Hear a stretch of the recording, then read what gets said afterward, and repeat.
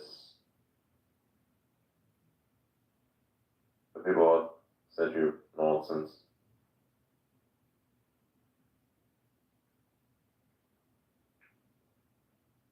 What the fuck is this?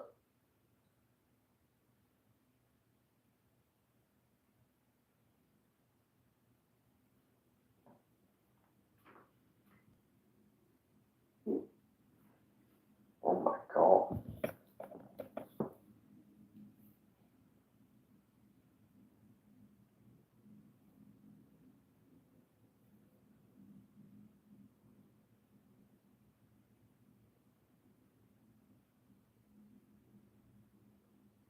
What is this? I am looking at something. It's getting the like the morning radio essentially. Crazy.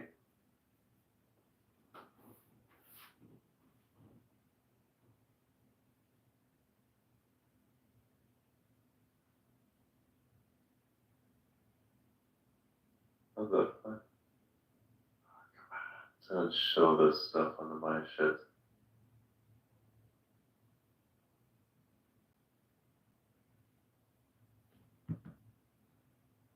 Precision farming is wild. Never why people do that. Makes no sense. Now let's see what that's been posted in the community. So we have a community, right? It's like 7,000 people in it. Let's see what's been put out recently.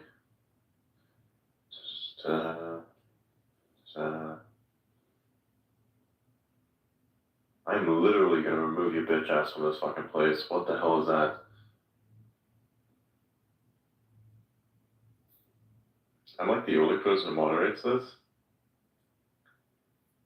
Didn't I just hide that person's shit?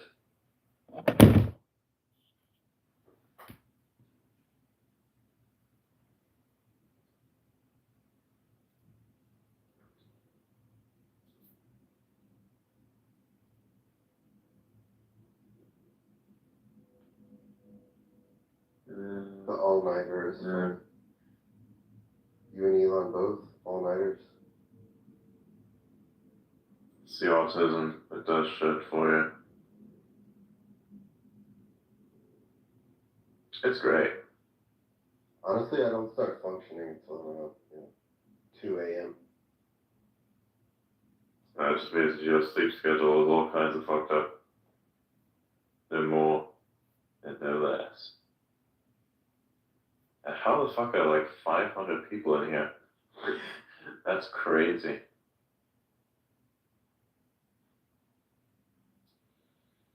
I'd imagine a space that would last for like perhaps a month, which I might be doing in the future. We have like a shit ton of people in it at some point. I wonder if it is actually possible to have a space go on that long. Why don't you just get Guinness Book of World Records to officiate it? Longest X space.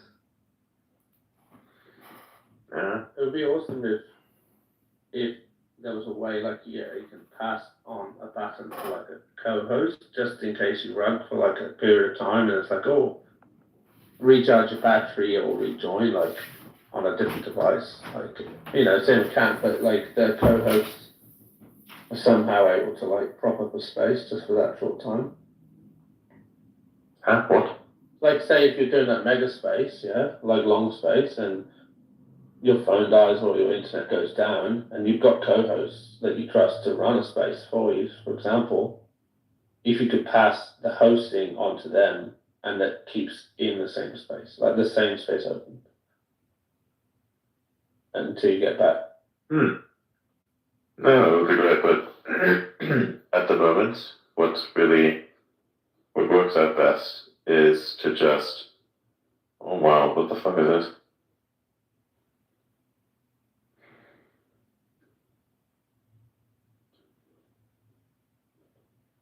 That's one of my Tesla comms people got a little quote post from the.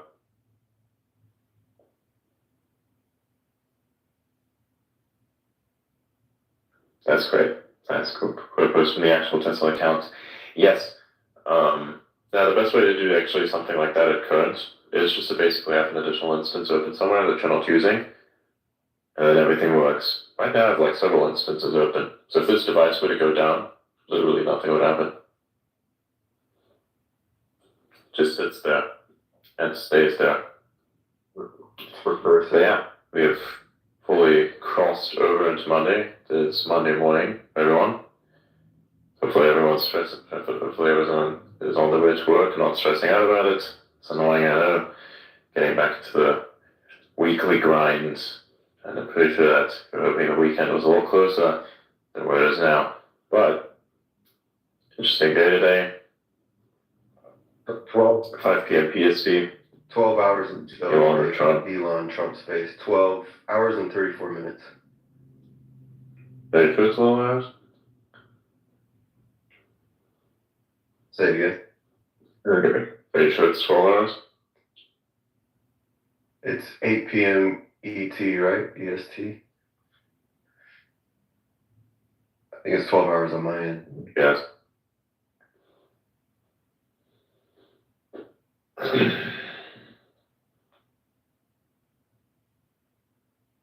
This is unfortunate. So yeah, I remember that weird article that Elon shared. I mean, I get it still works. Ugh. The fucking article was supposed to, which is about illegal immigrants doing X, Y, Z to 13-year-olds. That was from fucking 2013.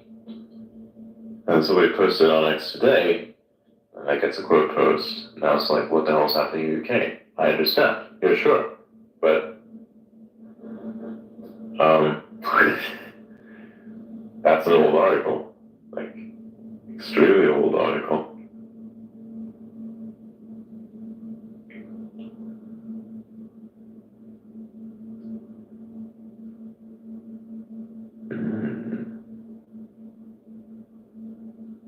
But yeah, Seiko is a clever person. He uses communities a lot. As a creator at size, it's very good for him.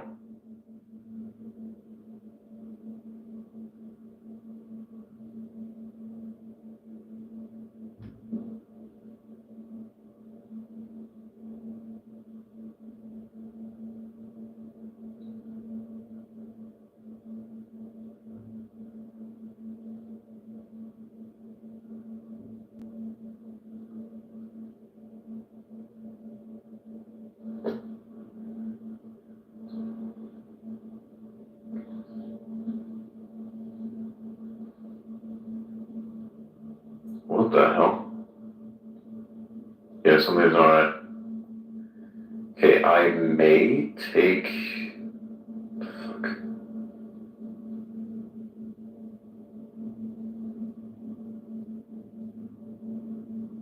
What the hell is this? You know, I've had just about enough from this fucking dumbass Bangladesh News 24 account.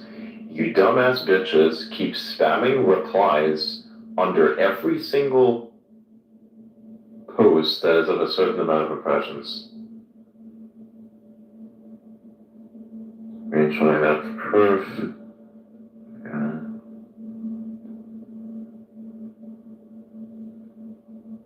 Literally. It's like happens within seconds. Like one post has been out for a couple minutes, and it's always been like spammed for 90. How many times is it now? 98 times. Yeah. Fuck you. You're getting blocked today. On your post or on a reply that you've done? Something. Everywhere. Put this on every person post. Crazy. I've seen them do that before, and it's difficult to catch it in real time, but once you do, you can see the whole fucking thing. People do this with like lower sized accounts, what they do. Also,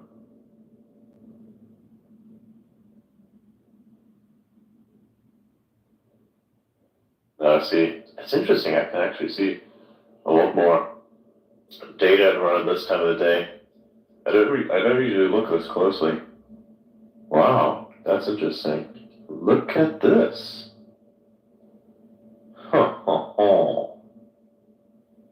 Interesting.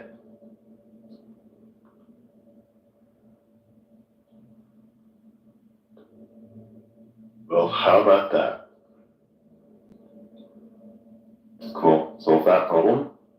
Now, what we're going to look at next.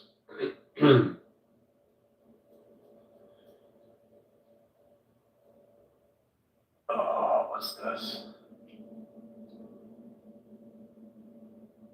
A lot of stuff happens around this time of the day, actually.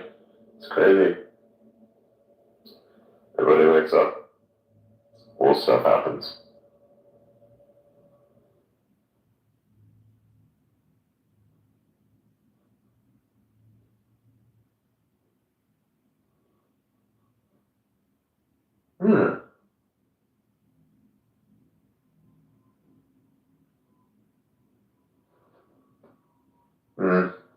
Nothing new for the news.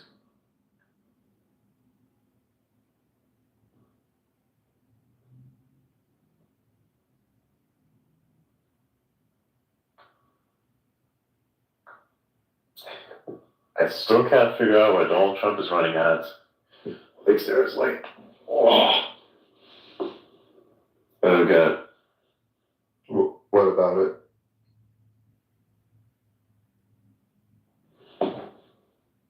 Doesn't make sense.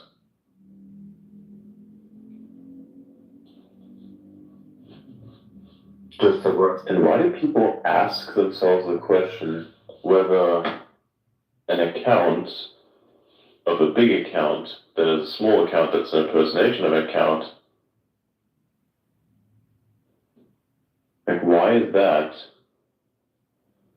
So already ask, oh, is this real? No, it's not. Yeah. When you're saying, oh, hey, is this an actual fake account that's seeming? Yeah, no shit, it has fucking personal page in its bio, and it says that Instablock, and it's full of shit. Nobody does that. On which box do you play Diablo? I'm not sure what that means.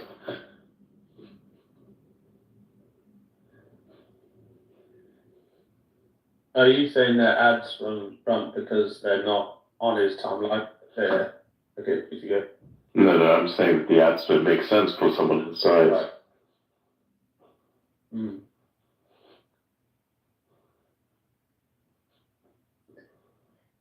You're saying it'd be smarter if he just posted, is what you mean, right? Because he doesn't. Yeah, need I just don't get that. It can't make sense. Yeah. Like, I'm not saying that you should run ads. Like, it's great, but still, it's mystifying. You have to probably try to experiment around with it, see if it works for them. It's valuable. But you guys know. Well, every YouTube I watch is Kamala, so could just be I'm in California and they're targeting me, but they also DM me on Instagram, so they're probably playing catch up in the digital realm. Actually, the first election, Trump used Cambridge Analytica, and this was like a major part of him winning because their system was very advanced for Facebook, serving different ads to different people, and they had hundreds of different ads that they would serve in different ways, and kind of use people's psychology in a sense. Had like very deep user data from Facebook. Cambridge Analytica. It's a pretty interesting story if you go back, but that was a major part of their campaign success was their Facebook marketing strategy. I don't really see them doing as much this election. I think, they thought, oh, we're running against Biden, and then all of a sudden, they have a new opponent that has this new kind of she has this theme of like enthusiasm that Hillary didn't have and Biden didn't have, and now they're running ads and stealing his policies and kind of trying to steamroll Trump. But the thing with Trump is he's fast at reacting, and usually like every time they try to knock him down, he's almost come back in like a more grand way. So like now I feel like they're going to they're kind of setting the fire of the campaign now, that they have to get it together, the GOP, because the Democrats are just so good at knocking on doors, doing all that outreach, and having these big elaborate. It's like a Netflix show, and I feel like there's 80 million people that subscribe to Netflix. There was 80 million people that voted for Biden. I feel like those people that are asleep for 3.5 years and then wake up for 5 months to vote, they're very easy to capture and just mislead with whatever propaganda. And that's what the Kamala campaign is using. And I feel like Trump should, like for instance, she's using this "never go back." I feel like the Trump campaign should steal that and say, well, we're never going back to the last 4 years, and start playing it. You have to beat them at their own game. But yeah, the Democrats, you can't underestimate. And it's very hard in this country with the Electoral College to beat Democrats with like the popular vote, everything. It's like very stacked against Republicans. Yeah, sure. It's just that Oh, from an outsider point of view, like there's no middle ground party in that sense. There's sort of always seems red versus blue, right? But I feel like definitely now more than ever, like the average person in the middle is gonna look more towards red because it's like, it just makes sense. Just after everything's happened, right? And I don't know, I think I've got trust in the, I don't want to say the common man, but like, yeah, the middle ground person to go, wait a minute. I think this all makes sense to, look. Yeah, I think because neither of you are in America, and it's like much different when you're here and you're like witnessing, or you're being targeted by the ads and everything, because you kind of see the script in a sense, if you're aware of it. But most people aren't aware of it, and they're just kind of swept up in, the next thing. It's like hope and change. I was there for Obama in Chicago. I voted for Obama. I saw him speak right after he won, and we had like so much hope, And now I'm jaded because I had my dream shattered by Obama. But now there's a new generation that's going to potentially get their dream shattered by Kamala, right? Their hope and change candidate. But it is effective, and we'll see. We'll see. I think it's like I've been saying that they won't allow Trump to become president. It was a fluke the first time. They thought they had it in their bag, like Hillary was just going to sweep Trump, right? And he kind of was able to win. They thought, oh, we're going to grab him by the pussy, he's done. And somehow he was able to get out of the grab him by the pussy thing. Coming to the debate, he brought all the Clinton accusers, like Bill Clinton's accusers, he brought them to the debate following that. And that's where he kind of snaps back very hard at these attacks. And it kind of, it's like a rubber band effect. It like hits back almost harder. They thought they had him cornered. Anyways, it was a fluke. He won. I don't think they're going to allow him to. There's too much at stake. Like the war in Ukraine, everything is just like intermingled. But again, it comes down to the fact that I believe these parties aren't just the decisions of one person or one man, one small group. Like anyone who votes on, it's a question. Like give the people that are in those parties like the power to like question their orders. You could easily get out, leave your job for that party if you don't keep believing in what they're doing, and you've got questions, but the other side makes sense. Like follow it. Like remember, like you're a human and you can push back. Yeah, have faith in that narrative too. I think there'll be plenty more people like kind of, I don't know, realizing that they can actually change their complete mindset or voting policy. Yeah. Yeah, the environment is much better now. Like being a Trump supporter was like suicide, like career suicide, social suicide. I came up in the entertainment industry. I was a music video director. I had this big, elaborate kind of like job in the industry, and all my friends are artists.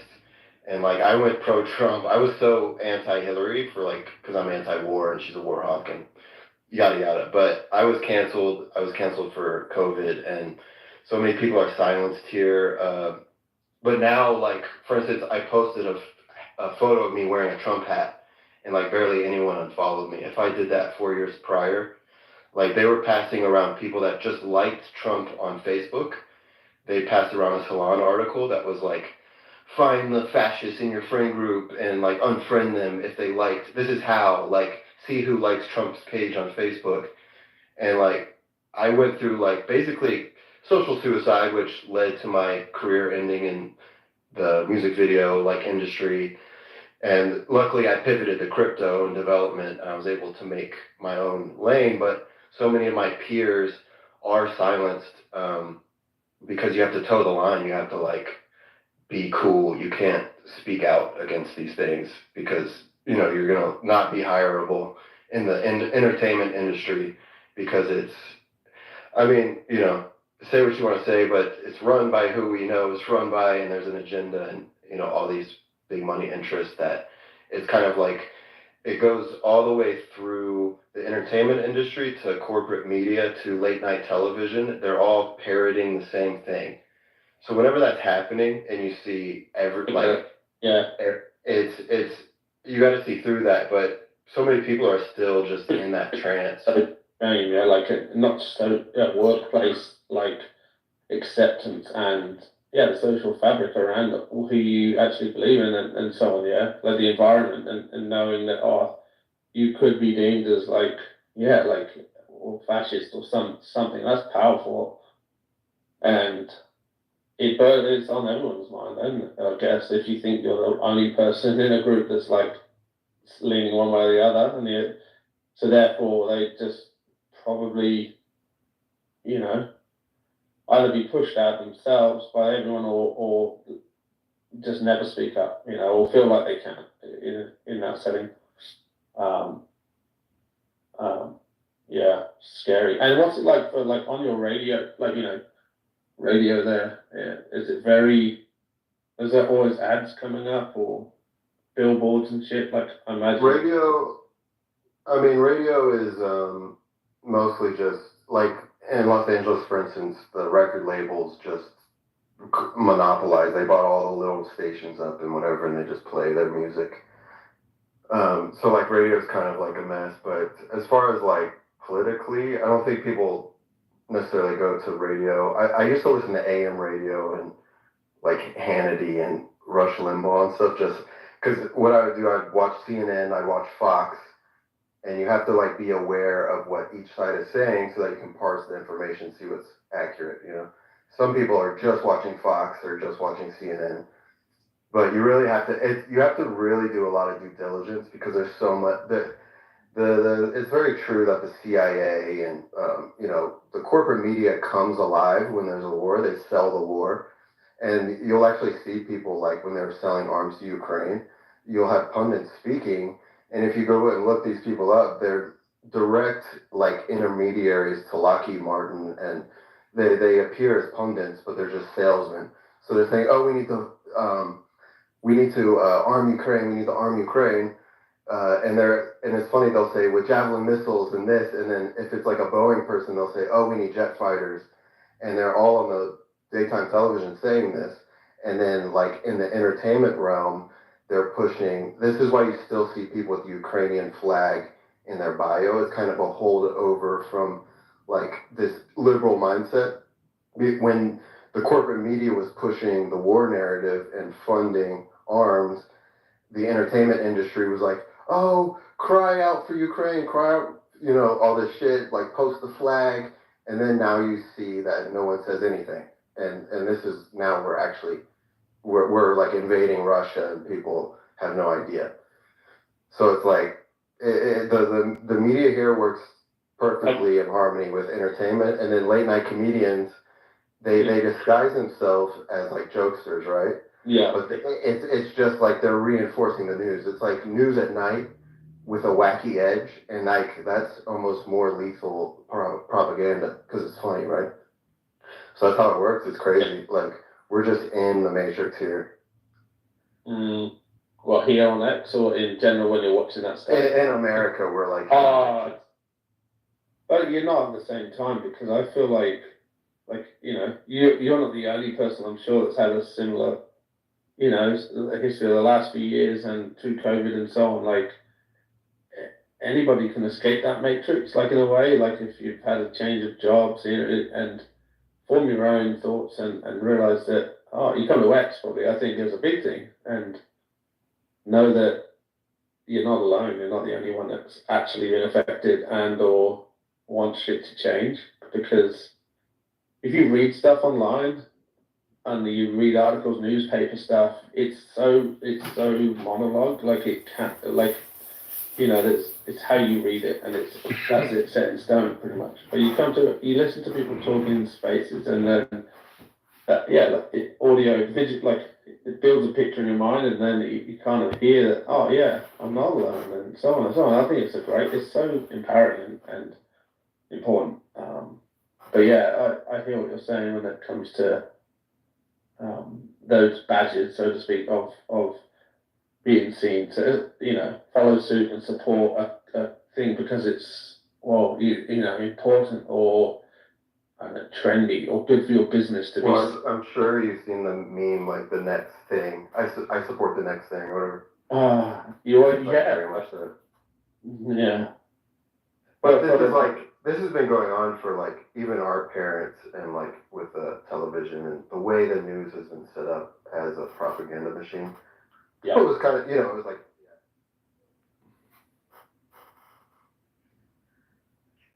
My MBA, I got it from a school called ESADE in Spain. It is the fifth ESADE.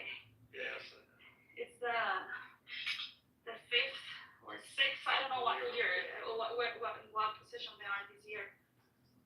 Business schools. They bounce around like all schools. Yeah, they always are on top. And I did it in one of those because I'm like, okay, if I'm going to invest all this money, all this time, I'd rather have a very good name behind my MBA. And actually, as soon as I finished it, I triplicated my salary. So yeah, there was an ROI there. Yeah, I did the same thing. I said I'm only going to go to a top 2 or 3 school, and if I didn't get in, I wasn't going to do anything. Yeah, and with this one, I participated. What's the deal in this bid? Hey, old thing. What's good? What's wrong? What? Yo, is it true, Mr. President, that Jazzy got shot and killed on Clown House? Somebody got killed on Clown House. Was it Jazzy? It sounded like Jazzy in the recording.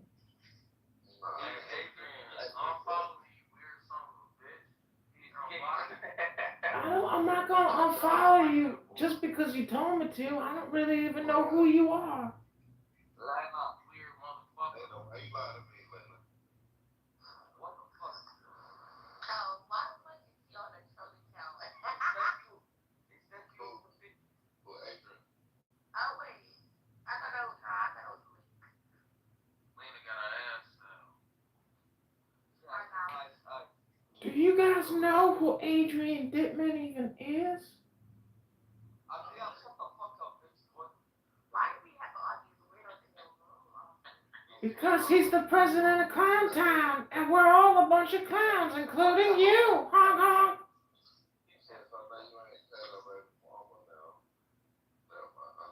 Tato got a baby mama.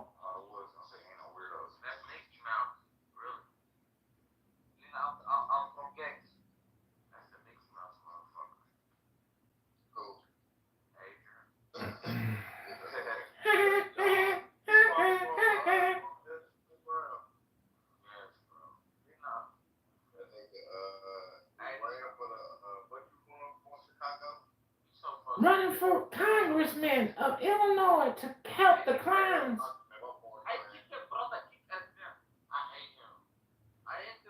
That means that you hate yourself. That's because I'm the best part of you. Keep cap. Why does everybody hate you, bro?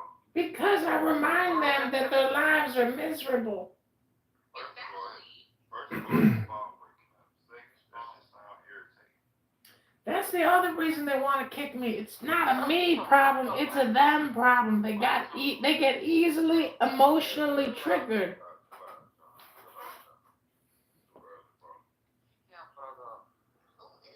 Lynn, you about to give us a lap dance? Great. Oscars. He went to fucking Ukraine, gave Zelensky an Oscar. Ben Stiller's meeting with him. He's coming to like speak at the Oscars. It's just like all this weird, just like he's like a puppet for the West, and we're funneling money through Ukraine. But I think like the world, the BRICS nations, we're pushing countries into the BRICS alliance, and now like for the first time, Russia and China are getting along. They're getting along with Iran, India, and people are dropping the petrodollar. So we're freaking out. Our government's freaking out right now. We're losing steam in Ukraine, and our debt is coming due, right? So our debt is propped up basically by using the U.S. dollar as a reserve currency across the world as a petrodollar, and now people are dropping it for other currencies. So our debt is now realized, and we have to pay it back. So that's kind of in the situation that we're in America. And I don't think people are really, until it falls apart, people are having fun and hanging out. But entering a depression, is never fun, and it's happened before. 2008 was like pretty serious. A lot of people lost their businesses and homes, and that could easily happen again. Do you think the 2008 GFC, I don't know, it obviously affected me to some. I lost a job out of that. I was gutted, but at the same time, it turned into something better. So, it wasn't all doom and gloom for me, and a lot of people, gave me a chance to reassess. But that said, I was in the photography industry too, actually. But when it came around, do you think it was manufactured to some degree, or just sheer kind of? Well, the banks were playing around too much with the money, and it like came home to roost. Yeah. And then, But do you think? And then that also, because that had effects, worldwide, and that also made us because we had this, America, we're holding it together, and when that happened, the world realized that we're just messing around with funny money, and that did delit it. So slowly we keep just delegitimizing ourselves on the world stage, and then actually joining in with Israel, they have kind of turned it, because they're like a human rights violator now, and they're bombing UN schools and stuff. Their thing is kind of halting as well, and then we're allied with them. But that's kind of our last stronghold there. European leaders probably still support us, NATO, but they're not actually, I don't think our friends. So it's strange. We're in a strange time, and that's why I think Kamala could be potentially dangerous, because she's just there as a vessel, just like Biden. You notice when she talks, she doesn't speak about Ukraine. She doesn't speak about Israel. And one thing that I actually really admire about Trump is he's one of the only presidents that will say, "Oh, these beautiful buildings in Ukraine and the culture there has been destroyed," and he'll talk about the lives of other people being lost, and he'll say that about Libya, and he'll say this about other crises. I would say other both sides, Russian soldiers too, and it's lives wasted, human, that human story for what good? Where is the logic? Where are these people? Where's their logic? Why do they go to war in the first place? Because at the end of the day, it's a loss for both sides, no matter what happens. Yeah, I mean, a whole generation of young men in Ukraine was, and it's a mineral rich. Ukraine's one of the most mineral rich. It's the breadbasket of Europe. And now, BlackRock's taking bids and J.P. Morgan to rebuild. Yeah. So it's just it's really sad that our politicians are still balkanizing regions That's all it is. Like same with Gaza, they want to clear it out. They say we're going to push you into the sea, get the fuck out, or we're just going to kill everyone. And then they're going to take that land and balkanize, and it'll become part of Israel. And then everything will get memory hold, just like even the Libyan crisis where Obama went in, Hillary was the Secretary of State, NATO bombed the man-made river. They had these mercenaries from Syria and Qatar, like funding weapons, and sub-Saharan Africans coming up, all to start this war in Gaddafi that gave up his arms in the Cold War and was like keeping it together. Libya was built by the Italians, this beautiful city. They just completely destroyed it. They let the mercenaries with all the U.S. weapons run amok, and then all of a sudden Libya becomes a port for refugees coming through Libya into Europe. And this is what started the current crisis in UK and Europe and led to the right-wing uprising, like the right-wing popularization in these like nationalist candidates really started to take an edge after the Libyan crisis and refugees entered Europe, right? And that's what we're seeing now in UK and other places. And no one really ties that knot, you know. It's something that simple that it came from Obama and Hillary's fucking fucktards in Libya, destroying Northern Africa. Like, it makes me so mad. Beautiful country, and at the same time funneling weapons to Syria to do the same thing. And it's just like, you know.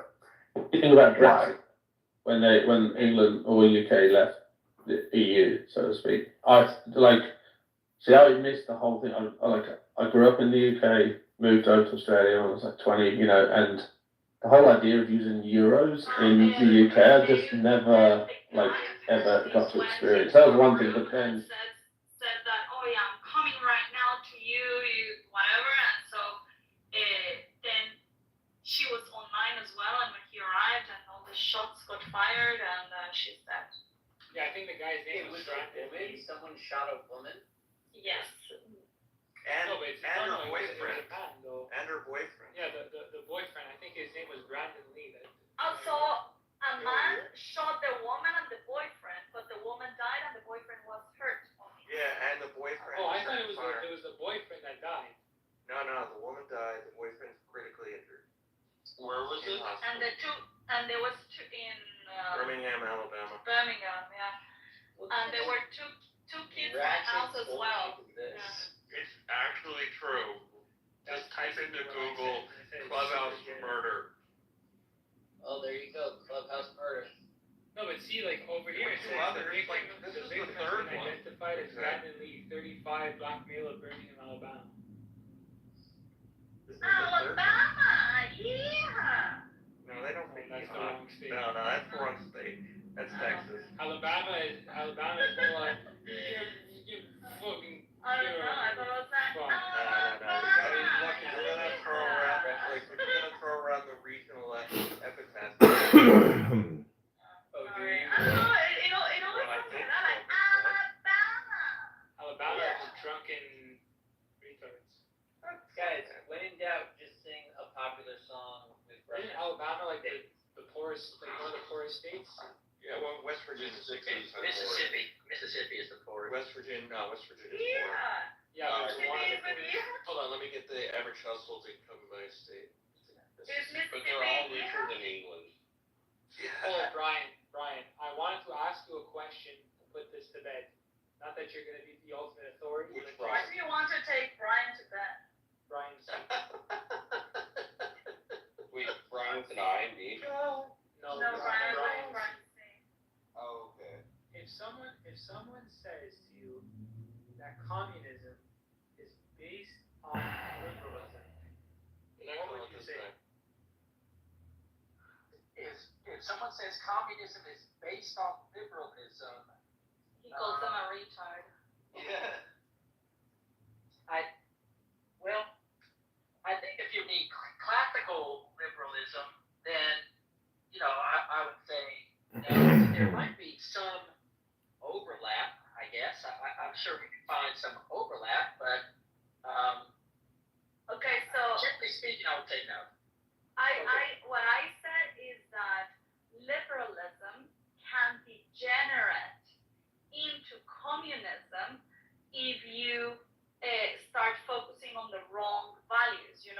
are interpreting it incorrectly. But there is no way that communism, an ideology that is that puts the collective over the individual, can have any type of compatibility or source in classical liberalism that is rooted on the individual rights. It can't. Yeah, I think you would That's have what I to, said. I think you would have to distort it in order to get there. So I don't think Correct. I wouldn't say there's a natural progression. No. I think that, It's a degeneration. You would have to distort it and pervert it in order to get that. England and France are going to war over this. Simon's representing France and no, Simon's representing France America. and Ewan is representing Ewan's representing England. This is Ewan's position that it was based on. Yeah, he just kept saying. All he did was Liberalism. would change the word based to critique. And I have no qualms. So Simon, if you're talking about social liberalism, which is a completely different thing from classical liberalism, right? Social liberalism, yes.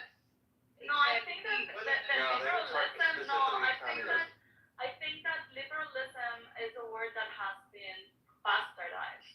You know, Right, and but so the current definition would indeed put them on the quote unquote Marxist, socialist, Leninist, communist side at this moment in our time. right, I would agree with you. Yes, but that's what she's But saying. that's the That it's reason been why it's bastardized. important to understand what the values of liberalism is, because these guys that call themselves liberals are the less tolerant, the most authoritarian, and the more against freedoms that there have ever been. So they have tyrannical. They're Yeah, Well, exactly. The liberals They are have not liberals. degenerated. Let's just say that. Yeah, the people who call themselves liberals are not liberals. Like, it's just. Exactly. You could They're say only liberal maybe. by name. You could say maybe democratic socialism is an intermediate step because you still have some democratic, processes, but then it's for the collective. So if you say that, classical liberalism with individual rights, et cetera, is on the one end, and then communism is on the other, you could bridge that by, democratic socialism, I would think.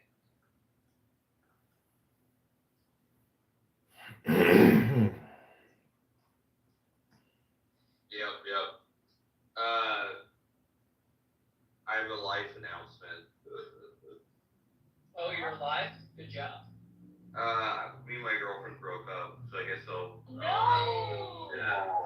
You want us to call her and That's so mention something?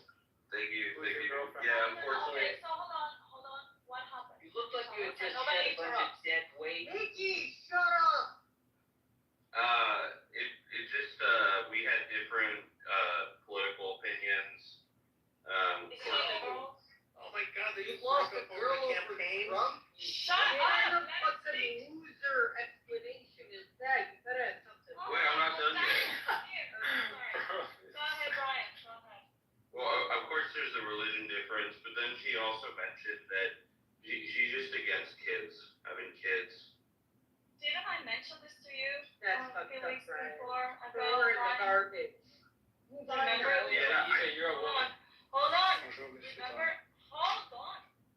Remember we talked about this, and I asked you about the kids question, and you said that she might consider it, and I said, do never believe that might. I mean, do not put your hopes in might. Yeah. Well, Yeah, that's she indicated she was interested, and then she was just like, you know what, I've decided I'm just completely not. I was like, oh no. And then, the other issues too. how are you doing? I'm doing well. It happened a week ago. So immediately the day of, I was really sad. It was like last Wednesday. And then, next couple days, I was pretty sad, but I've gone better. Are you guys having How long were you? contact? How long were you with her, Brian? Sorry. Like 3 years. Wow, Brian. Yeah. I'd say It's I'm alright. sorry to hear that, For a but like Jewish woman? you're only gonna move on from this, and like you're gonna just find someone Yeah. that aligns better. So you're Well, gonna, Come you're gonna live a happier life. Well, just as Project 2020 25. Yeah, I'll probably look into a Jewish woman. That's what I was asking. Well, if more women adopt her approach to children, this will be the downfall of civilization. Not global warming, but childlessness. Yeah, I agree. Are you Jewish? Hold on. How old are you, Brian? 26. Oh, you're Oh my God. So You're a baby. Yeah. And you're in a big city. Yeah, but still, it was 3 years of his life. And he I wanted know. to It's sad. 3 But it's better. But listen, And you Nikki. need to be thankful because it's better now than you would have found later once you're already married or whatever. Right now, Yeah. it's a painful situation. You get over it. And She prove you, Brian? I think so. Okay, so you're better off for the next one. Well, it's always better. yeah, I never really had like a this long term of a relationship, so I think it was, great. And she was the one who broke it off. It wasn't me. She was just like, Brian, like it's just not gonna progress for these reasons. And I appreciate her for being mature over it and understanding. How old was she? She's 25. Did it come as a You surprise? guys are both the same age. Wait, are you shocked? She doesn't want a kid. Was she a liberal? Why are you assuming her gender?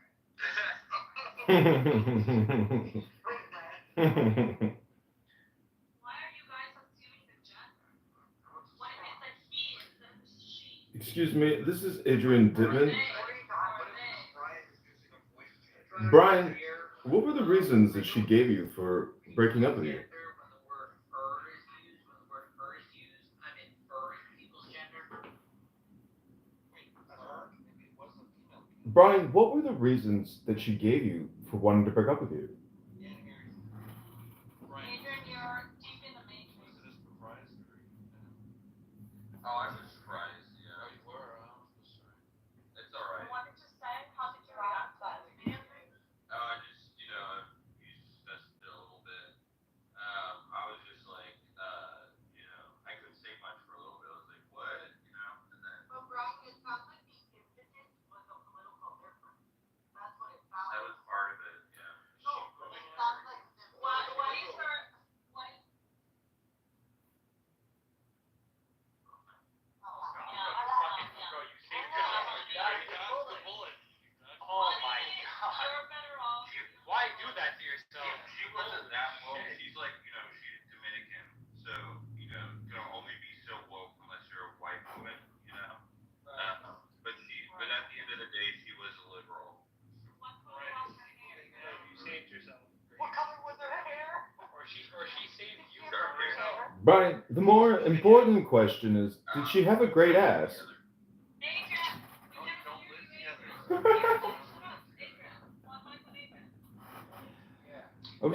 I was just wondering, did she have a great ass? Hold on, everybody. Just hold on, Adrian. What do you want to say? I was wondering, did she have a great ass? We cannot hear you, Adrian. I heard that. He asked if she had a great ass. I said, Yeah. This is Edmund. Adrian is Edmund. Excuse me? My name is Adrian Dittman. I knew I had to kick someone. Adrian is Tomado.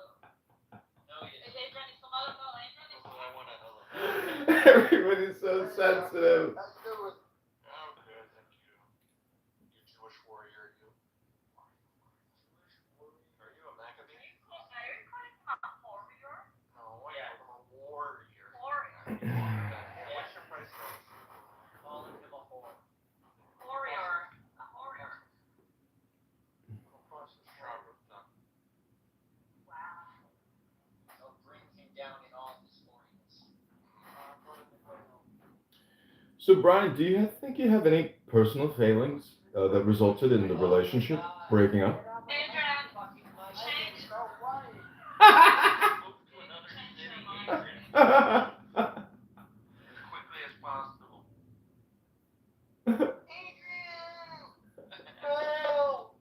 I think it's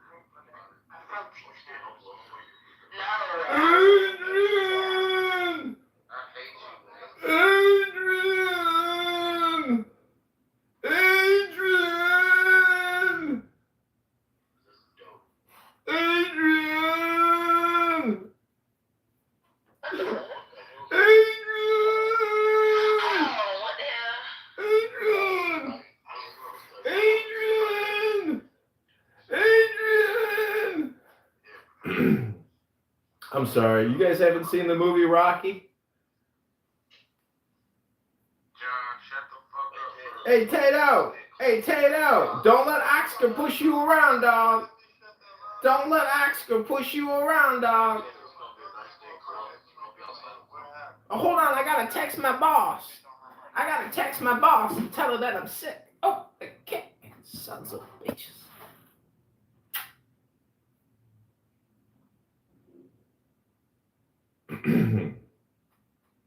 This is Adrian Dittman. I don't know why they think I'm somebody called Edmund when my real name is Adrian Dittman.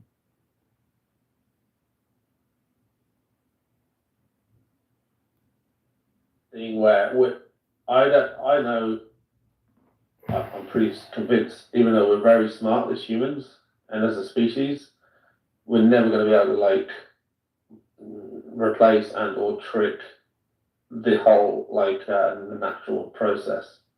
And once you do it in one area, it pushes force onto another area. Yeah, and that balance effect is always going to be skewed. And I think we Well, the greatest thing that we could ever do is just promote biodiversity, and this is what other, like for instance, the Amazon. We see it as this random assortment, but the Amazonians actually like created the Amazon. It was like part of a large planting process and culmination of like these plants and tailoring the land. And then we see it as wild now, but it was very much tailored. And even now, I saw something where they're just digging holes in the desert, and this was promoting greening of the desert. So we're very good. We're part of nature. That's what people kind of forget, that humans are part of nature. We're not always like at odds. And the more we do to promote biodiversity, it's a cascading effect from, for instance, they reintroduced wolves into the population, and then the wolves scared off the deer, so because there was overgrazing, and then they saw the river start to flow because they took away the predators, right? So then all of the grazing animals were overgrazing the land, the river dried up. As soon as they reintroduced the predators, the river came back. And ocean whales, like shitting, is like accounts for more carbon sequestering than trees. So like big fishing operations and like overfishing, that is something that's, you driving your car, you're actually just helping green the environment in a sense. You're fucking up your microclimate. I noticed during COVID here in LA, planes stopped flying over, and actually the contrails left by planes reflect UV light, and there's some warming effect. But we had a very different climate during COVID because people weren't flying, people weren't driving, and it does affect things. But your car is not killing the world. It's like a large amount of ecocide and like just pure disregard for like our environment. And I don't know how we could push more of like integration of what's the country in Asia that has like cities with just plants, and Singapore, is that it? Singapore is pretty forward thinking. Something like that would be really amazing.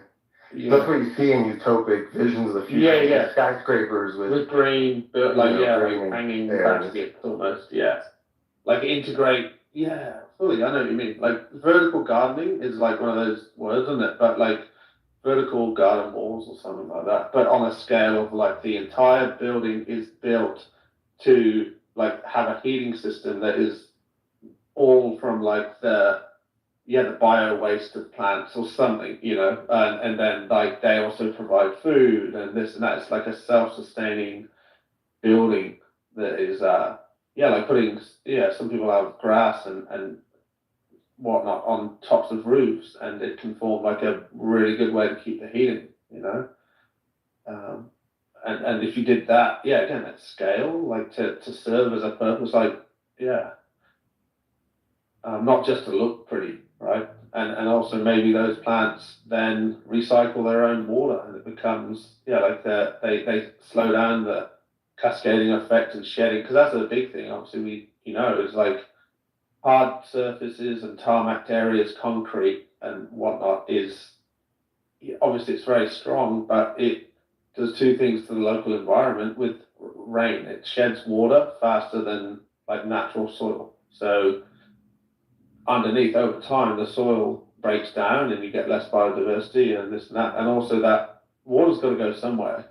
And it usually goes into the stormwater system in the city, and then it goes straight into the nearest creek. But it's an unnatural amount of water going out at an outlet, and we see it in around the beaches, like in Sydney. Certain areas, certain stretches of coast have had terrible erosion for the last 30, 40 years since they put in different stormwater outlets and defenses like seawalls and groins and things, and it serves a purpose for that area. Yeah, you don't get flooded roads, or maybe it creates a port and a way for the boats to come in safely. But yeah, downstream, the knock-on effect is huge because it's like exponential effect. And yeah, what if that was it, that the building, when it's built, it needs to have what is the impact on the wider scale thing, and then over time, what's that city, what's that whole neighborhood going to have on the local environment and ecology? Is that the word, ecology? Yeah, it's awesome. I mean, when they go to Mars, I mean, they're gonna have to have a pretty smart way of living there, like solar and using the ice water, is it melting it into or splitting it up into fuel and water? Like, I don't know. I think like architecture plus AI is going to be, it is already happening, but yeah, it's going to be remarkable when it comes to that. Imagine being in a house that you knew you never had to pay a heating bill on because it almost breathed to itself, or it adjusted in real time. Imagine a roof that could change shape to the incoming storms, or like a plant follows the sun during the day. Whatever, the actual roof of the house, the pitch could change, actuate. I don't know. Big ideas. I'm not an architect, but I'm thinking if I can think this in my mind, I'm pretty sure somebody out there be able to build it, make it come to life.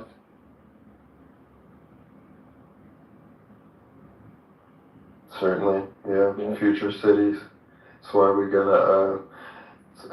So it's like being in LA. There's so much potential here, and it's just wasted completely. It could be like the coolest city, right? And even if you go to Greece, everyone has a balcony. It's not like Athens isn't the most gorgeous city, but everyone has a balcony and plants. And it's like, why don't they do that here? It's just I get so annoyed by architecture. It's I love Art Deco in LA, but everything else is just a hodgepodge of every era. And then we have all the strip malls and stuff, and it's kind of very uninspiring environment. Imagine if it was an apartment block, right, and there was somebody had bought in a green friendly, or a policy that sort of said everyone with access to a balcony, if you manage to, grow your own vegetables or something for that, and then put it into the whole apartment food source, you get that discount on your rent or your, we've got a thing called strata fees here for the upkeep of the building, and it's if you buy an apartment here, or the person renting doesn't pay it. Normally it's the landlord, the owner, but that goes into a kitty just in case there's something major has to be done. And that makes sense, but it also can be a huge burden for people that don't expect the building to get concrete cancer or something like that.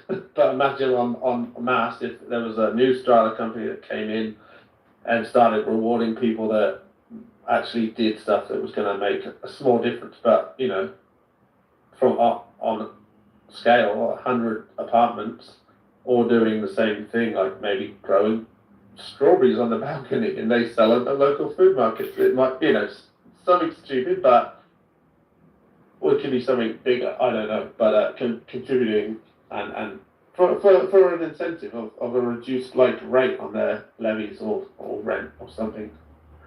I don't know. It could be an interesting thing, and I see that more for like a By the way, I wanna kind of have a little bit of an intermission here. So I'm gonna be playing on a loop now a little bit of fucking Bolero, and then we'll be back in a couple hours.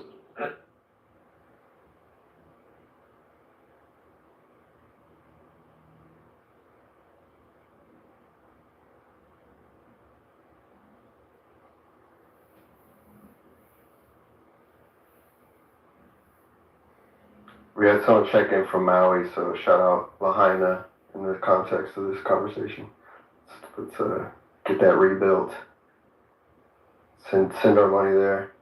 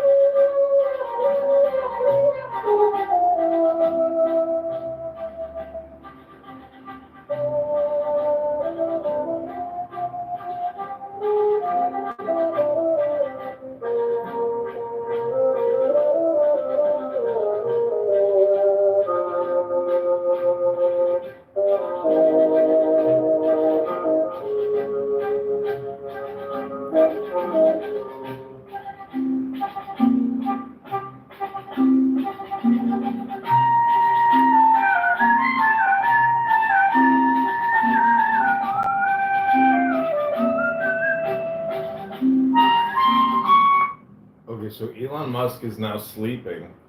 He pulled an all-nighter.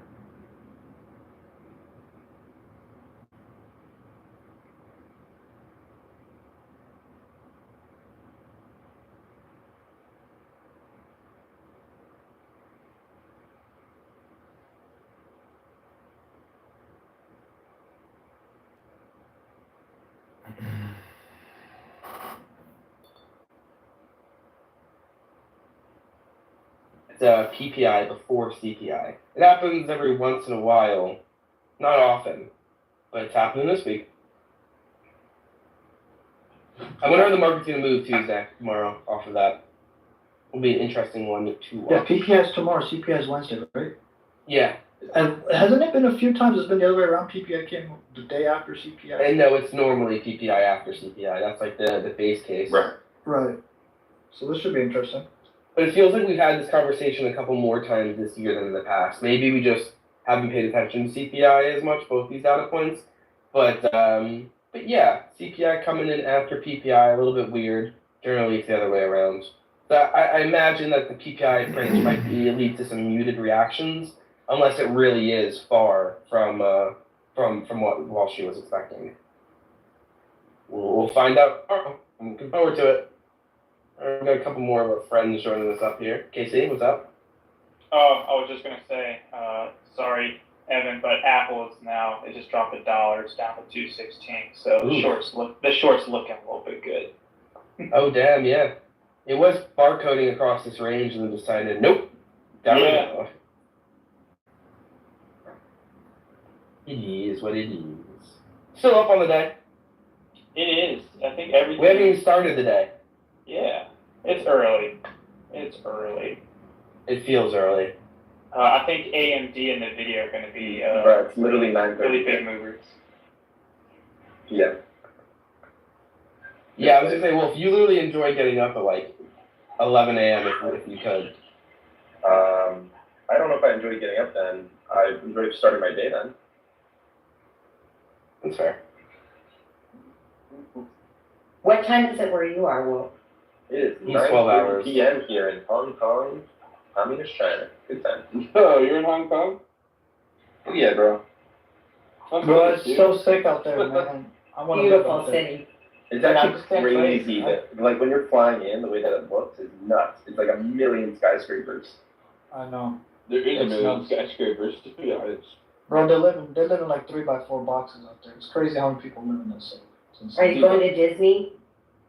No, I'm just here for a layover. I just flew here from the Philippines. I was in Malaysia before that. I'm flying to San Francisco in like 30 minutes. Safe flight home, buddy. Thank you. I can't wait to get back. They go, welcome home. It's always a good feeling. It is a great feeling. Immigration. And Malaysia was fun, right? Did you see the Petronas building? Did you see the phone card? I was recording a TV show in Malaysia. They literally worked us 14 to 16 hours a day of filming. The rest of this, I was working or sleeping. I did nothing in Malaysia besides work. Damn, that sucks. But at least you got the country. Yeah. You got the 3 miles. 30 seconds. Yeah, Apple's still sitting down at 216. SPY just retested and rejected my put trigger. It's looking good for the short. I have a put trigger of resistance at 107 on NVIDIA. That just rejected very hard as well. And Amazon approaching 169, 170, and it just got smacked there as well. AMD is also dying, so just keep that in mind. Market's about to open. Yeah, I think got the short trigger already, so I might short it to open, depending on if it was 451.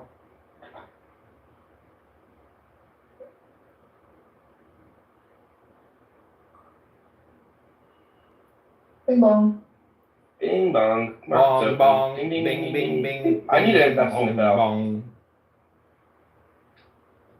Well, we shall see. Like I said, this is going to be some live trading here. We're going to have some general market conversations, and there will be some traders cutting in with different stuff that they're taking. That is kind of what the point of this is, so don't feel bad that you're cutting someone off. And if you get cut off, don't feel bad that someone did that. Kind of just the way these spaces roll. Trading the range. Morgan Stanley's Michael Wilson, who is a bear, said he thinks that the market's going to trade between 5,000 to 5,400. That's the S&P 500. 5,400 implies 1% gain from current levels. 5,000 implies 6.4% lower. Got NVIDIA up $1.75 off open is fine. $2. Don't short Qs right now. NVIDIA's fine. Apple with a small balance. Look at that candle on the video. Does anyone else see that? I just said that, yeah, almost $2, right? Yeah. You see that? Guys, I caught that dip on NVIDIA. No, I'm kidding. Yeah, right? You see that? You see that candle? 106.45 to 107. My entry was 101. Holy shit. I'm about to short Apple here on this little pop. I'm short yes here. 10 minutes. Do you think I get faster fills here on Webull? Maybe. Alright, I'm getting double puts here with a risk over 165. I'm taking 160 August 23rd. Amazon dumping. Amazon, yeah, Amazon's looking ugly. Yep. I'm looking looking. for I wanted Q to see a short. little bit higher. I'm in Q short 451p for tomorrow. Amazon. All right. We are back. I took AMD 134 puts, 10-minute sequence. Oh wow. I believe we have a new all-time high here in Palantir. QQQ 451. Oh, not all-time, 55, 52. Hey, So somebody we're just over copied me. That's what I'm in. I don't know who said that, but I'm in those. Oh, we're so close to all-time high on Palantir. No, we're not. 35.18. We're at Oh, 35 is 18? Holy shit. I'm in Not that far off. 532 puts. 532 puts same day. Same day, bro. $2 out the money. Oh. Well, that's a 13% move. Okay. I know Palantir can move a lot, but that's still. Palantir's up 29% the past week. Shout out anyone who's doing another 13. $35 lead with us. Holding Palantir in the competition portfolio. Me too. One of my only green names. It is my only. His all-time high is 45. Yeah, Palantir, if it holds 30, it's looking prime to get to 35 pretty soon.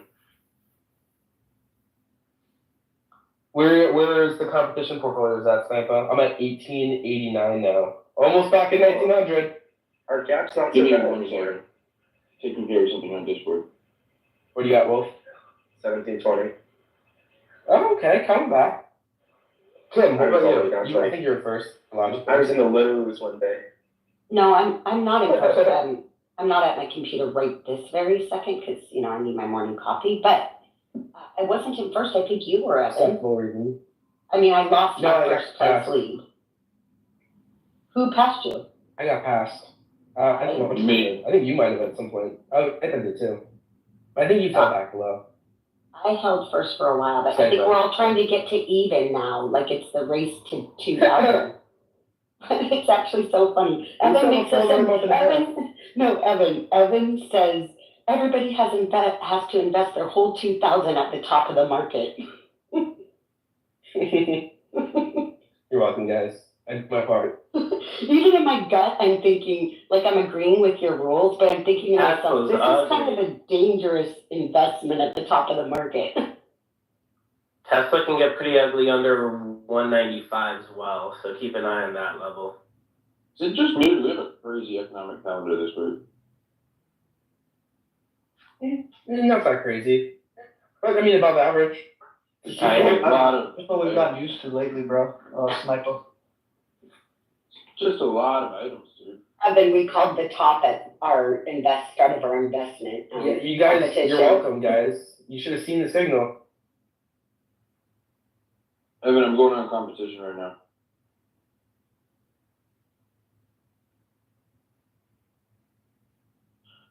$19.08. Damn. 791.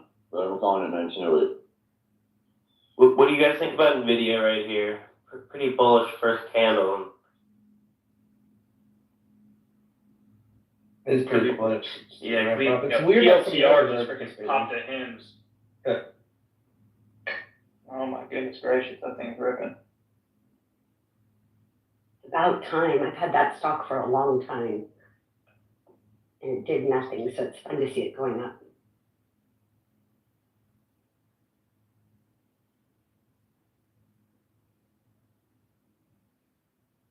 I did space with them last Tuesday, I think. All I'm saying is look the stock now. I think it was on a Thursday. I think it was Thursday. Oh, you're right. It was 2 Thursdays ago. I honestly don't even remember last week. It was all blurred to me. Yeah, it's likely going to push the VWAP here. But it depends. NQ is bouncing off of it, so there's a buyer, there's support. We need to break is 378. Close beneath it. IWM, nasty red candles here at the open. Boom. And they got yes. 4-point gain. Yes, covered half, $200 per contract. Yummy. AMD. I put baby. They didn't have a strong push, but I will get out of this position if they do flip the candle by candle method. So I see a previous day high, pre-market high rejection. But if they close above 135.38, I likely to stop out. There's VWAP on ES. Beautiful trade there. All right, SPY just hit first target to the downside off the put trigger.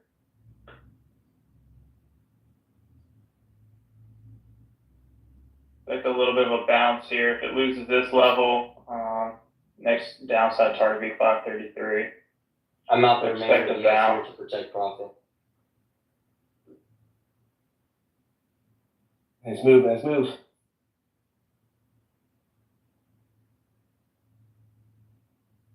It's holding strong over this 20. Yeah, she's trying not to go down, but SPY's definitely looking bearish. The video's having a hard time at golden zone here between pre-market low and pre-market high. So we need, if sellers really are going to take this, we have to close beneath 534 on this 10-minute candle. I got a micro over on SPY at 533.89.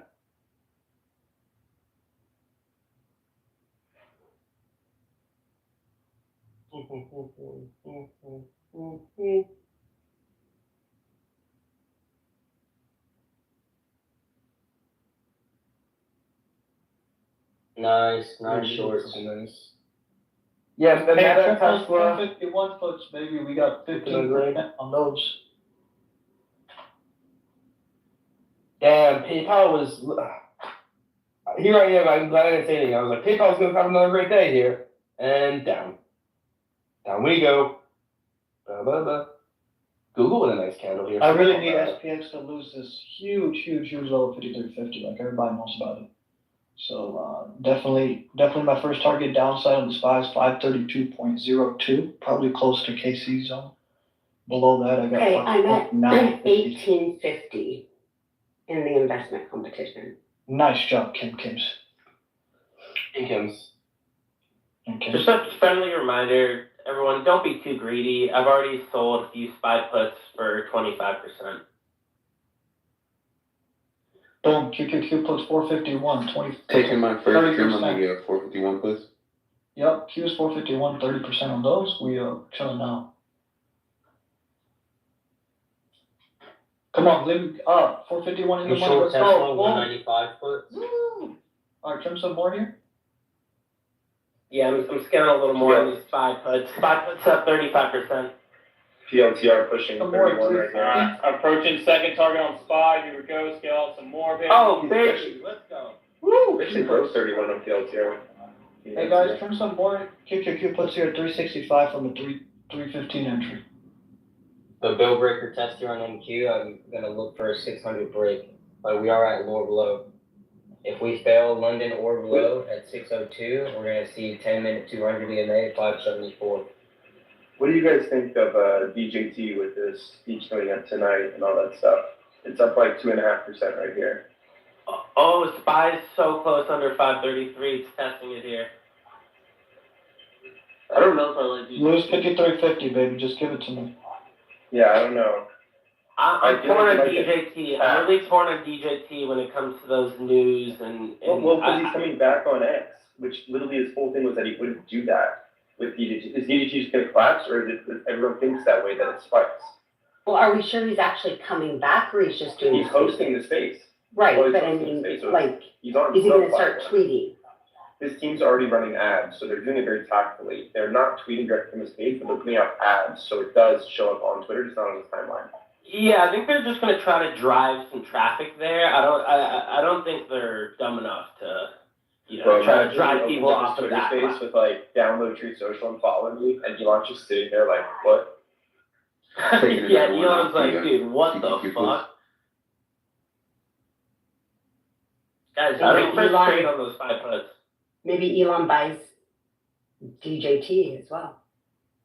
No. Yeah, for maybe at 2x rev, $6 million. All right, we're testing 533 here in SPY, and we're under. Oh, baby, this is going to get fun. I can't really see DJT going much above 30, to be honest. Hey, trim some more Q puts Yeah. here. SPY puts up 55%, scaling a little more in the 532 same day. EJT is a 0, but I wouldn't touch it before the election. I think that would be a very big mistake to try and short it before then. We're here at the lower below demand, 602. Bill breaker test again at 600. If it fails, the bill breaker range will complete at 580, which is right above that 10-minute 200, so high likelihood. AMD, like I said, that opening flash bar at previous day high, pre-market high. Was a fake out that able to flip the CDC. Now we're testing low day. Closing more SPY puts here, about 3/4 position. I'm still in these 532s, baby. Let's hit 532. 10-minute 200 next. That's 575. Give me 32, Warren Buffett. Sell that apple. Here we go. There we go, baby. Woo! Here we go. Hey, if you're still in those 451 Ps, that's almost. Here we go. Hey guys, if you're screenshotting your profits right now, just sell. Yep. Or hold a runner. Yeah, main thing, guys, just set on a trim. Taking another trim on the QQQ puts. Now it's your boys back up. We're still moving. Back over 31. Yeah, Maple, I love the idea of, when you're up in that profit, not letting it go red, setting that sell order. Google new low a day. Yeah, If anyone took the puts, What are you doing, Tesla? should we grin here? Tesla going the wrong way here. Yeah, guys, Oh, wow. you absolutely can't be letting trades like this go from 50% to red. Look at CrowdStrike. Yeah, especially trading 0 days or any. Nvidia dying, bro. That whole spike is gone. Oh man, stuff is Only on dying right here. Hey, they call me crazy for my 532 puts, but look at me now. No, I didn't say you're crazy. I just thought zero. No, I'm not $2 around. out the money. No, $2 out the money zeros. I never do that just because of the delta. I said I would. Oh, dude, I I love said I that. was short at the open on everything. Hey, they call me crazy. Wow, SPY. Just because of the delta, my guy, Orca. I just don't like the deltas on We are something. ready. No, I totally, I'm not. Yeah, I've seen some wild videos of orca whales killing using their tricks on ice and whatever. Yo, They're smart animals. Oh my God! All right. Oh my goodness, let's go, guys. Target is hit. All right. 10-minute Skip 200 SPY. hit. $50 for Google contract here. gain on AMD puts. I'm gonna sell half here. Alright guys, I only have one SPY put left. I've sold pretty much everything. I did the exact same thing. I had one contract left right here on SPY. I have half position on Google still. Tesla, we're at low of day, Hey, $40 for, well, there you go, $50 for contract gain. I'm gonna sell half on Tesla. 532.02 target met on SPY. Look at the first bounce right off the 532.02. I mean, that was just a perfect level for SPY to hit just now. To the penny, 532.02 called out. The next one down is 529.53 if it wants to retest that one. Oh God, if it does that. Yo, I got a little demand Q's that new we're low getting a right day. here. If you're This is still on 531.46. I think it's a golden zone from previous day low to high from Friday in SPY. AMD, nice boost. If you still had a runner left on Q's, I don't, but it's 120 a contract. I'm just tracking the position. I don't have any more left, but it's 120 a contract. Also, reminder for the listeners, right? Like, I know it sounds like, exciting, we're all making good money, good trade. I just didn't change it on purpose. Big red candle. If you want to take anything for continuation, it has to be a pullback, whether it's a lower time from EMA into the previous body candle, whatever. But please don't chase it. This is a scaling trigger from the most experienced traders like a 10%. Don't be their exit liquidity. Evan, thank you for being my extra. You're welcome. That was a fun first 15 minutes, guys. Yeah, really doing it over here. Pull back. Kind of forgot stocks other than spikes listed for a second. Let's check those guys out. Oh, right now. Let's see, what's looking good? CGC is looking pretty strong. I don't know if the whole cannabis sector or if that was just from the earnings last week, but Starbucks. Those things move together. Yeah. Google new low of day. Here we fucking go, baby. Ooh. Here we go. Oh my god, I'm scaling Google here. Oh god, Look at that tight risk. It was at 164.90 and I had a 10-cent stop above at 165. Oh my, that was perfect. That was better than SPY. Jeez. Let's go. QQQ new low a day, man. I did not hold my rubbish. They're gone, bro. 150 a column if you're still. Tesla is trying to bounce bearish VWAP test here, but you know, still not looking great, guys. Tesla.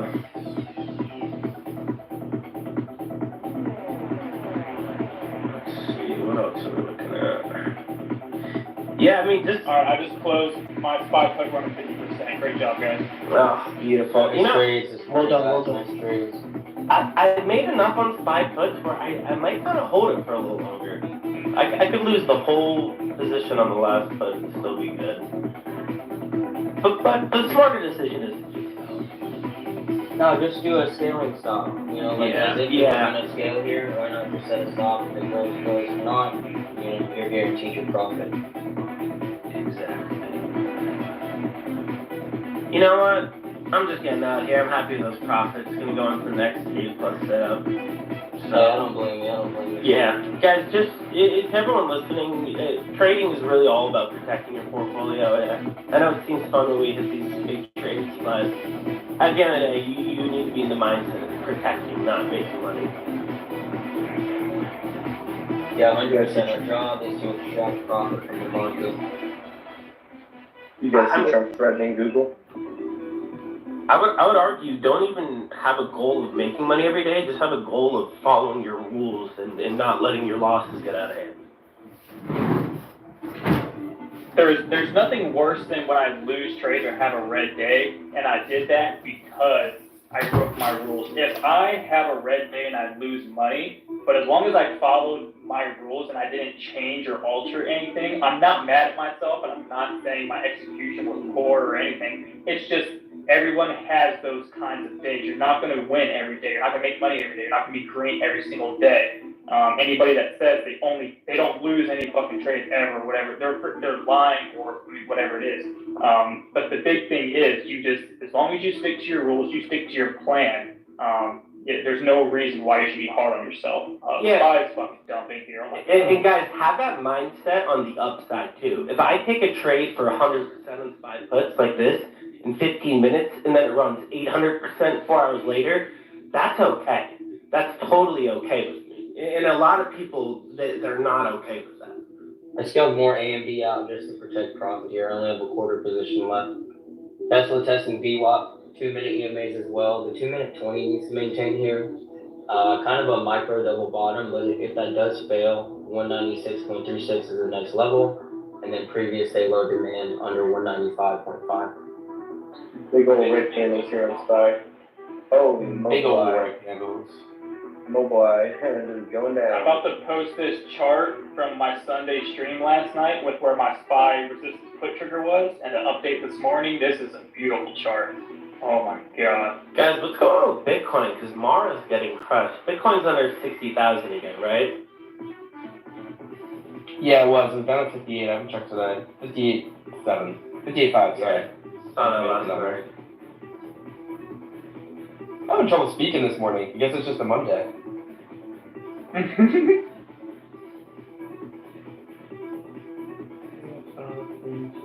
Yeah, there's that 50 pip bounce on ES and Q. About 50 points there on NQ. I got a micro level. But again, I'm not going to trade long until my CBC flips on the 10-minute. I got a micro level below us at 531.23. It looks like we had a pretty nice bounce on it. Watching to see if we stay above. Mine's 529.53, so I got a little bit lower to go for that. So I wanted to go lower, man. Look at that key bounce. I got a micro level at 529.56. As Maple would say, you're chasing this. Also, just keep in mind on Qs, you got 2 days prior, 3 days prior supply and Qs will be ripped off between 449.30 and 448.73. So we're waking off previous last week's supply. So if that holds, that's a flip. Turn supply to with the support, right? No soft play. So I wouldn't try to short cues unless you lose below 448.50, because then you can target the nice level down.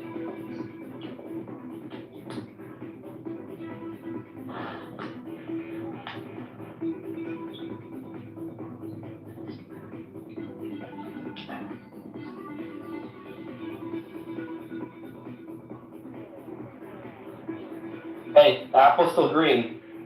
That's all I'm saying. I'm short in Q here. Short in Q. It would be a good time for you to say I'm short apple. Google new low a day. Die, Google.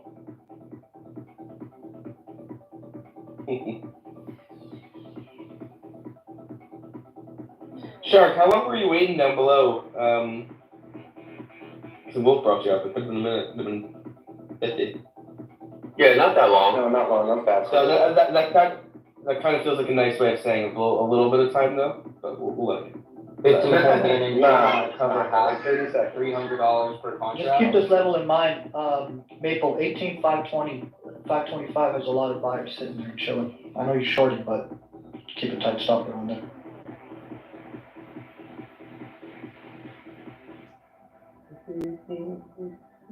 Tesla low a day test here. God.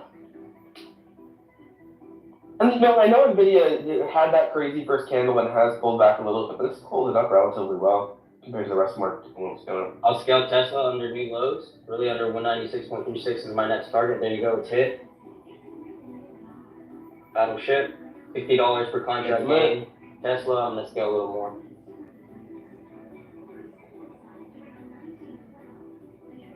Staying under 53.50 level, SPX that I called out this morning, it's getting to get more and more bearish as the longer we stay below, so I like this.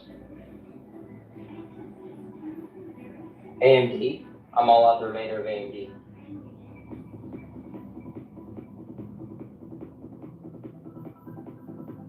Call me crazy, but I just took a starter on the SPY 532 calls at $1.73.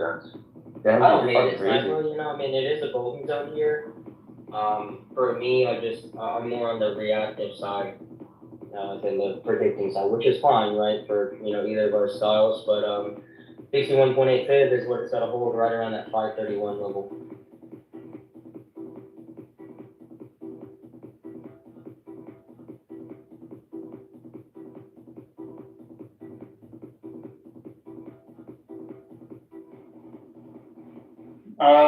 Let's see. At the top of spaces for the listeners, you should see two charts. One is from the session last night. I did a live stream last night just covering the top 6 names, and obviously it always starts with the SPY. You'll see the screenshot from last night's session. My top line up there is 534.5, and I said when that's tested, that's going to be my resistance, and look to go short for the put trigger. The next chart on the right side is the opening session where SPY broke back below and retested it and treated it as resistance, and we got this huge dump this morning live on space. Everyone was short. It was a great fucking job. Along with the top wicks there at 165 on Google at the same time, I shorted that as well. So amazing charts and good price action this morning. So great job, everybody. 183 on SPY here. GG, love it.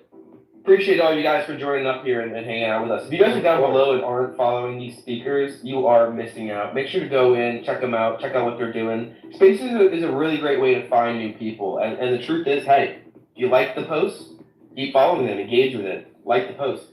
If you don't, you can unfollow them. It's actually pretty easy. So shout out to that. Make sure, I would go through, follow the panel, and check them out later.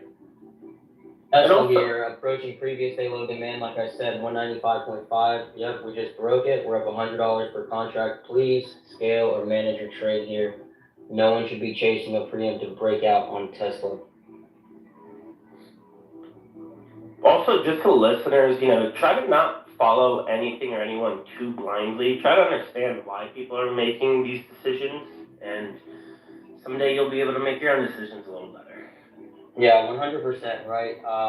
You're never going to become an independent, self-sufficient trader by copy trading or shadow trading others, right? You have to have an independent mindset and be able to build your own systematic edge. We all have a million different strategies. They all work, but they're not all going to work for you. And it's tough. It even happens in different ways. You know, you see a company has good earnings or good news, and you might get swayed one way or another. And for me, that's why, you know, I try to stick to the price action and technical analysis, because with the stock market, you could just get your head spun a million times. 100%. Price precedes everything. Price, I mean, I don't use volume over two, tape, you know, take acid, none of that, right? It's just handles. And that's all you need.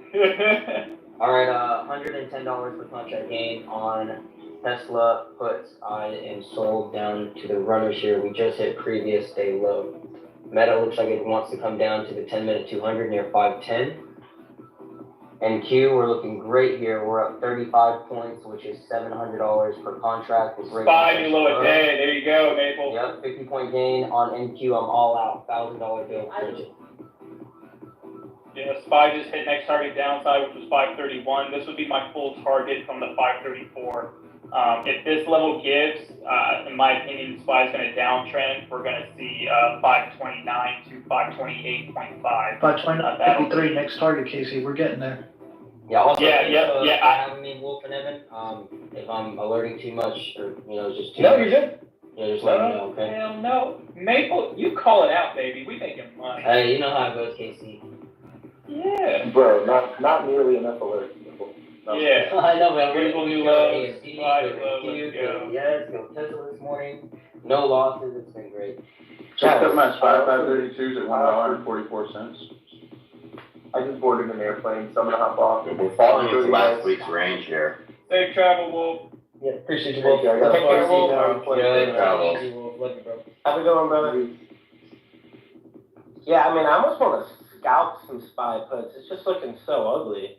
Short the pop every time. Yeah, yep, exactly. Any puts that you guys are looking for, again, it's got to be like 1 minute, 2 minute EMA pullback.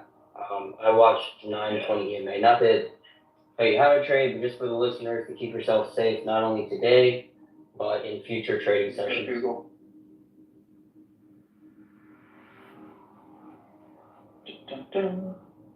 Oh, I sold the low. Gold and silver, yeah, strong today. And just for quick educational purposes, the 534.5 level on SPY, again, just look at previous session, look at Friday, look at the high on SPY. It is 534.50. It was nothing more than a simple double top area of rejection. Look what happened when SPY previously hit that level in the last session. It pulled all the way back down. Where did it pull down to? 531.50. Where is SPY at right now? 531.50. It did the exact same thing. That is the reason on why I have that level on my chart. It's very simple, just clear levels on your chart where SPY reacts to it, showing that there's big volume where buyers or sellers have stepped in on these areas. When you see that, you need to put that level on your chart. So when it's retested, you need to be able to react to it. And that's what happened this morning. SPY retested that level, they rejected it, it's puts. The exact same thing that happened from Friday. And that was the reason for the SPY short this morning. For me, at least. 10 a.m. Eastern here. HII was awarded a $209 million contract with the U.S. Air Force. NVIDIA's starting to look pretty bear. I mean, it's testing VWAP here. It's a bearish VWAP test. I'm debating some NVIDIA puts as opposed to SPY. No, it's over VWAP. We're gonna wait. Where's NVIDIA at right now?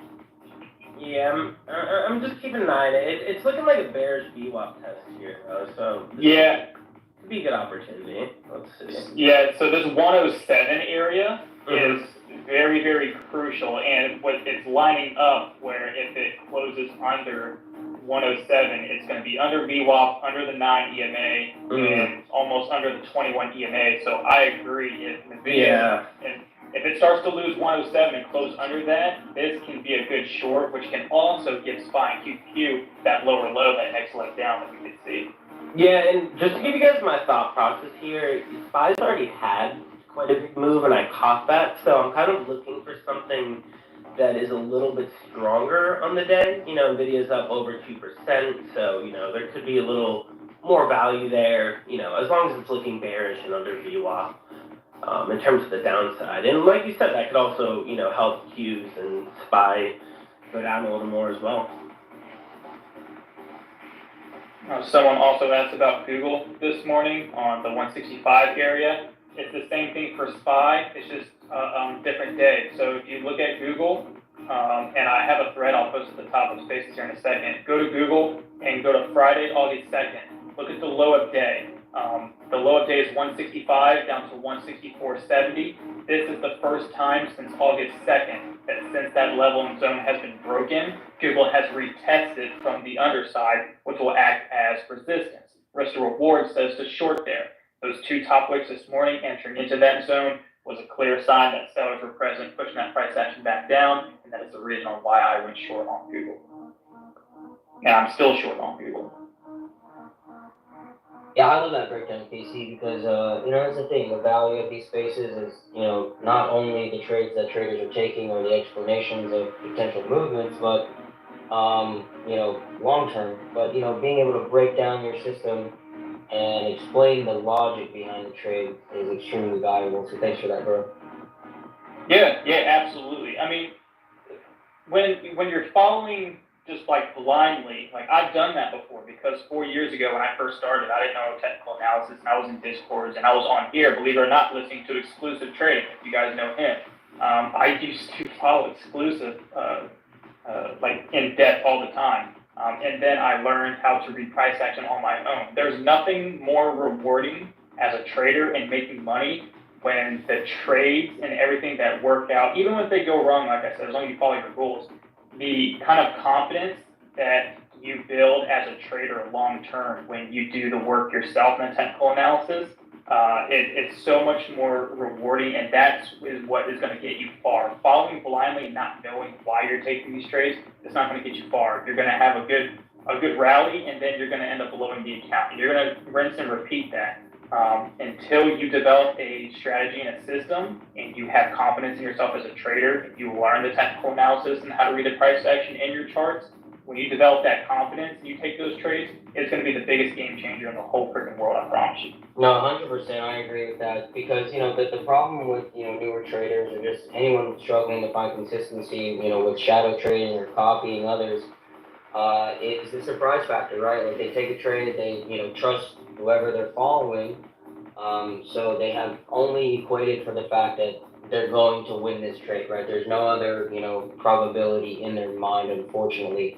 So then when they do, experience a loss, what happens, right? They're shocked. They're like, oh, I didn't equate for this. I have no plan for this. So they hold at zero, where really, you have to have a plan going into every single trade.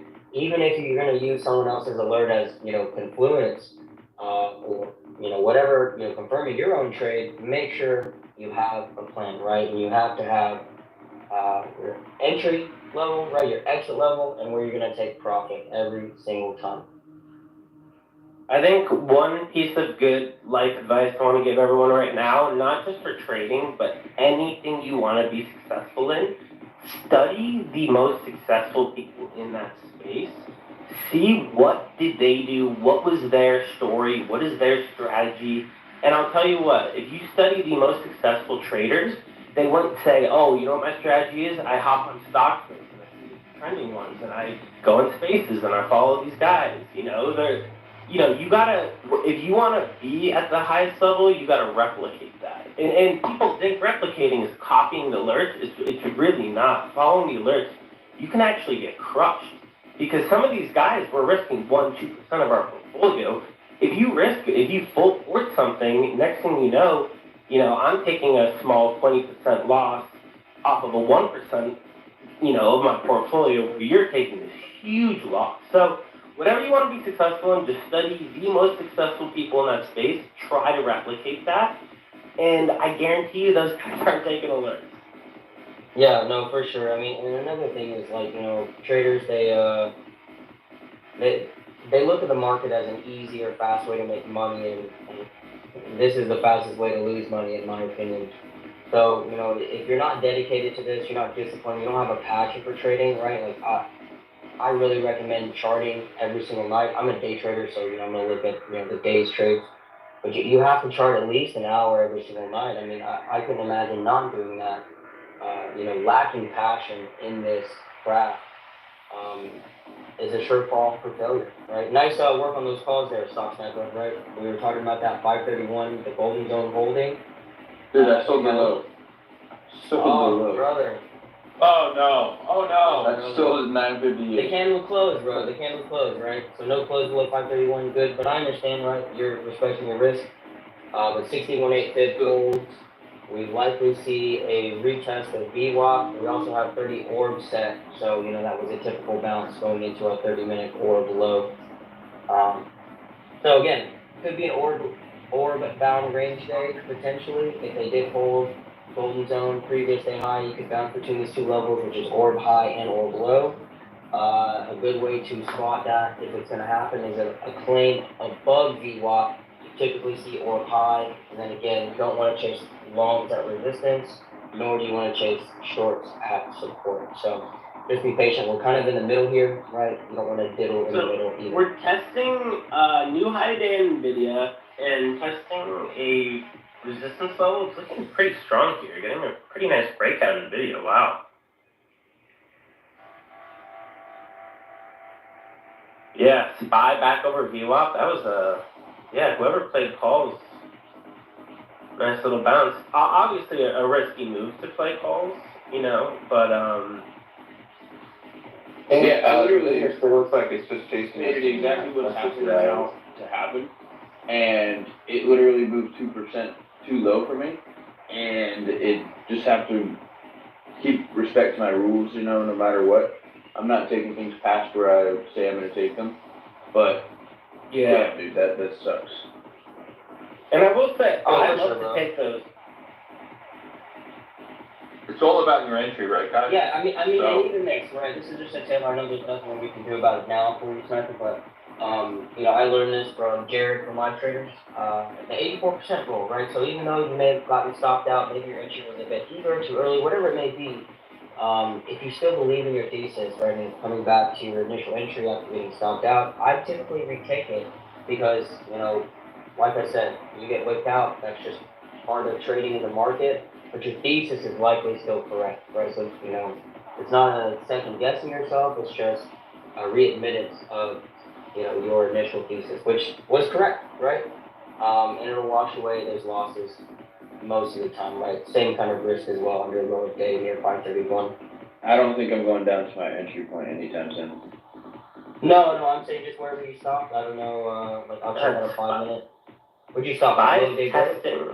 Testing the 21 EMA and SPY in the 5 minutes, breaking over. Literally low day, so. Oh, it's all good, bro. I got plenty of time. It's early. Yep, here's the 10-minute 9 and 20 EMA. Oh, baby, NVIDIA. Again, I feel like it's an orb day. I feel like we pushed the orb high. Yeah, the SPY chart that I put up at the top earlier for where I took the puts. Look at both the chart, but mainly on the right side of that chart, right? Look at the yellow levels to the downside. Look at that bottom yellow level, and look what it says. It says 531.05. Look where SPY just hit and reversed and came all the way back up after hitting all those targets to the downside. You have to be able to find these levels and know where to scale. Because if you enter into the puts, that's perfectly fine. But do you know where the bulls are going to step in to defend it, where you should be taking profit? That's another part of the trade that you have to be able to know before you enter into the trade. In order to be a good bear, you have to know where the bulls are going to be at. So that's how some of these people up here know where to end up taking their profits. It could be based on percentage, it could be based on dollar, or it's just watching the chart as it hits these key levels. And for me, that's what it is. I try not to look at my P&L because that makes me emotional. I know that. And when it hits these levels that I have, that's where I know to scale. I don't care if I'm up 15%, I don't care if I'm up 35%. When it hits that level to the downside, I know this is the spot where bulls are. I should be taking profit wherever it's at.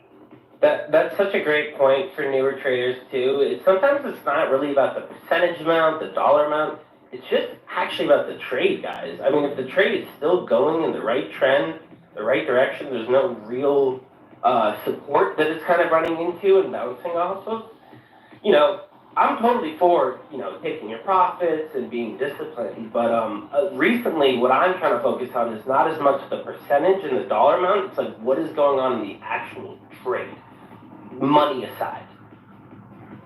So that's a great point, But if you ask 100 traders how they decide when to sell, you'll get 100 different answers, but at the end of the day, if you're really just doing it based off the price action and the trend, you're going to stay in those trades longer. Another thing to notice as well, which I'm very happy about, SPY just got this major bounce and is reversing back to the upside. Look at Google. Google is hanging down here at the lows. It is looking like it's creating a nice little bear flag here. If SPY does start to hit a resistance and put in a lower high and start to pull back, Google's already not trying to hold up. This looks really, really good for these puts to make this next leg down. Hence the reason on why I took the expiry that I did. I took 11 DTEs. I can hold this trade longer on Google because it's based on a bigger picture, and I want to catch the whole move and not let theta kill my contracts. So I'm really happy with the way this Google chart's looking here this morning. I put that thread that I was talking about for the reason on why I entered SPY and Google at the top of spaces. It is nothing more than marking the high and low of day zone or level every single day after a trading session, and when those spots are then retested either from the upside or downside, that's when you execute the puts or the calls, and that's what happened on SPY, and that's what happened on Google this morning. It's nothing more than support resistance retest. It's the easiest, most simplest strategy out there, and I think every trader should at least know what support resistance supply and demand is. It's a very simple strategy, very easy and rewarding. Google is about to make a new low of day and break this bear flag. Yeah, I'm out of the remainder of Tesla in profit here. Also, to your point, a lot of trading is really just preparation, knowing where those levels are, kind of planning ahead of time. 100%. Yeah. It makes it a lot easier for you. And the greatest feeling, guys, is when you're in a trade, just say you're in calls, right? And a line, a resistance line you already have on your levels starts to hit, you're like, oh, that is just perfect. Like when you see those bigger, when you go on the daily chart and make those levels, and then you see them on the 5-minute, that's where you really see them come to life.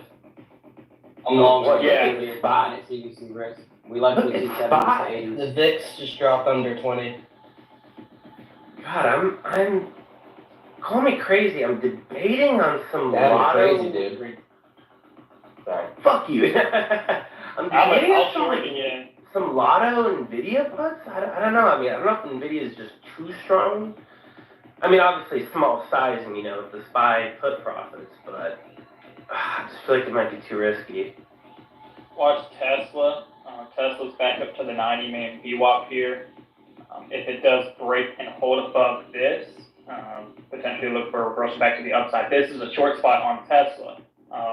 Look at this morning's price action where Tesla consolidated around 197 before it got the next leg down. This is an SR flip, which lines up with the 90-man VWAP on 5. It's also a lower high. There's 3 bearish reasons right now to look at potential puts on Tesla and not just instantly flip to go long. There hasn't been confirmation yet. The downtrend is still there for Tesla. So just keep an eye on it right here. Google did make a new low day, almost hit my next target downside of 162.9 to 163. Puts are still very, very, we're sitting pretty right now.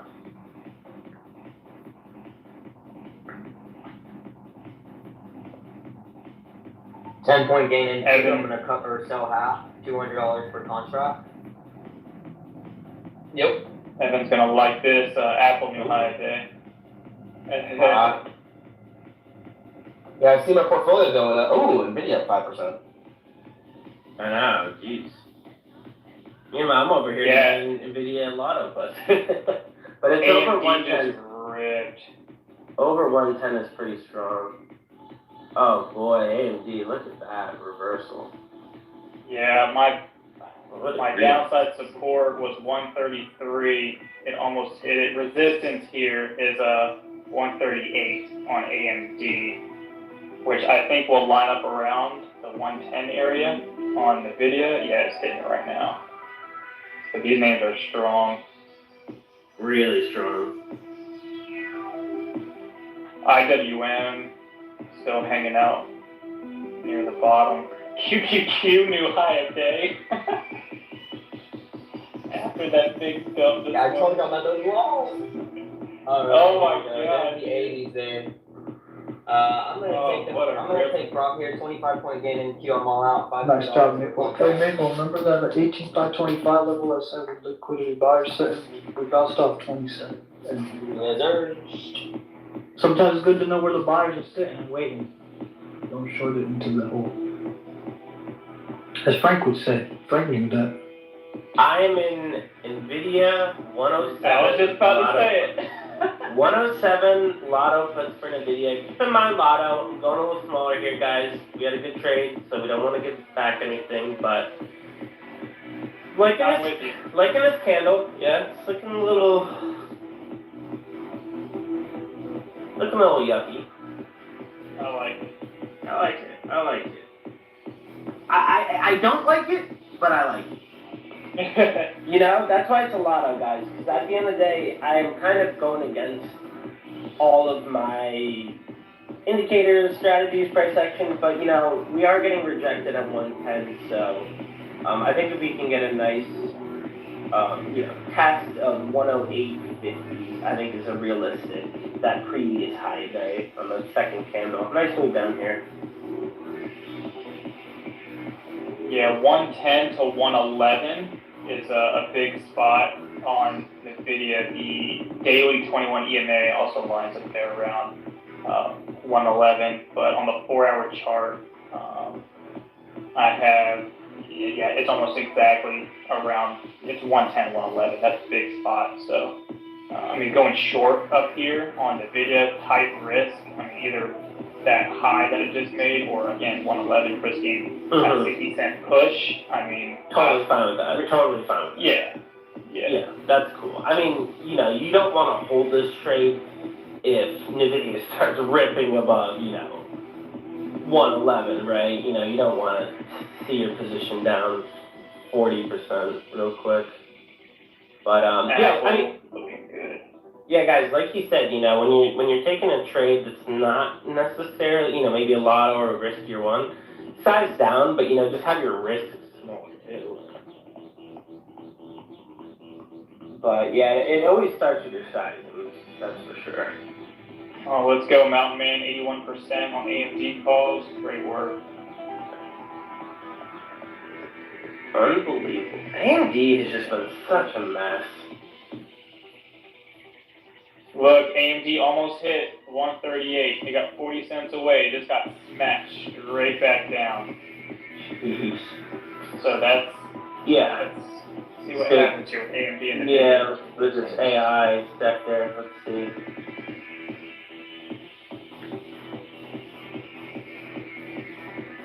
But also sometimes, once the stock has already made a 5% move, you feel a little better when you take a kind of risky move on puts here. But, obviously, it's looking really strong here at the end of the day. We just gotta keep our wrist tight. Let's see.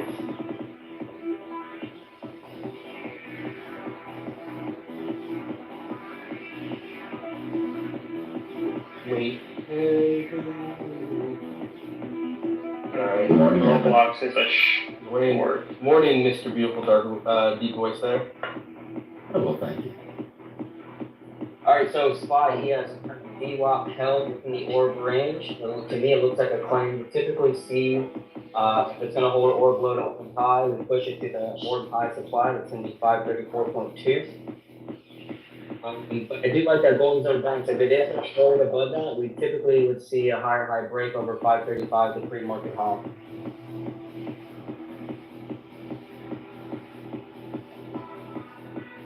Yeah, I don't know if SPY can get there. Let's see. Alright, there we go. IWM, nice VWAP rejection. 537. Yeah, for me, guys, 10-minute CBC is long. It's a huge sentiment indicator that I've created. 10-minute CBC long, 2-minute EMA is so bullish. The problem is that we're in the orb range, so even if we were to get up to that supply, I'm not going to be looking longs there. You know, if you're in the longs, that's great.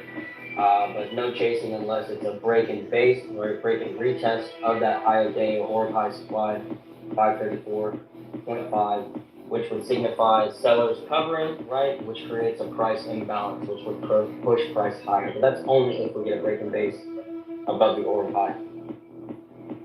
Here we go. QQQ is ripping to a high I'm day. grabbing 0DTE 53, 65 SPX calls. I'm all out of those NQ longs, but if you're still holding, you're up about 60 points here, which is $1,200, right? Go just broke off of 700 as well. New session high on NQ. ES, I'm will be next. Still in the NVIDIA puts, but like you said, you know, right here, new high day. If it breaks 111, I'm gonna consider taking a small loss on that one, but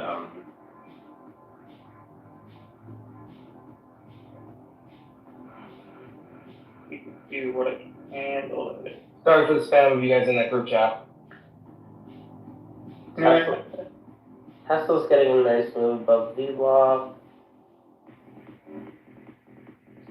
I'm thinking about short and SPY again. Yeah, I was gonna say, I feel like this gap between 532, 533, we might see a retest of that kind of 532.30. I think is a realistic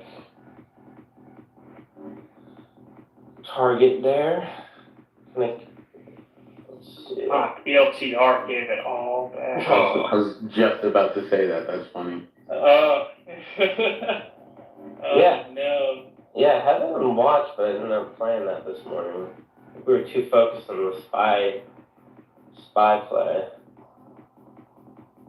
Can't hate that. We did well at those 451 puts. I'm pretty patient right now. Historically, I lose quite a bit of money between the EMAs on the indices, so not too big of a hurry right here. Ooh, I'm liking the spy resistance from the opening range. 5360 calls for tomorrow getting slapped right now, which is good because I got 65 SPX or DTE, so I'm looking for testing 63.75 on SPX and I'm gonna get out. The SPX deltas are actually positive, going up to 60 and 70, so that's to go higher. Yeah, I'm still. I'm just sitting on my hands right now, still in Google puts until I get stopped out on the rest. Just being patient right now.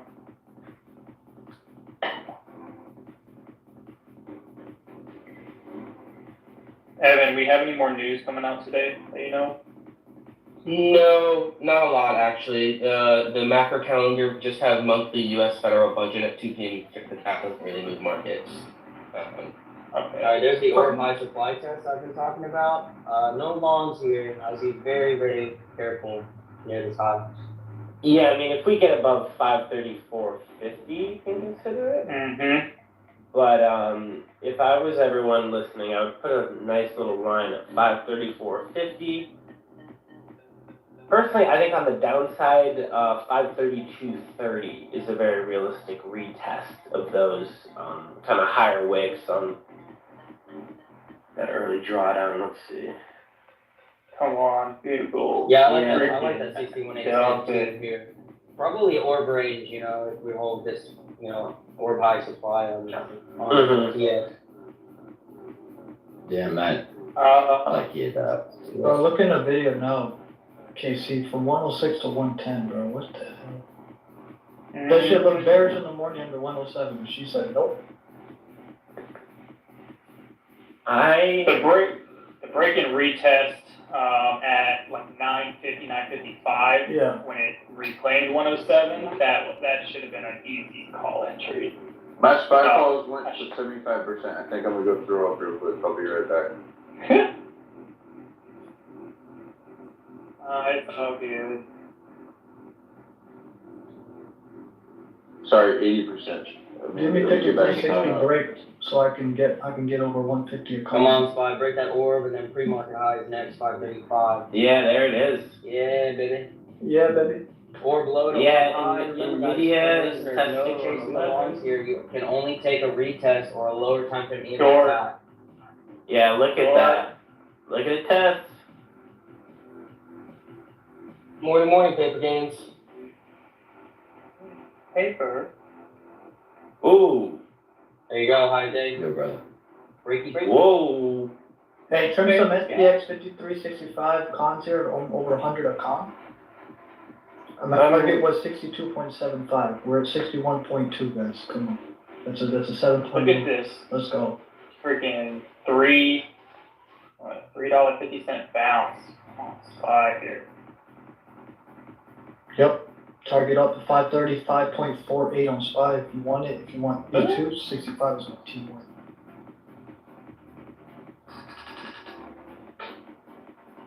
Google puts still green, not been stopped out. Zoom out Google daily. Look at the daily 9 EMA. Last time it was tested was at the end of actually 7/31 in the beginning of this month, August 1st. Retested, rejected the daily 9 and dropped viciously. $15. Again, this is the first time Google has now retested the daily 9 EMA, and so far it has rejected. Again, hence why I am in 11 DTE 160 puts, because I now have the potential to hold these longer, potentially swing this as well, and get a really nice delta on these contracts. Yeah, if you see a nice gap down overnight too, similar to how when it got rejected off that 9 EMA previously, that's where those swings really start to pay off. Yes, sir. Look at Amazon. Just went back up to high of day, tried to, and it just got smacked very, very hard. It said no thank you. Guys, by the way, I'm still in this NVIDIA 107 puts position.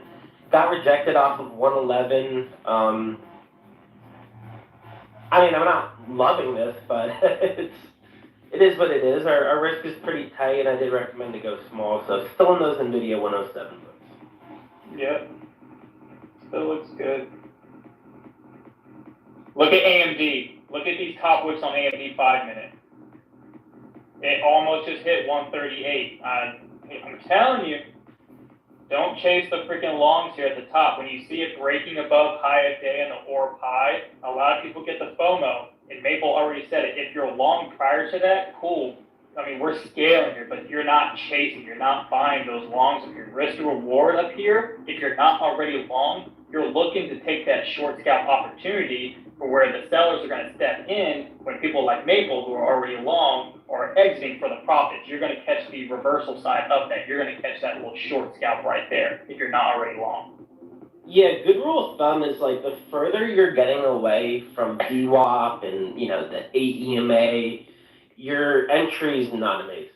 So once you get that orb breakout, where we saw right at 135.77 on AMD, that's an acceptable entry. If you didn't get in a little earlier, but like you said, we see AMD pulling back now, and it's just. Here you go. Look at AMD. Look at NVIDIA. Oh, NVIDIA, baby. Here we go. Puts are up. Tell me my puts are up. Man, we're still down 2%. Let me see. Let me pull them up real quick. I love seeing it being down 2% opposed to down 30% when you're trading SPX or SPYs in there.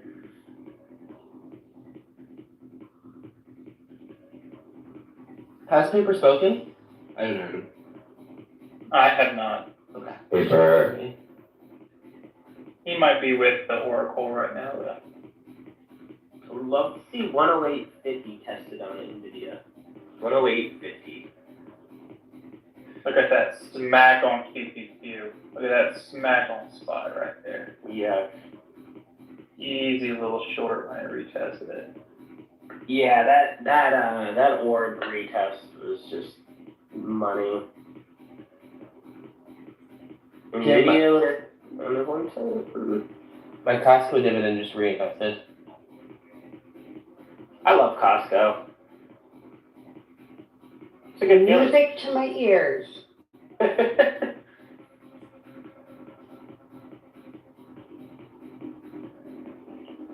Now you should go buy like 50 pounds of meat.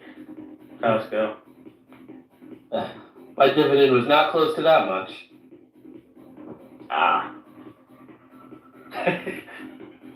I'm just assuming you have like $50 million of shares. No, I have very, very, very small amount of Pascal. I got Adding just less than Nvidia. $1. But Evan's adding on every day. But I'm excited for you. Yeah, I mean, like I was saying earlier in the space, Costco, LLY, even Palantir, just kind of looking at some of the fundamentally better companies could be long term. I'm weirdly a bull on Celsius. I like the revenue growth. I think they're doing pretty well in that energy drink space compared to Monster. And I think they've grown a lot in the past few years, so that's just an idea long term. Hey, scale some more SPX here. I'm just down the runners here for that 62.50 test. So nice work, AJ. Thank you. We got entry. We got stopped at entry, so the trade is green, but 62.75 is my ultimate target. We've been waking up here, and we got a lot of overhead supply. 535.48, 535 flat, give or take. So Q's new high day, so I'm not gonna chase it up here for longer returns. If it happens, it happens. 2 trades today, puts and calls, solid day. What's going on with Starbucks this morning? Why is this thing up 4%? No idea. That's It was close to I was looking at. Go figure. They have an activist investor, Elliott Management, that report came out this morning that they're close to a deal with them. Okay. I hate Starbucks.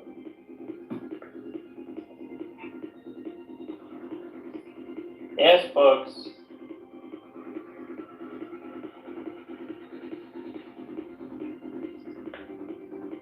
That's looking good for first one. I'm gonna hop up the spaces for a little bit. I'll be back at 11, but I'm still in NVIDIA. Just keep your stop loss tight. There's still a lot of. Gotcha. Appreciate you for being on this morning, sir. Yeah, thank you guys. I'll be back in 30. Does Walmart have earnings? Oh, Yes, Walmart has Thursday. earnings this week. Thursday. So It's looking strong this morning. Here's what I'm looking out for this week. Tomorrow we have PPI. We also have Home Depot and C Limited earnings. On Wednesday we have those are both in the morning earnings. On we also have Nubank, which reports earnings after the close. And there's some of you watch it. I don't necessarily, but good for you. Wednesday morning we have CPI, and then I'm also watching the Cisco earnings after the close on Wednesday. Thursday morning we have retail sales data along with Walmart, Alibaba, and Deere earnings, which I'm watching, and then applied materials after the close. That's kind of the 3 days worth of things that I'm watching. Cisco is going to be Cisco's a sleeper They're because gonna fire a lot of people. Report everything out, so maybe move it. their earnings moves are usually pretty freaking decent. Hey guys, if you're in SVIX, we're up above 40 on shares today, so trim some more here on SVIX. Got a good move the last couple of days on that.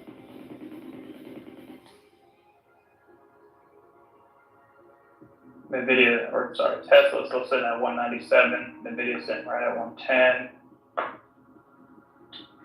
Surprisingly, nothing with Meta this morning. Meta has not been a daggone thing. Daggone thing. Usually that's like the first thing in the morning that Maple loves to freaking short is Meta. He'll fucking nail it every time too, I swear.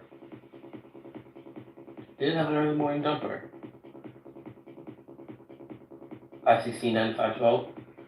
Holding back up. Amazon's still stuck in its range. IWM is chopping. LTR new low of dead. It is just. Where's she at? Under 30 or holding above it? Yeah, it's under 30. Wow, under 30. 29.50. We would have wanted to see it keep that 30 level. Kind of tried too. And that one bounced there at like 10 a.m. and then dumped. Good morning, Bobby. Appreciate you being in the correct.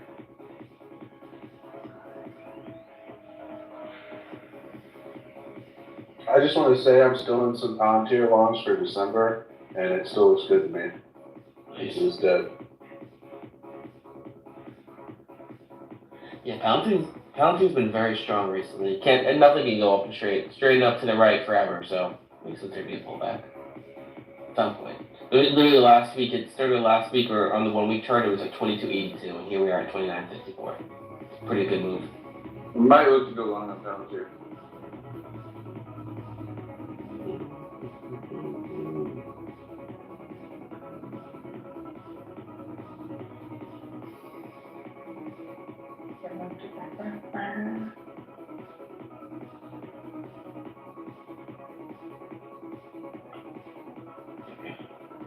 Yeah, Apple's still not really bad.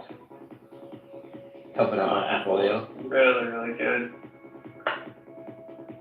Apple is above the daily 9 and 21 EMA. In my opinion, there's nothing really stopping it from. I mean, this 218.75. This is a little key level right here, but 220 should come. I don't see why not. After that, 222, and then my full target upside from here is 224 on Apple. If Apple breaks and holds above like the 224, 225, I think it's going to go test the previous all-time highs around that 237 area next. He's looking very, very nice. Bitcoin back to 60K, Mara should start to seriously pick up here a bit more. I made some long Mara calls and I actually averaged on the way down. Mara.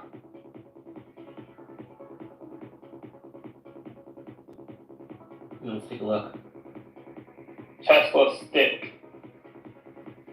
Stick up or stick down? 190. Stick up. Okay, nice. It's still down 1% on the day. It's still red, but less red though. It's got a nice. It was trying to get down to that 195 level, and here we are at 198. So nice little move. See if we can recapture 200. I'm sure that's a big psychological level. Yeah. It wicked down just below 195 this morning. Got a nice buy. Nvidia's still chopping at 110.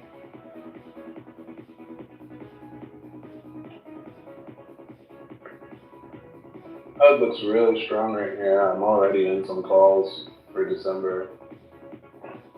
But this thing looks like it wants to, on a longer time frame, go test the highs again at 24. And then at the end of the year, I'm looking for 33. I'm bringing Sharpie back. Yeah, welcome back, Shark. Shark, hey. Hey, Tom. Tom. Timbo. And Jerry. Timmy Trumpet. Mr. Brady. Ground control to Major Tom. At the bar I worked at, that was one of the songs they played a lot. Guys, breaking news. Wait. I was gonna say my competition portfolio is back over 1900, but it pulled back a tiny bit. Am I beating you? There's 138 on AMD. Watch this rejection. Breaking news, competition portfolio back in 1900.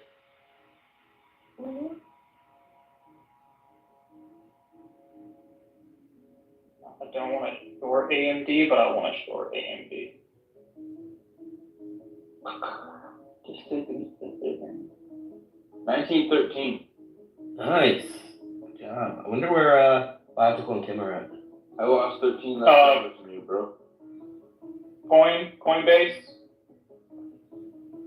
5 minute, just received a lot of volume. Just ripped. Made a new high of day. Green on the day now. I'm still at 1850, Evan. I still think we're the ones competing for the top 4 spots. Yeah, I need to make some adjustments today, so I have a little bit of cash, like 10%, so I need to figure out what to do with it. I'm at 11% cash, actually. I'm still kind of waiting on it.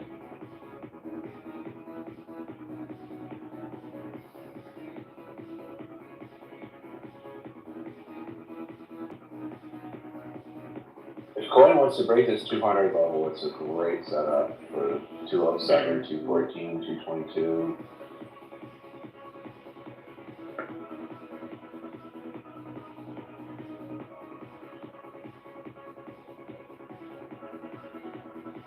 Big stick on Amazon coming back up to the high.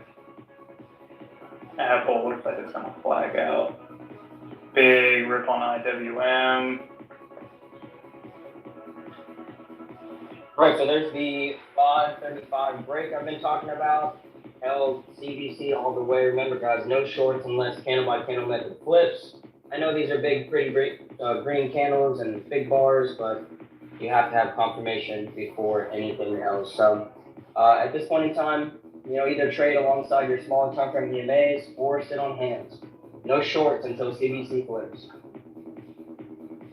So the fibs on the 1 hour chart for SPY have this going to 538, and that's when I would be looking for shorts. I actually had calls coming in today. I held through the selling because I'm still looking for 538 before real selling kicks in.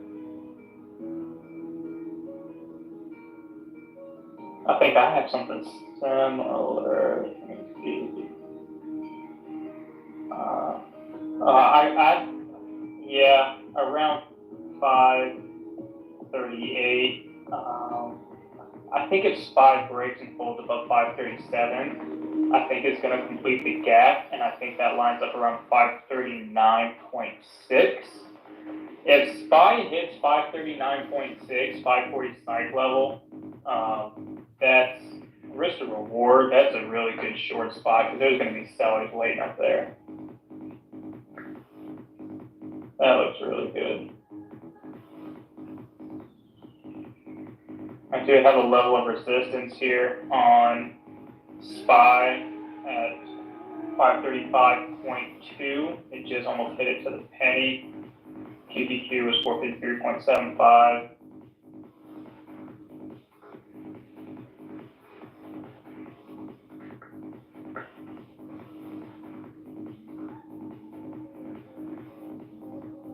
Coin just got slapped back down for that.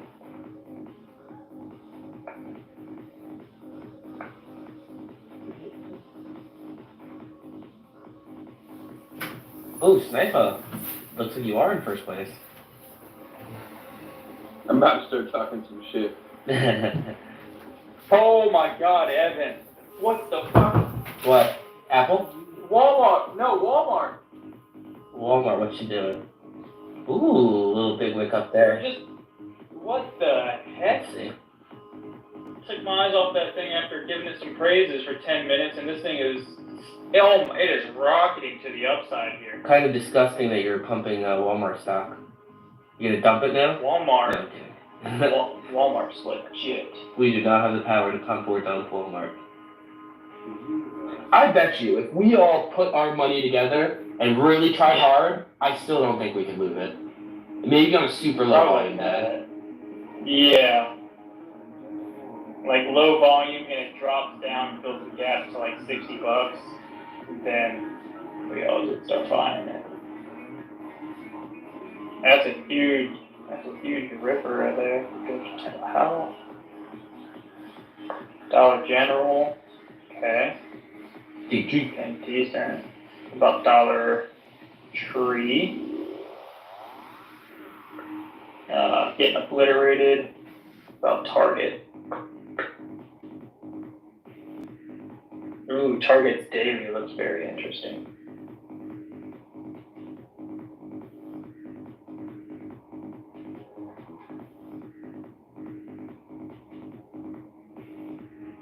Apple's looking like a bull flag here. You go to 220. Here we go. Come on, Apple. I think she's going And get back under 110.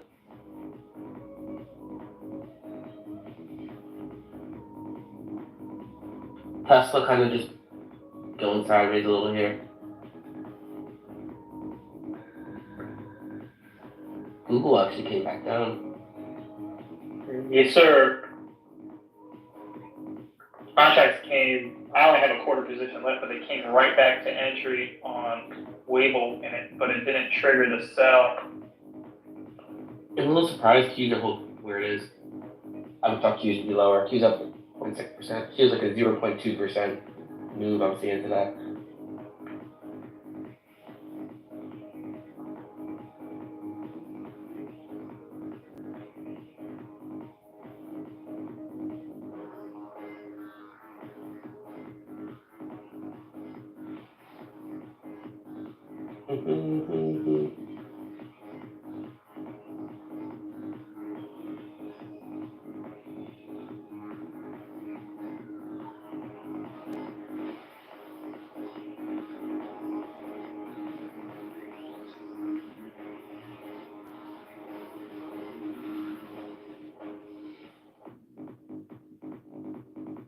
Alright. Raytheon's having a decent day. Costco's up 1.5%, one of the higher moves I've seen today. I'm just looking at my portfolio. Ooh, Robinhood's not having a bad day. It's been struggling recently, but. Alright, let's get Daniel up here. Maybe his question. Honestly, we don't normally bring up people, but if you've been following for like 3 years, I see you in the spaces every day and stuff like that. Daniel might have even won one of my giveaways back in the day, which is funny. It might have won the first one, if I'm not wrong. Let me look.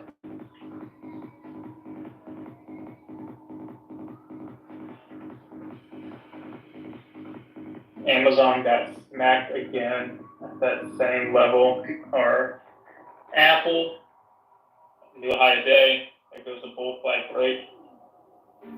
You guys want to hear something crazy? I started this account in April 2020, and me and Dan's first DMs are from September 2020. I talked to this guy before any of you guys. That's just wild how quickly he found it, Dan. You got any thoughts or questions? I got nothing. I just joined, so just listening right now. Well, appreciate you being for along and around for so long. Yeah, I appreciate it too. It's a great account, great content. Except scaling the AMD puts here at the 9 EMA after the 138 rejection. Very nice red candle there. Spy looks like he wants to make a new higher day. Yeah, she does. Apple rocket ship.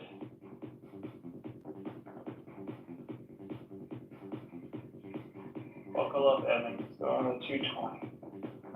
Are you still in your January calls, Evan, or did you close them? I only have one runner left. Weren't you up like 600%? 1,000%. I sold some at that point, but I did not sell the majority of it. Let's see. Let's see exactly. I'll tell you. Where is it at right now? How much is it up? Right now it is up 300%. Okay, that's not bad. It's still good. It hurts a little bit when you're up so much and didn't fully sell, but I sold a tiny bit at the top. But yeah, as long as you scaled it, if like you didn't scale at all and then you came back and lost 700% of value, then I'd be like, yeah, you suck. But No, I've learned that I'm very much a non-good trader. I can pick the right stock, but I am fine. I think I'm total on sales. I sold 400% more than fuck it, I don't give a shit. I bought 5 contracts for $525, and I've sold 2,800 so far, and I still hold 1 contract left at 424. So I mean, it turned out to be a good trade. The problem is though, this was the big winner that was masking some of the losses, so it probably needed to be a little bigger. Yeah. But it is what it is. 219. $1 more. Don't you know? Pump it up. AMD. Come on, Apple. Shoulders. You got to pump it up. Oh, AMD looks like a head and shoulders. It's not really good. Still going the 9 though, so.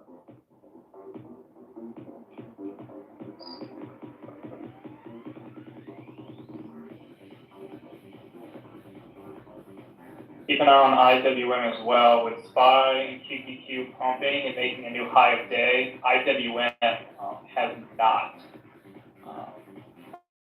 I mean, you can kind of articulate a bull flag here. Or not, sorry, not bull, a bear flag here. Draw this trend line. Draw a nice little channel that it's in. It breaks the bottom of that channel. Honestly, if it breaks this trend line and holds under 205, it's going to go down to low of day, and then I would target 204, 203.50 next.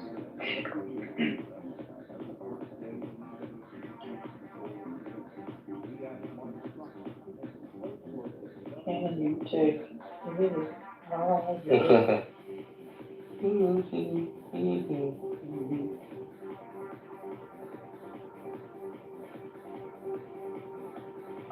big movers right now. I pinned up in the nest above the link to that Q3 competition portfolio that I'm doing. We're having a couple other people involved, Stock Sniper, Kim, etc. Basically, just we're doing this in real time for free. You can see all the mistakes I make. You can see all the wins I have, like that. That's what I'm excited about on this one. So that's pinned up in the nest above. Check it out. Real time, free that. And the people I'm following on there, or my pin post on the app, is everyone else in the competition who I'm going to beat.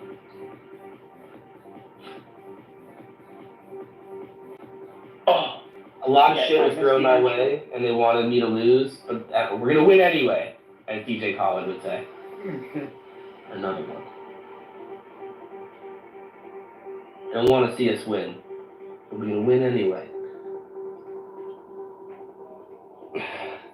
We are gonna have a new panel of speakers coming up at this 11 a.m. Eastern slot. We're gonna keep the kind of general market talk going, but I do just want to remind people, follow the speakers up here. They are all fantastic. They are really smart people. I really appreciate them for coming on the spaces and just sharing so much content. Maple Stacks and KC, co-host here, have been really pushing a lot of the spaces too. AJ's been really active.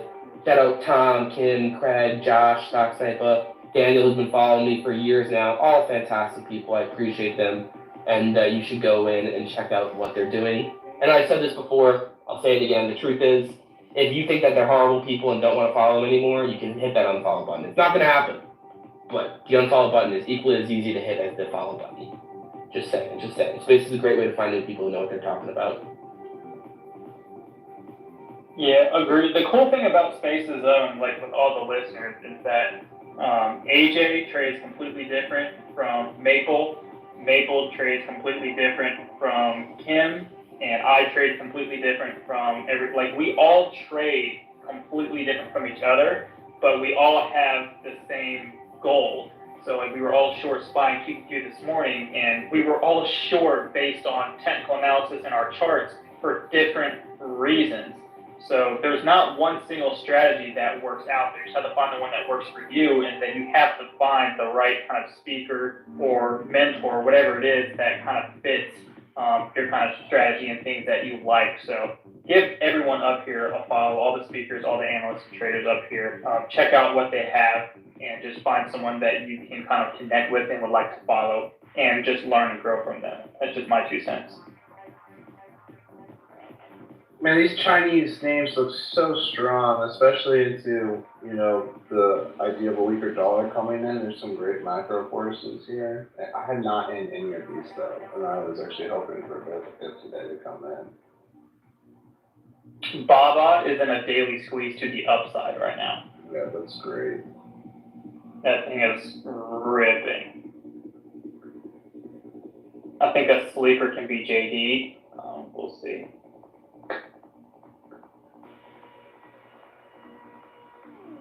PDD is already getting smooth.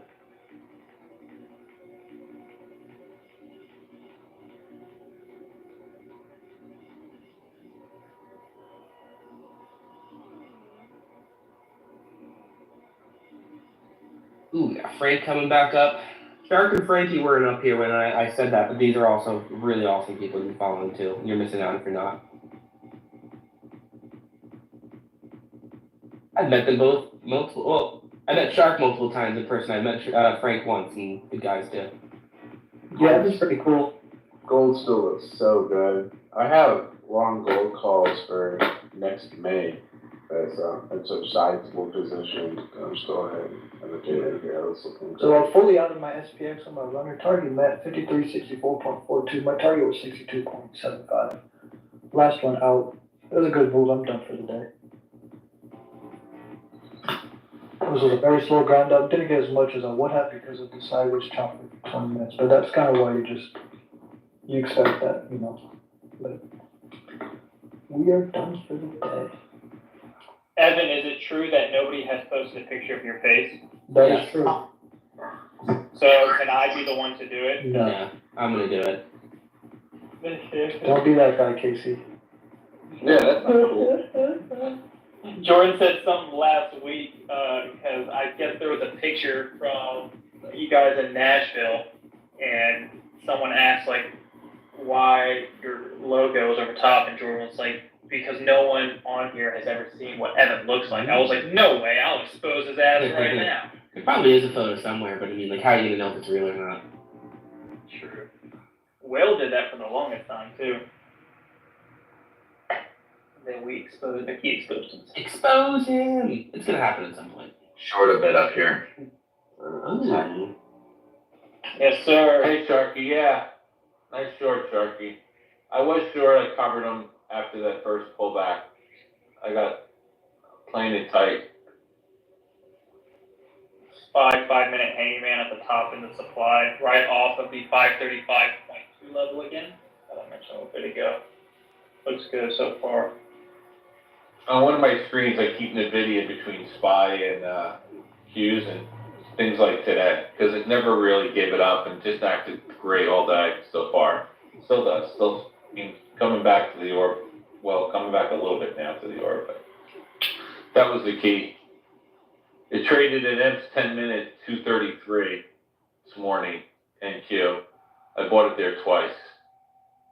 It was a nice trade. It was a nice trade. I didn't buy it big, but it was a nice trade.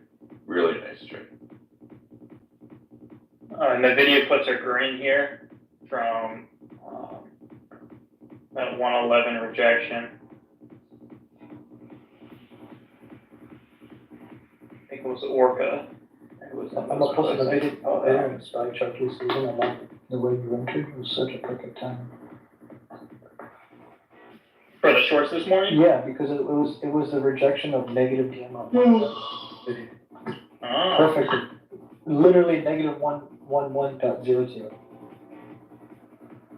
And that's why we didn't break up. And then right above it, you've got the most amount of puts sitting there at 111.75 to 112. So that pressure, that negative pressure is keeping it compressed lower. Yeah, the top level that I have is 111.35. So breaking above 110, going up to 111.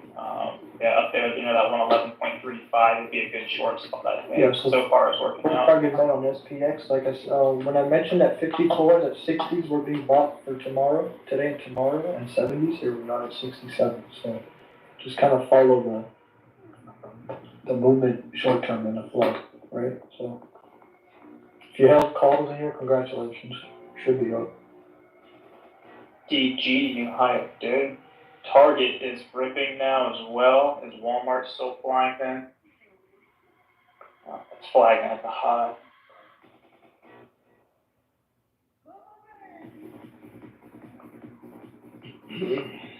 Starbucks just got a huge volume spike out of nowhere. It's probably the new made a new high. It just made a new high today, and they freaking slapped it back. Starbucks is set to near pack to give Elliott Management a board seat. Oh, I just saw that come through on my newsfeed. Look at that. All right, guys, we might start rotating some people. If you're in here for that next space, go in. Feel free to click up. One more time, follow speakers up here. They're all fantastic. We're with them all day. They're all regulars, and you should check them out. We appreciate them. Thanks for having me, Evan. I'm gonna hop off, man. Have a good day. Yeah, we appreciate you as well, Evan. Take it easy, guys. Take care of it. Awesome. I know we got a couple more people coming in. We should be having the Rocket Scooter account coming in. I see Flow Capital down there. Yeah, we're going to keep the general market talk going here, some live trade, stuff like that. So hang with us. I know Jordan is live as well, so if you want to stick with that crew, you can definitely go over there. But Starbucks movement a little bit here. Welcome back, Orca. Good to be back, guys. Good to be back. We got those NVIDIA puts looking nice now. Nice. Yeah, they're coming up a little bit. You know, we tested that 111. It got a little scary, guys. But, let's see if we can get a nice little VWAP test. All right, we got Real Trader King requesting. We got Adam, Adex. We got a whole squad coming through. Awesome. How we doing today, Adam? Hey, what's going on? Having a good day? Having a great day. It was a little tired start to the day, and here we are. We're having a good time, enjoying the spaces. We got a large crew up here, and I'm looking forward to keep talking some markets up here. Oh yeah, I love it. Yeah, very interesting open. Had an interesting week yesterday, and with PPI tomorrow, I'm very curious to see how we close out the market today. I think a lot of people are overlooking that, and depending on how today's daily candle can play out, I think it could be a very interesting morning tomorrow morning. It's a little interesting, we talked about this, that we have PPI before CPI this week. I feel like CPI is a little bit more of the bigger one, so I wonder how the market does move tomorrow, given the fact that, hey, we have a data point the next day that people might care more about coming. Be interesting. I 100% agree. Yeah, it is a little peculiar that it's set up this way. There's a relationship though, because you know that the PPI is the cost on the manufacturer side. So if that goes up, that's not seen on the consumer side until the logistical chain is finished, right? Manufacturer makes it, ships to the distributor, they buy it, they store it, they ship it to the store, then they store it, then they sell it. So the PPI goes up, you just tell yourself the CPI is likely to go up weeks to months later, right? Because there's a delay. So yeah, the fact that it's like you have a data point before the bigger data point, that CPI is now, but that PPI reflects the CPI in the future. That's why it's kind of important. A good rule of thumb I taught on my stream today is that PPI month over month, as long as it stays between minus 0.5 and 0.5 change, that pretty much is normal and accompanies a normal bull market. Anytime you're consistently above 0.5, it tends to be reflective of bigger inflation to come, and likelihood is just that the PPI can predict the Fed's going to raise rates in the future. We've been in the 0.5 to minus 0.5 range for like 2 years, so it's probably going to be clean. But you know, Wall Street, they overreact on everything, so who knows? It might be nothing, they can sell it off, because we're crazy. Can you accept that co-host invite so I can get Wolf up here? Oh, my bad. There you go. Nope, thank you. Before we really hop into it, I know we got the Rocket Scooter team up here. Awesome marketplace that was built here. Honestly, my favorite place that I can just go in and dig in and see what different stuff people are selling. But Matt, you have any thoughts on that? You have any thoughts in general to kick us off here on the market? I know you shared a little bit there, but anything else you're watching today? We looked at our monthly maps indicator inside of the trading platform, which shows how positions are kind of laid out. The market still shows volatility through September, possibly. It probably is going to trade up into monthly expiration, which is I think it's this Friday, right? Just to retrace a little bit of it, but the selling potential, as we saw this morning, it's still there. There's still people liquidating, so I'm not betting on a quick V-shaped rally. I do think we do bottom out somewhere between now and next month, and I'm back to being super bullish. I don't know how the panel feels, but hopefully you guys are all in a similar boat and y'all don't see a doom and gloom for the economy. Awesome. Let's kick it around here and get some of the other speakers up here. General thoughts on the market today, maybe a little bit more broader. Whatever you guys want to talk about. Always love hearing smart people talk about what they're doing and watching in the market. Let's first throw it over to Christian, who we followed each other for a little bit, but I don't know if we've necessarily been on a Spaces before. So it's nice to virtually meet you. I'm excited to have you up here. I've seen a bunch of the live streams you do, so I've heard you talk a little bit. I'm curious on what you're watching in this market today. Here, and yes, nice to virtually meet you. Yeah, I mean, I think as we kind of start the new week, I mean, one of the things that's telling right now is the VIX is all the way, I thought it was kind of interesting that the VIX went down to 20 on Friday, but take a look now, we're at 19. So that volatility is really subsiding, even though we've got, as you guys were talking about, we'll have two interesting inflation reports this week, PPI and CPI. And yeah, I agree with you guys. It's interesting. I like it when the CPI goes first, but I wish they would, the powers that be would get the calendar together. It will be interesting with the PPI report first. But yeah, I would prefer you do the CPI and the PPI in that order. But hey, it is what it is. I'll be watching. I think what's interesting, and first of all, IWM is underperforming today. The small caps are underperforming. But when you've got these catalyst type trades that the small caps really can move on these inflation reports if they come in a little bit tame. I think they're both looking for that month-over-month report to be right around 0.2%. So I think if we get something around like flat for those two reports, I think that the IWM kind of went back up a bit. And it's just kind of crazy to me that after all that excitement about IWM for for a couple of weeks, but the major move in small caps took place about over a week. But we're basically right back to where we were, and those tricky small caps I think are kind of setting up again if we can get a lower, it's a big if of course.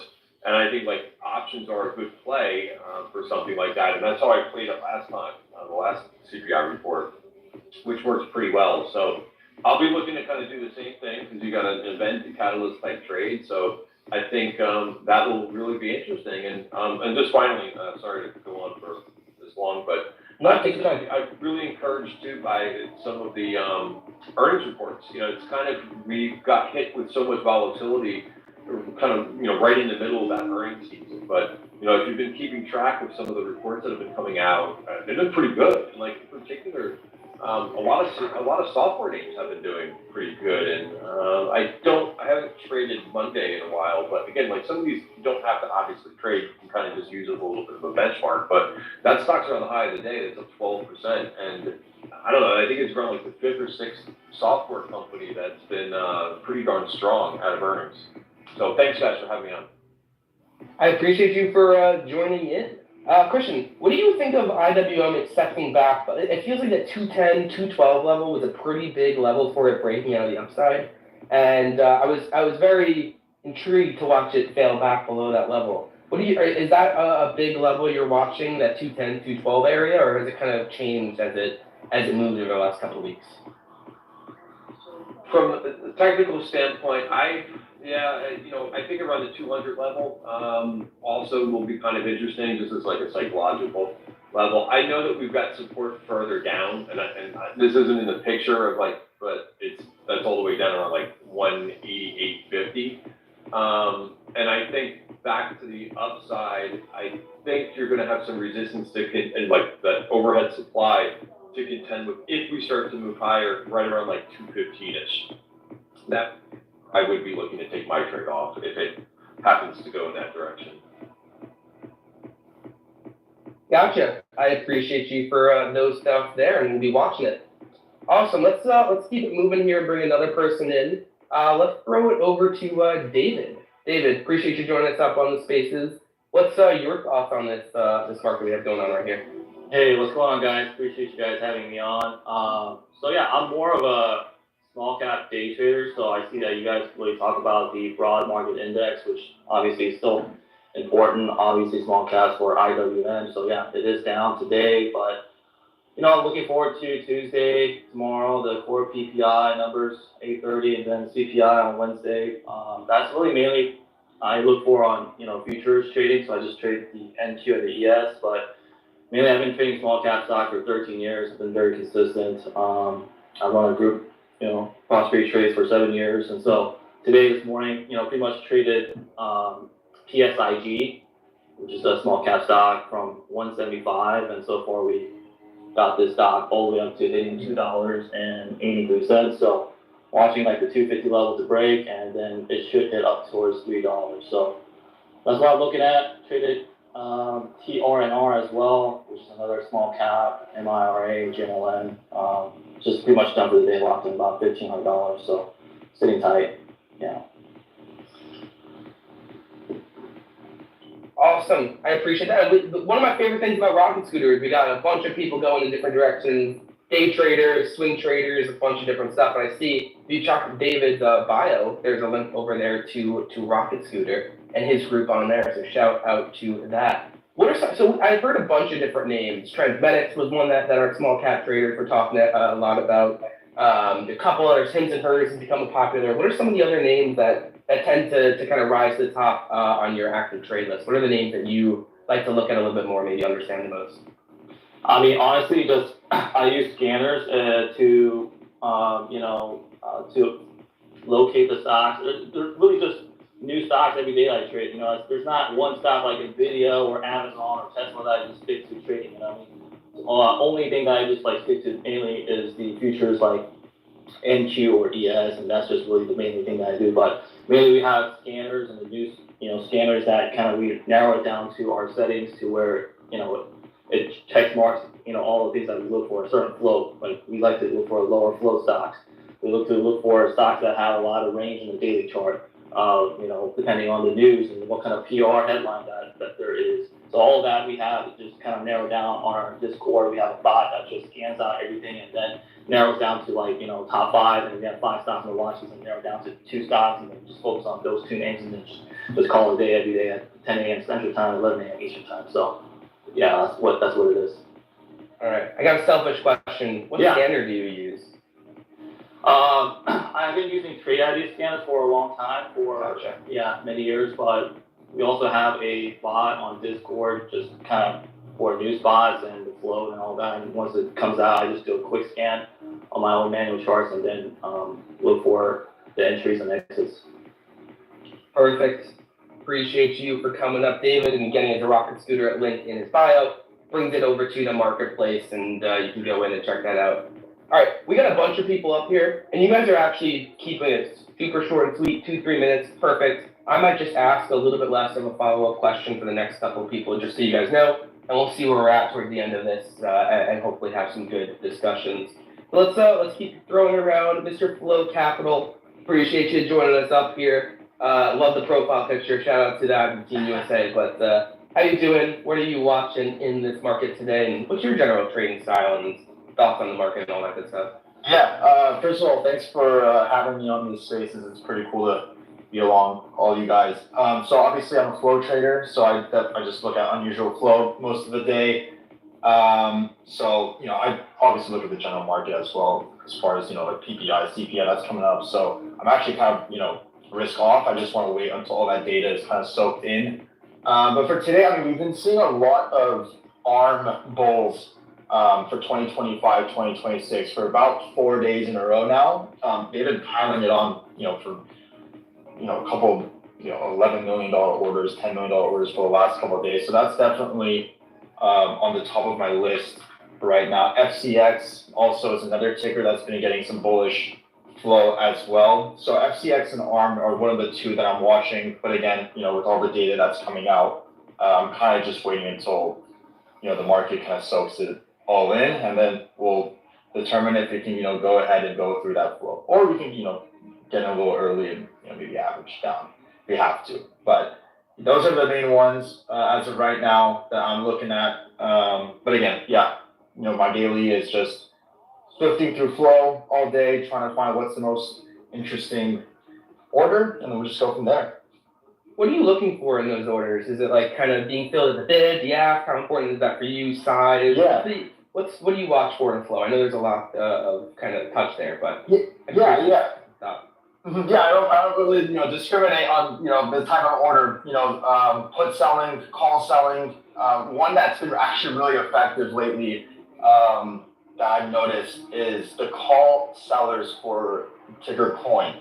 These whales that sell the calls on coin have honestly like a 98-100% win rate. So every time I see someone selling calls on coin with over $500 to $1 million premium, they're usually right. But I do like to see obviously volume greater than the open interest in all the flow trades, and at least 2 to 3 weeks out with over 400,000 in premium for that order, because and I don't really like to see deep in the money arbitrage trades because it doesn't really tell me much. I would rather see someone paying $400,000 with 14 days of expiration. That's $15 out the money, rather than someone paying 7 to 8 million for a strike that's $10 deep in the money, right? That doesn't really tell me much. So it's more about the out the money trades with at least 300,000, 400,000 in premium, because they don't have that much time left until expiration, and they're putting that size in as well. Gotcha. I appreciate that. Thank you for coming up here. I hope we'll have time to come back around, but very well spoken, and I look forward to having you more in these spaces. Perfect. Thank you. Yes, definitely feel free to hang out up here. Let's go over to Maj or Maj. I am horrible with names. I'm sorry. What is the correct correct way? Yeah, either one's okay, but. No, what's correct? I want the right one.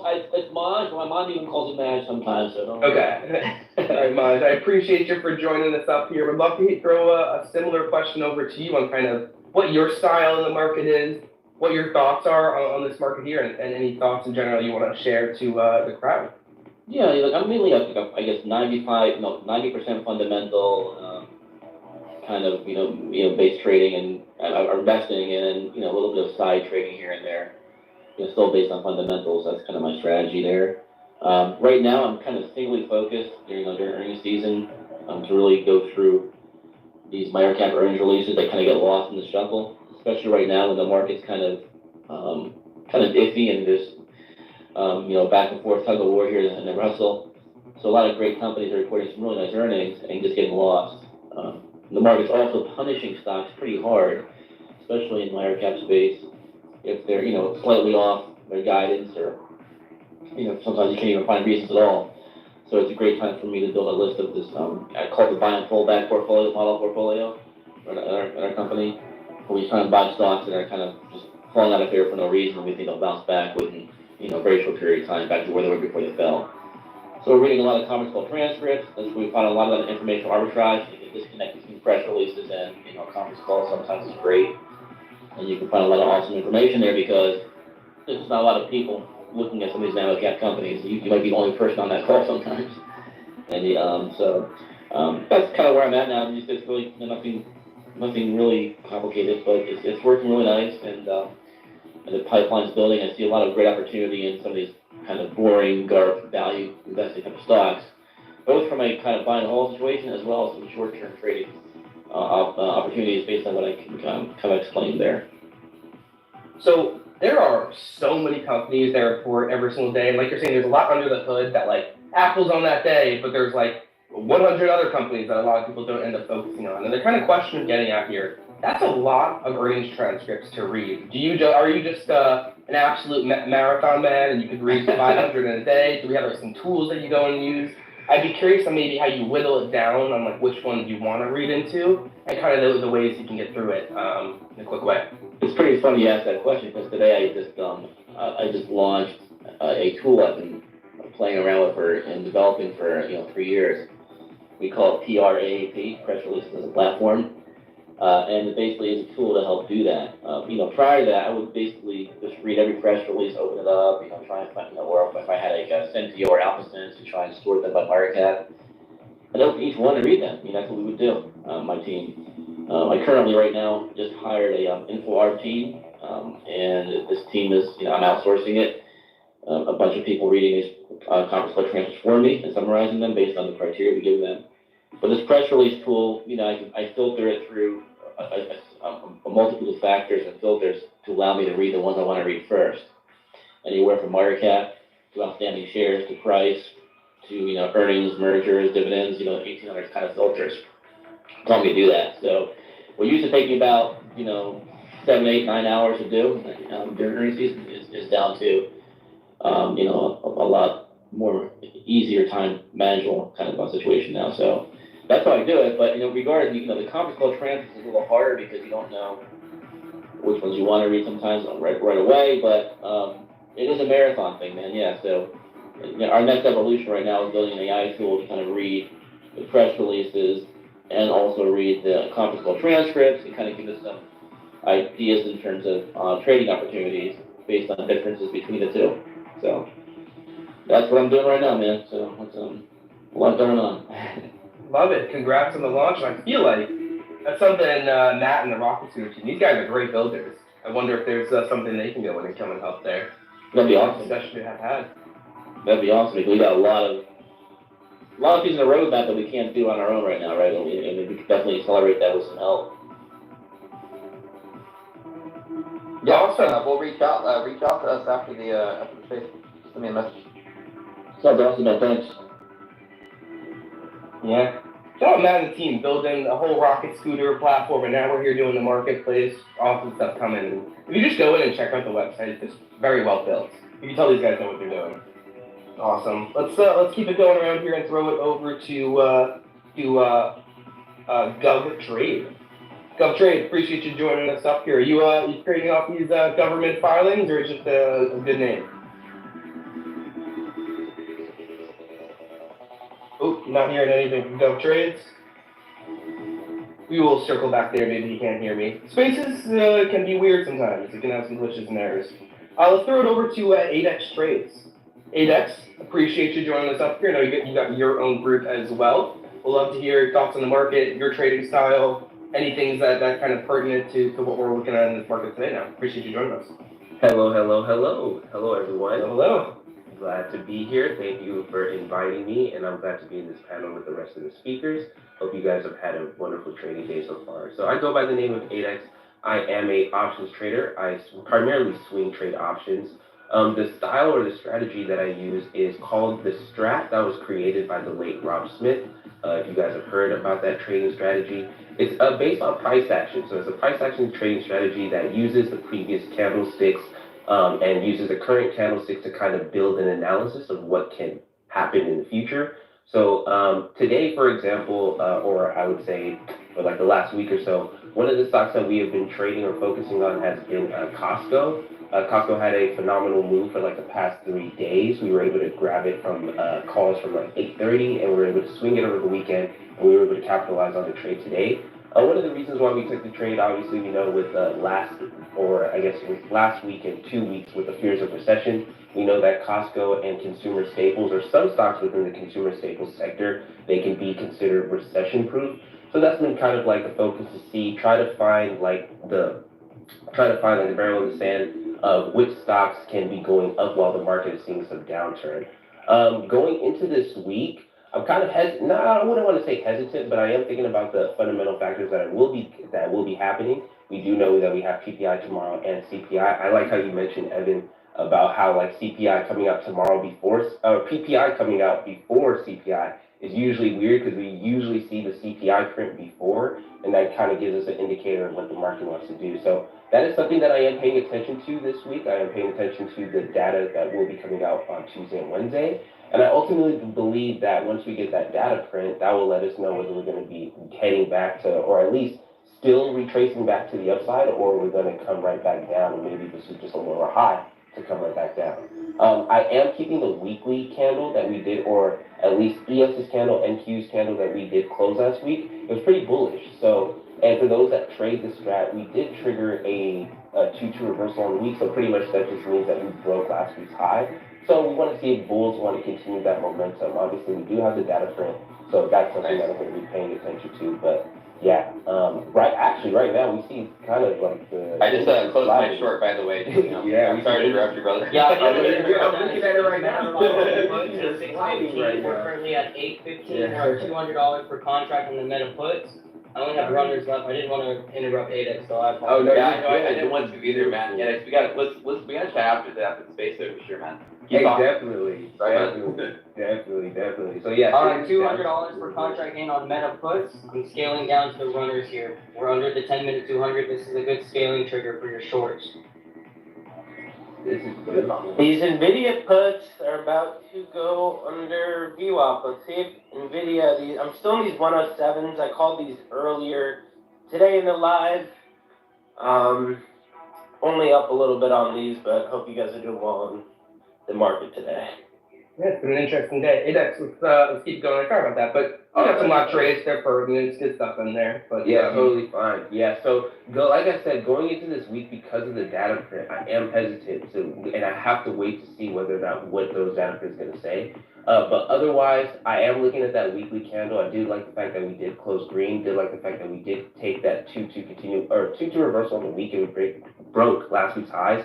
We were able to capitalize on some profits. We swung like Apple over the weekend, as well as like Costco. So now it's kind of just a wait and see. Let's see what the print comes out tomorrow, and as well as Wednesday, and then we'll be able to see if we can capitalize on some swings going into the remainder of the month. So that's how I'm looking at things. With that strat method, what type of like trader or investor do you think it's best suited for? Like kind of like I don't know, the way that they can handle drawdowns.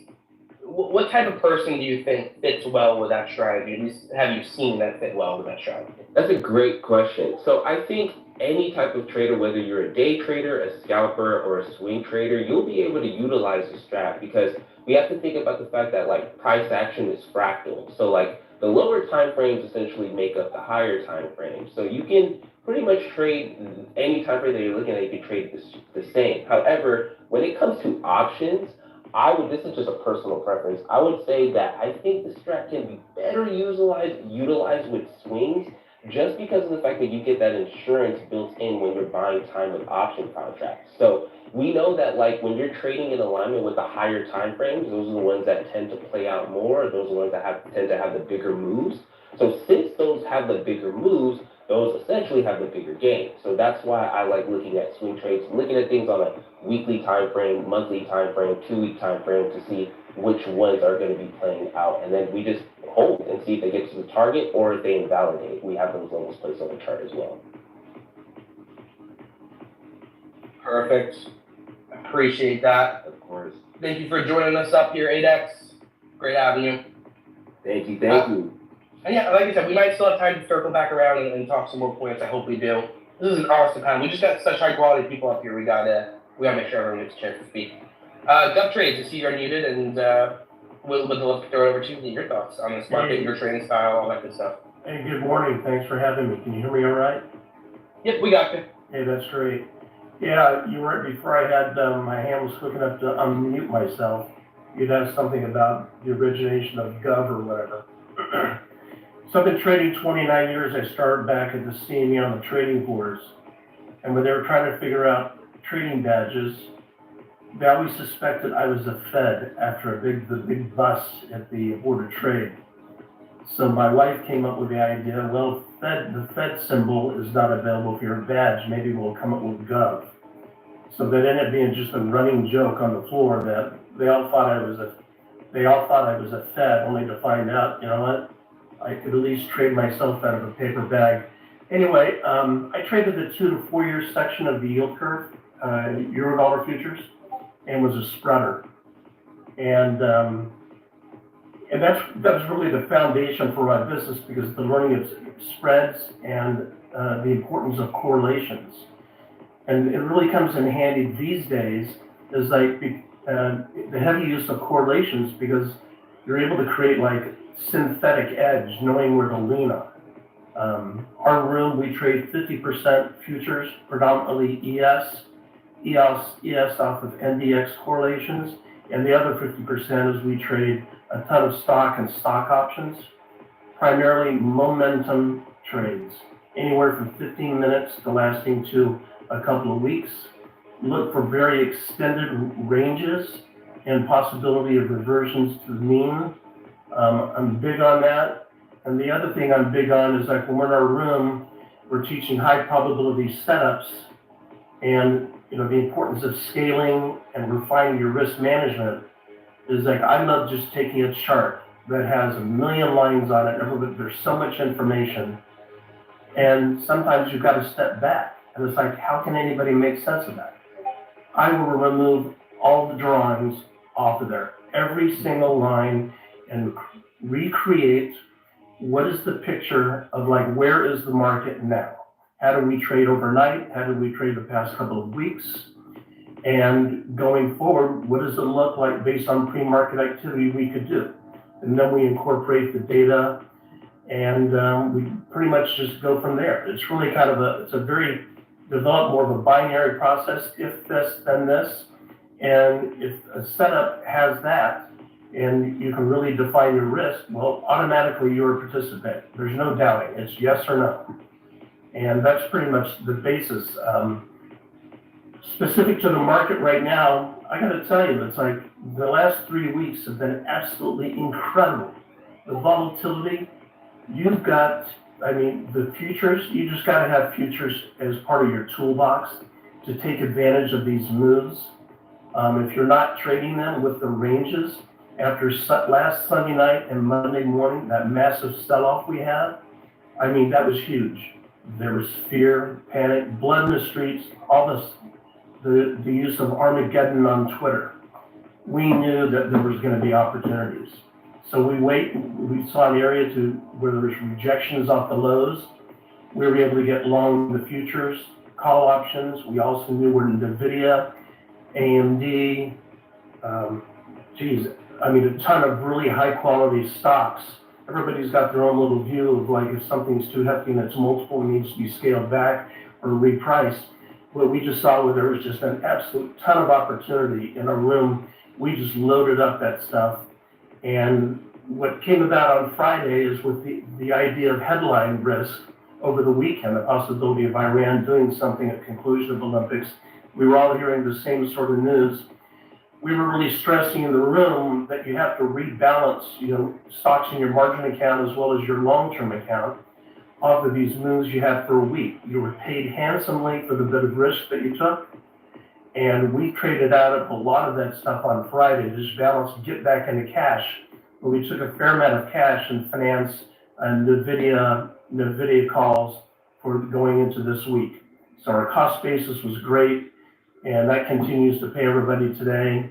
And candidly, today I really expected, I said in our room, it was like a low expectancy day after 3 weeks of massive movement.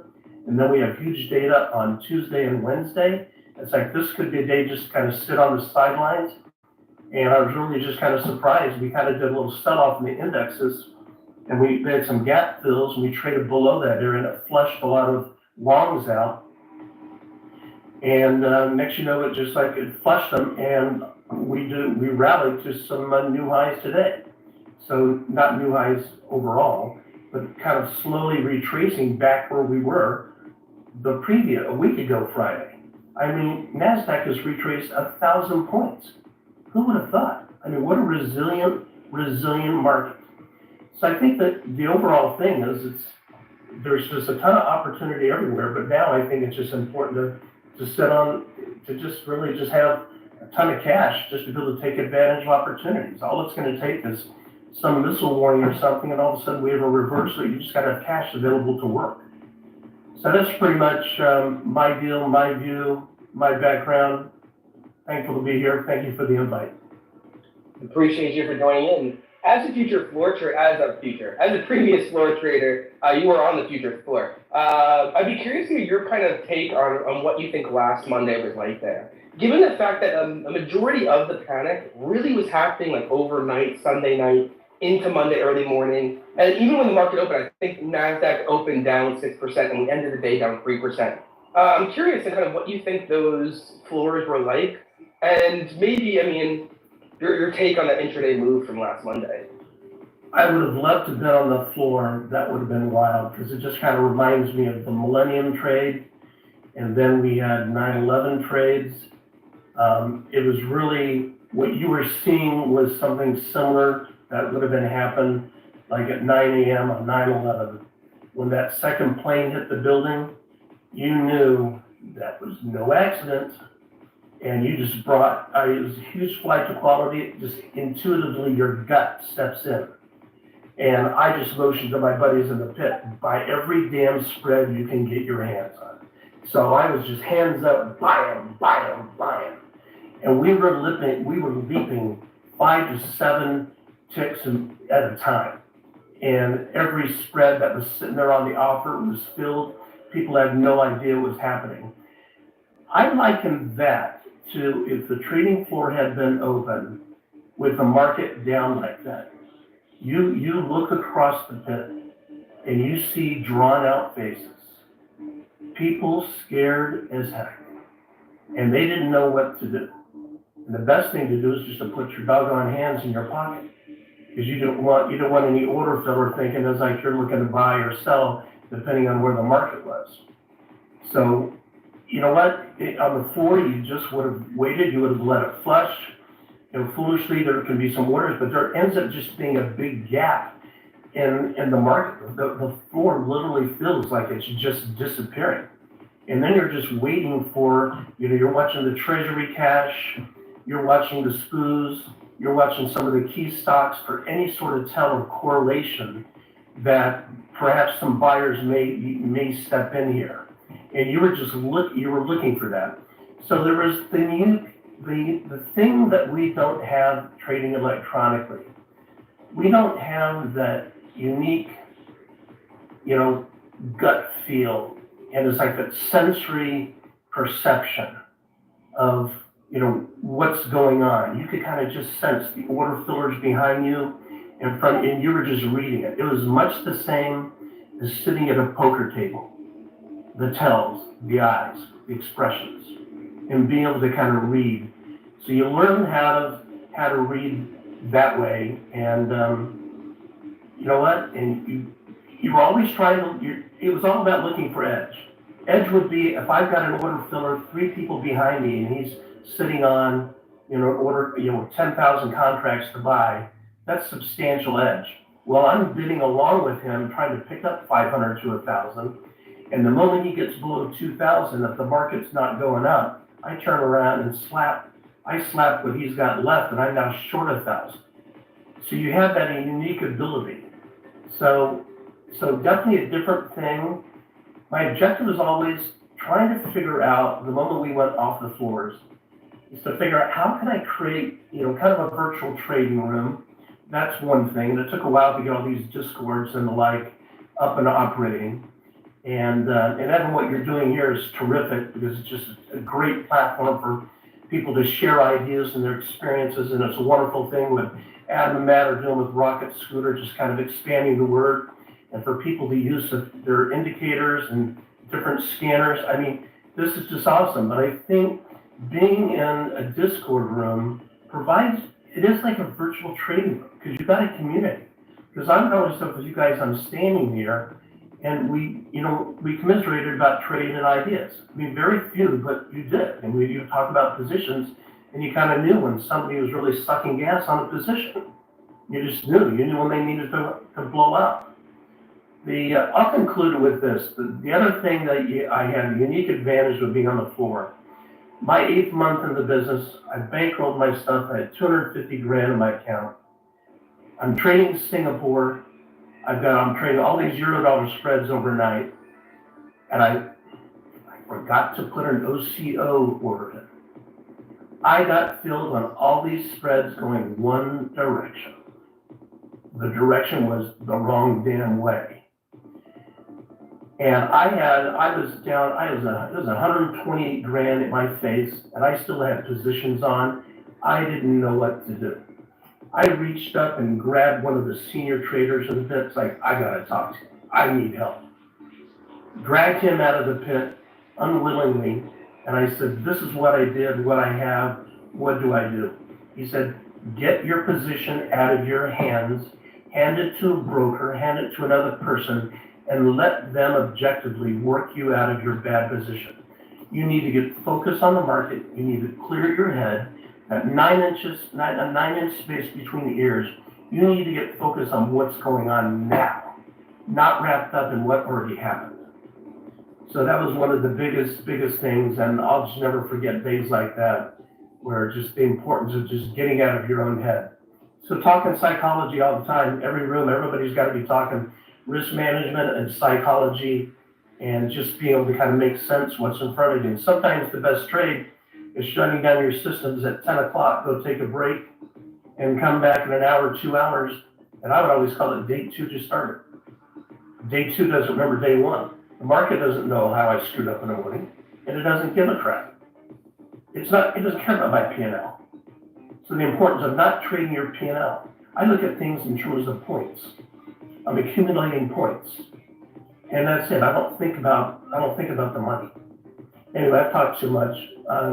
Happy to be here. Thank you.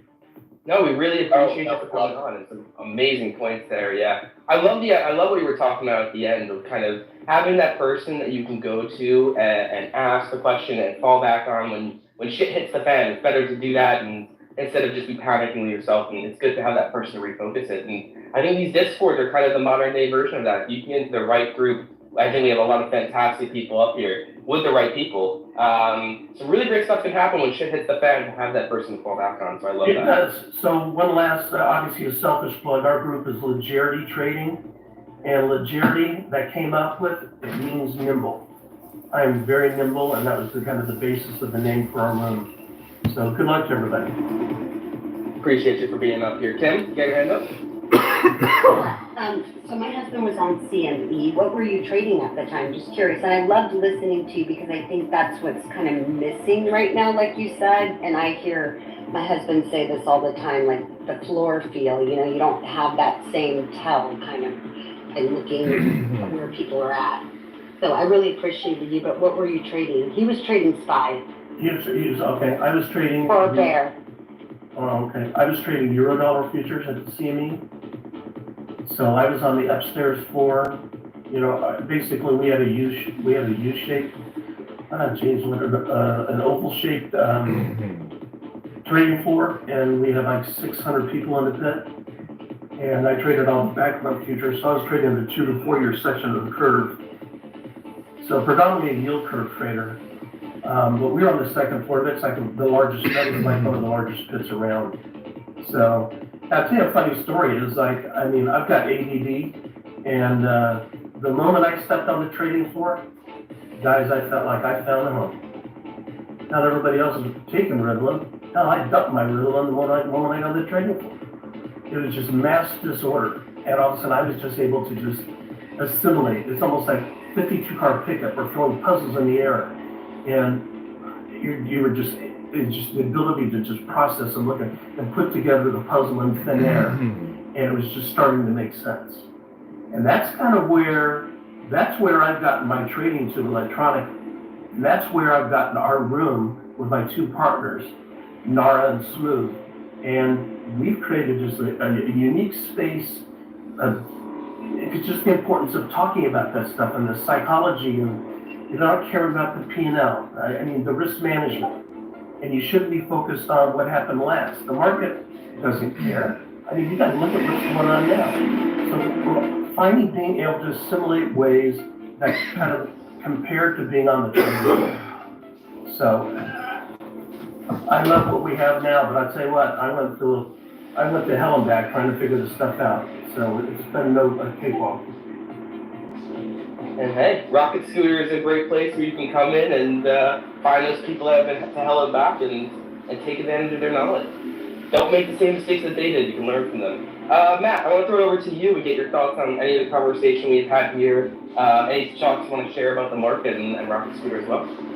Oh, absolutely. Like, I love hearing Gus stories. I love to hear stories from people that have tremendous amounts of experience, especially more than me. I've been trading for 14 years now, but to hear somebody that's got 20 plus, like that, to me, that is just fascinating because you always, in markets, when you learn from people, it's not learning how to read the charts, it's not learning a technique. Trading is like a trade skill. You follow and shadow behind people who've done this before because they walk you through all the possibilities, what can happen, protect you, keep you safe, mentor you, guide you. That's what you do in any kind of trade skill. They don't hand you a welding torch on day one. You get out there and burn your hand off.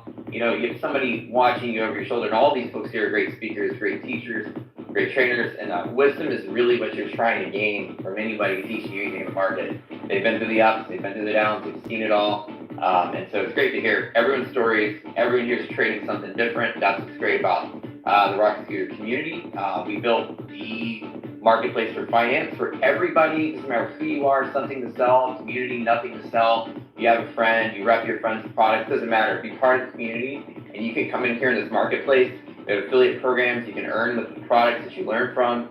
We have a place for a vendor to set up and get their stuff in front of a big, huge group of people, like the folks in the spaces and all their followers, just overnight. I mean, it takes 5 minutes. You can have your business set up the very same day. You can set up your free Discord room. You can put your ebooks on there now. If you got a PDF that you have people pay and buy, we can do ebooks now. So the cool part is that we're always trying to create ways for good trading products or good financial products, good education, good mentoring, to get to the hands of folks out there. You know, previously when I wanted to find something, I'd Google it and I'd be sifting through just so much junk. Everything was a great sales pitch.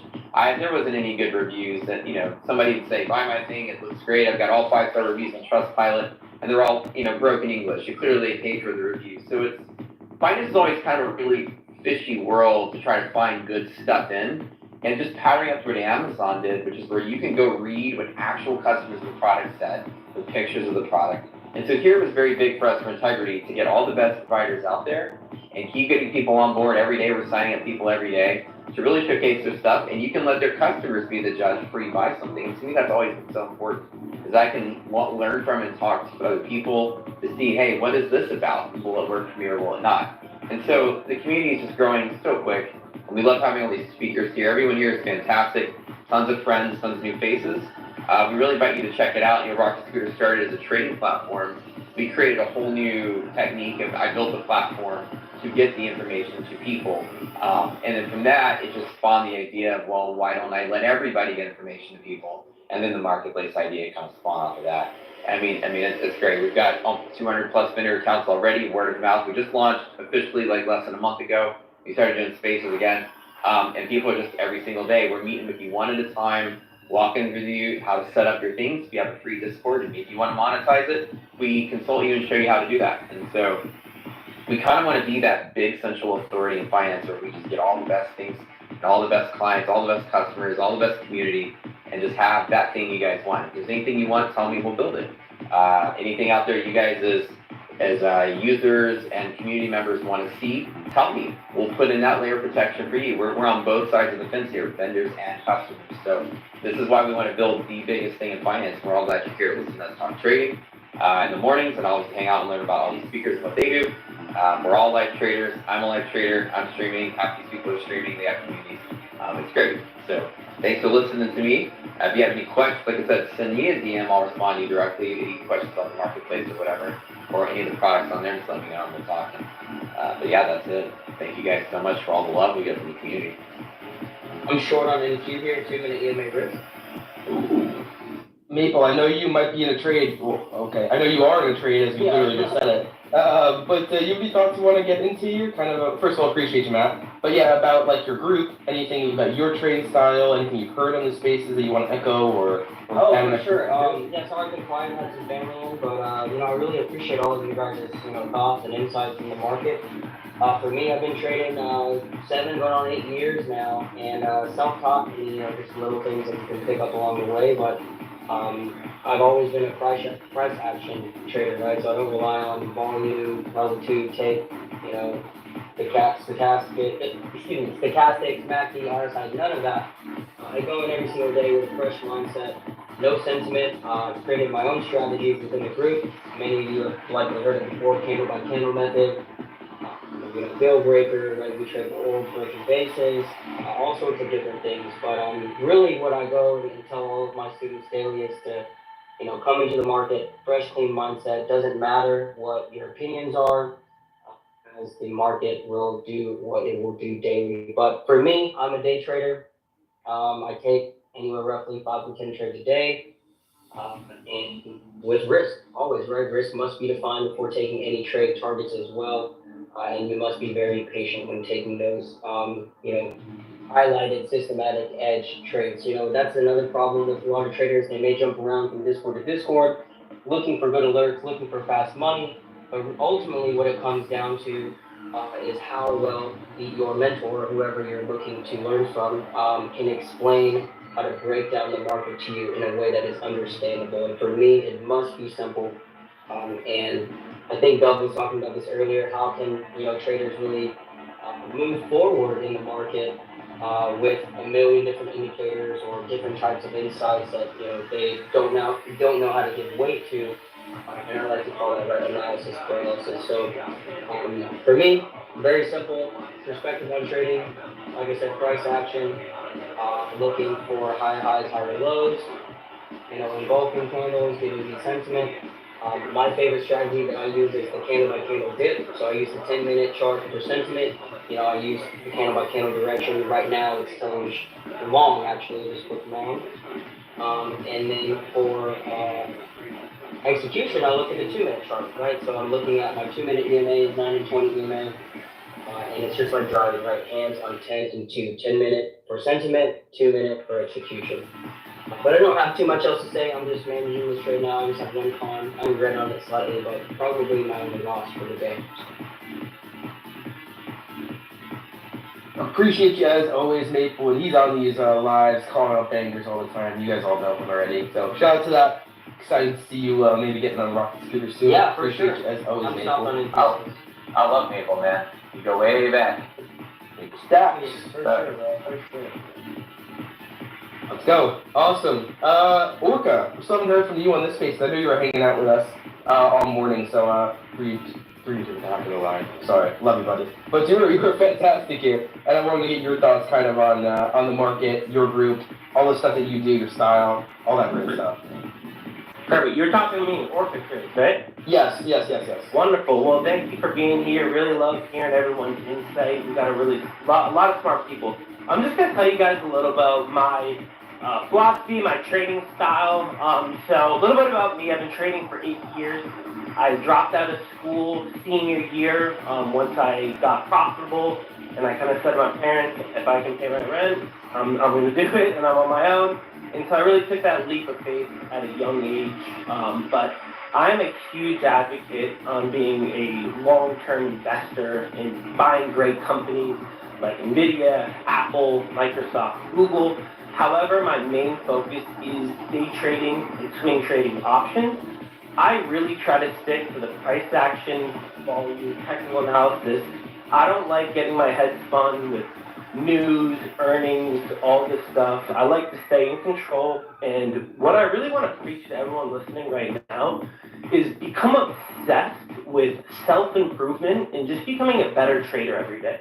Look at your trades, see where you could have gone better, see where your entry could have been better. Always try to keep improving yourself and really treat this like a game and take this very seriously because there's a lot of money to be made. There's a lot of great opportunities out here. And my main message to you guys is just become really obsessed with self-improvement and risk management. Risk management is your best friend when it comes to trading.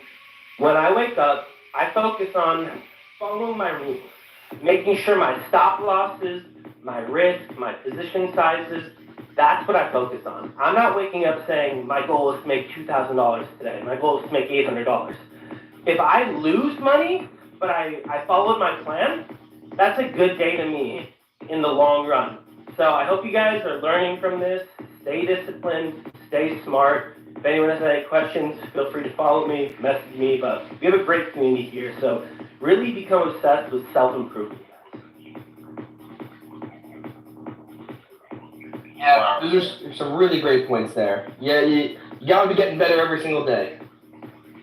And honestly, I feel like it gets talked about a lot that your losses turn into your biggest lessons, but it's very difficult when you actually take a big loss or even a small loss to go in and sit there and take the time to turn it into a lesson. And if you can turn it into a lesson, then and it profits you in the long term, and that's actually a W. Yeah, I really agree with that. Orca, it kind of reflects with me a lot because he started young. I started when I was 18 in college, freshman year. I just turned 31, a few months ago. But the most important thing, in my opinion, is learning to accept the risk. And a lot of traders out there are just, they have a lot of fears, right? So everyone should probably have read the book Trading the Zone by Mark Douglas, right? So it's Absolutely. really easy to make money in trading, but it's very hard to make consistent money in trading because we say money trading is the hardest easy money you will make. So if you can make sure you master the 4 fears trading and avoid it, which is fear of admitting you're wrong, fear of losing money, fear of missing out, fear of greed, then you guys should be set. I'm long in Q minute CBC risk. Sorry guys. Last thing I want to say, I have to head out right now, but to all the younger guys listening, I know you guys all want to make money. You all see everyone posting with profits, whatever. But when I talk about self-improvement, if you're young, if you're in college right now, really try to lock in on trading and don't even worry about the profit and loss. Worry about the actual trading itself. And I promise, some of you guys are listening right now. You guys are 19, 20 years old. You guys stay disciplined over the course of the next 3 to 5 years. You'll be in a really, really good spot before you're turning 30. So treat this as a longer game. I have a lot of people message me and say, hey dude, I need a 90% guaranteed play to make me 10 grand overnight. And I'm like, you are going to lose so much money with that mindset. So I got to head out, guys, but really appreciate everyone here. Throw me a follow if I've helped you at all, and I hope you guys have a great day. Yeah, thank you. Thanks, Orca. The name of the game in trading is keeping your seat at the table. And with traders, like you guys are talking about, younger traders or anyone who's starting out, don't liquidate yourself from the market because of, some novice, simple mistakes. I mean, there's so many tools right in front of us that you guys could use daily to sharpen your technical analysis, your systematic edge. But people overlook it because they're not having skin in the game. Like paper trading, you know, let's say that you do have a live account, and you do make a trade whether it's red or green, you know, after that one or two trades, you guys should be, you know, putting in the screen time through paper trading. And a lot of people see it as a waste of time, but it's such a valuable tool for traders in the market. You know, allowing them to see and trade the market live without actually putting in too much emotion, you know, while they're learning, you know, giving you that, you know, sense of grace, right? We have NQ longs looking for a bill breaker here over 700 up to 720. I would be concerned because this is your 61.8 fib to the downside on SPY area. This is 534.26. Previous day high as well. Hey, I'm really glad you talked about like paper trading in stacks because as much as sometimes it could be looked down upon because you don't get the emotional aspect when it comes to trading, but you hinted and you talked about the important part of paper trading, which is the execution factor. And I even say that myself. I say like to my members that if you can paper trade 100 times and execute 100 times, you'll start to build that confidence. You can start to build that strategy. But the thing is that you could see like the admins or other people making money, so that's when the emotion comes in, and you're like, man, I actually want to risk some money. But what happens is that when you risk capital and you're learning, now you're adding that emotional aspect to the trading. You're not focusing on the process. So if you can just focus on the execution first, and then try to worry about the emotional aspect, because let's say you're experiencing drawdown. But the last 100 trades that you executed told you that, hey, you can experience a negative 15% drawdown, and as long as you have your target or whatever it is, you're still in the clear. But when we first initially start out and we experience 50% drawdown, we don't even know what our strategy is. All of a sudden, we forget where our target is. We forget what the reason why we even entered the play in the first place. So building that execution, fortifying that type of mentality when you are actually paper trading 100 times to build that execution, I think it helps in the long run as well. So yeah, no, I agree with that. I think that, you know, the demo accounts or sim accounts are, you know, good for beginners, but one thing you guys gotta also watch out is don't get too used to it, because when you actually fund on a real live account, that psychological aspect, like you said, is missing. So 100%. personally, I do recommend more people that kind of have a little small amount and just go in smaller position, because the way I look at it in the market is 80% of trading is trading psychology, and then 20% I always tell people it's going to be split between risk management and position management. So you guys got to learn that you don't have to go in, you know, 5,000, 10,000 shares, shares or whatever contracts. You can really reduce that down to a really small amount that you can afford to risk losing, and then that way you're actually playing with some sort of real money, but it's very small risk. So that's something that I found out within my members in the last 7 years is they're doing so great, they're killing it in some trading, whatever, and then they go to the live account and they're getting screwed up, they're getting messed up, because psychologically they never built that up. So you gotta really learn to accept that risk, like I said before, and realize that every trade there is a risk of losing, nothing to, you know, guarantee the market for sure. It's all probability. So 100%. Yeah. I scaled half of NQ here, 15 points, 300 a con. We are up about 50 points here, so $1,000 per contract almost.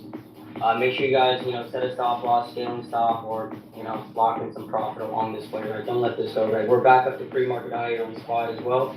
And to touch on David's point, right? I'm not saying, hey, go, you know, everyone be a, you know, an eval hero or paper trade or whatever, you know, all the time. But I am saying that going back to my year 1, year 2, you know, instead of, which most novice traders are not going to have a logical, or I would say responsible way of managing their way through the market. I mean, all of us year 1 and year 2, we were just looking for fast money. So what I am trying to say is this, is that instead of me, you know, throwing, like David saying, thousands of dollars into this one stock or shadow trading some small caps or whatever it may have been, I would have been much better off, you know, paper trading and building my systematic edge, adding that screen time to, you know, my journey, so that I'm better off than the trader who's like, hey, I took this loss. Well, that sucks. I'm done for the day, and I'll come back and try harder tomorrow, I guess, right? Where really the work, you know, begins after market close. It's not only with paper trading, but it's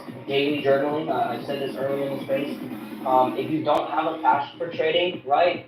pull your money out of your account, right? Leave. You know, if you don't have a passion for this, there's no point. You will sit here, waste time and a lot of sacred money for no benefit whatsoever. And that's what, you know, the common experience is for most traders is they liquidate themselves out, they have a bad taste of the market, and they never come back and visit it. Where, like, you know, I know many of us were speaking prior to this, referring to, you know, hey, give this 2 years, 3 years, 4 years, and your mindset really changes, you know, from, again, an irresponsible mindset to a logical one where you are making, you know, high probability, low risk trades and being patient enough to wait for those, right? And the money's not being wasted on these red days, which we like to call lessons. We're really, you know, getting the, you know, most bang for our buck out of those. Right here, we're up about 45 points here on NQ, $900 per contract. Maple Stacks, you said something that the money is made during the preparation and after the market hours. I say that to my members all the time. Like, it's made after market close. It's really made in the preparation. It's made in the planning that you have for the trade the day before. Like, me personally, like I said earlier, I'm a swing trader. So, like, these type of market environments, I'm live right now. Like, I'm not worried because I had a plan before today. So as soon as my plays trigger or wherever they trigger, then I get in and then I just let them do what they need to do.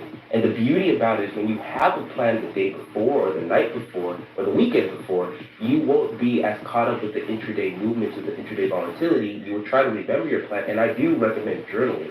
Journaling your trades and actually like writing your trades out, what you want for the trade, what you expect from it. That way, let's say all of a sudden we have a flush, 30 minutes ago. Oh snap, my position is down. What's going on? You look back at your trade plan that you created the night before. Did we invalidate? Did we close below a certain level? Did we close below a certain resistance or support? Oh, we didn't? Okay, we're good. Now you see the market reversing back. Just in this hypothetical example.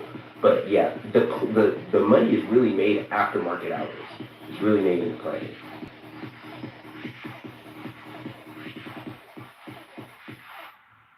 Harsh, you got your hand up? Yeah, man, yeah, this has been a great, I think, discussion here. And I think what you guys are all talking about really just starts defining, you know, good versus great. You know, there's a fine line between, you know, this paper trading and active trading, and you need to do both, obviously. But I remember, you know, when I was a kid, you know, doing this, I paper invested and traded for a little bit, and I competed in like investment contests to kind of give me some type of emotional feeling because I wanted to win, right? So it was the best for me to stimulate, you know, maybe being live or whatever. But another thing too that was really interesting, you guys talking about is, you know, this passion and wanting to find, you know, why are you doing this? You know, you're doing it because you like it, or you're doing it to make money. And I teach 101s with some students, and 9 out of 10 students will ask me the same question every time. We'll be going through a lesson, like trying to find out the next multi-bagger, for example. And we come across a stock, and I might be, you know, going through it. And the first question they always ask me is, how much money am I going to make if I buy the stock? And it's always the wrong question. What you should be asking is why you buy the stock. What are your reasons you're set up for buying stock? And I think that's really an important thing for young kids and young investors, you know, at any age, really, our community game is really understanding the process of whether it's trading or investing. You guys talked about journaling your trades. You know, what we do a lot is I make all my students make cliff notes, which is maybe a real short paragraph of why they like the stock, and I tell them just don't start investing right away. Start getting this process involved in your mind ready to understand how to do this, how to make a cliff note, understanding what your risks are and caveats, what you need to do for further research, and feel comfortable with your investments so that when you are going live and things will go your way, you can assess, you know, should you stay in the position, you know, reference your cliff notes, has anything changed the story? So I think this has been a great kind of discussion you guys all brought up about this point here, and I think it really is so important to becoming, you know, a great investor versus just a good or average investor. Awesome. I really appreciate that. This was a fantastic space that we had going on here. Just a really great panel of people. You should at least, if you're not following them, you're missing out. They all have groups that they're doing and selling. A lot of them are on Rocket Scooter. You can go in and check that out. But most of them that have the links in their bios. So really, really do appreciate each and every single one of them for coming in. I want to throw it over to Matt to close out these spaces here. Anything extra you want to share about chat we've had? I know we talked about Rocket Scooter, but definitely would love to hear more about it. Some exciting stuff we might have coming soon. And yeah, just would love to take it over to you. Sure, and thank you. Thank you everybody for showing up. It's always great to see such a variety of traders. We have people from floor traders from the exchange all the way to small cap traders, all the way to futures traders. It's just fantastic to see such a variety of people, kind of all with the same clairvoyance of the market. Everyone here sounds like they know what they're talking about, which is so great. So thank you guys for all coming. We have big things planned for Rocket Sphere. We'll tell you a little bit, like we are trying to build out more features in our marketplace. Like we just released the ability for you to create an ebook course where you release a PDF or a document that people can purchase and have from you. So anybody that makes like any kind of graphic materials or an ebook, we have the ability for you to feature that. Even if you don't have a business, even if you just have a Twitter account and you want exposure, we can serve like a link tree as your one link in your bio that's completely finance themed that you can share everything you do. Maybe you have 10 affiliations, you're an affiliate of Apex Trader Funding or whatever, and you want to showcase all your links in one place, like a link tree. You can even look at Evan, he kind of does the same thing. He puts all of his links on his Rocket Scooter page because it makes it look cleaner and look cooler, it's more professional. Linktree just kind of looks like that old Instagram from 10 years ago, where just all your links and your OnlyFans all stuck together in a single line, right? So like this is really like you being able to put all your financial stuff, all your favorite things, all your favorite links. You can even share your friends' Twitter. It's like share everything I do, products I sell, things I like. You can put it all on one page in rockstar.com/your name. Anybody can make a page even if you don't have a storefront. So the idea is to create a community hub for you to share all your cool tools and products you sell, and for other people to be able to see what it is you like. You guys can see on my profile, I've got all kinds of stuff there. I've got courses. We have a Discord. You can obviously subscribe to the platform. We have this 1 month subscription. It allows you to get all the tools that I use and all the training we do. It's only $45. Check that out. And you can just see what people say about it by just going out to the profile and looking at it. But I appreciate everybody coming in here. To comment on what they said earlier about paper trading and all kinds of things that you can do to practice amazing things. I want to throw into that conversation.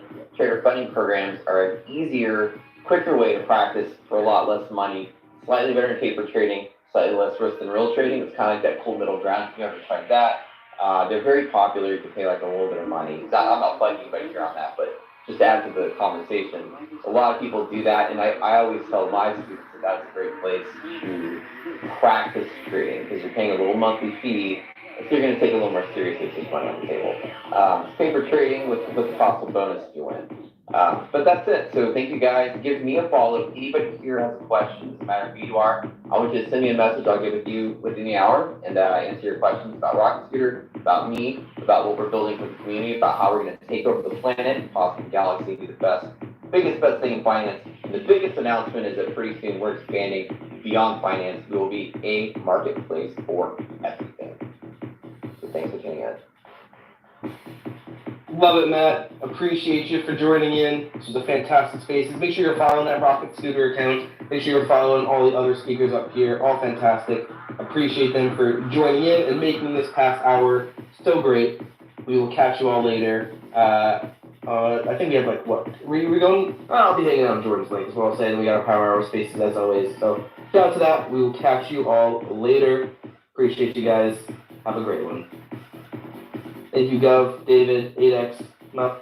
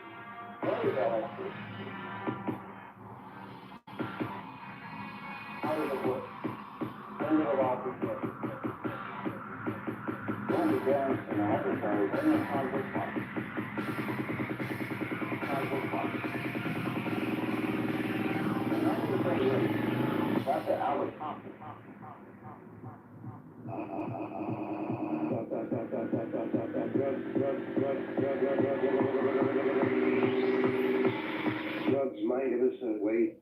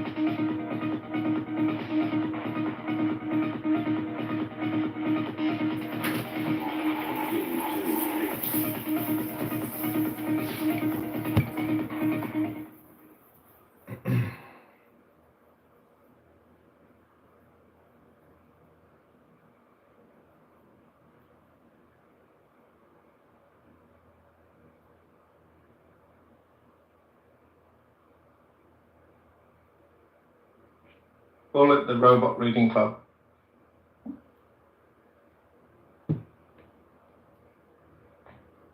Jesus fucking Christ. Yeah, so it's 7 point something million impressions. That's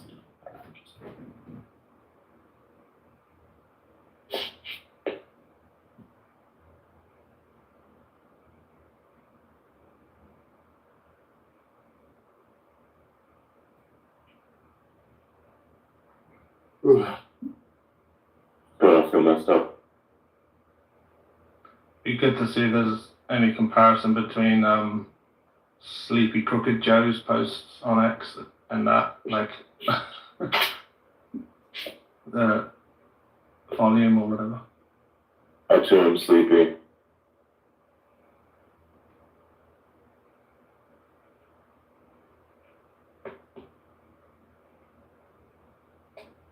Yeah, it's funny that we got a fucking Elon and Trump interview because before we got the fucking Elon and Trump interview, before we got a Kamala and Trump interview on Fox.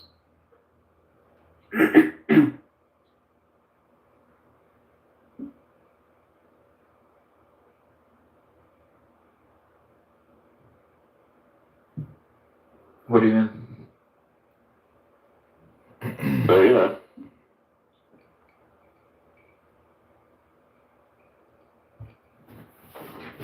Oh, damn.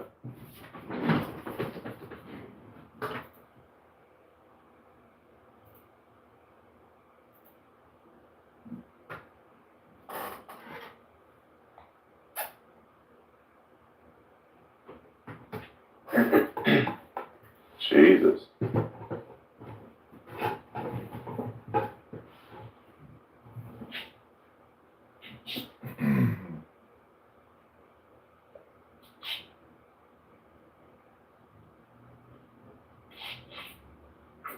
I swear, fucking Fred Lambert is like basically just shitposts incarnate, but not shitposts as in funny, but shitposts as in shitty posts.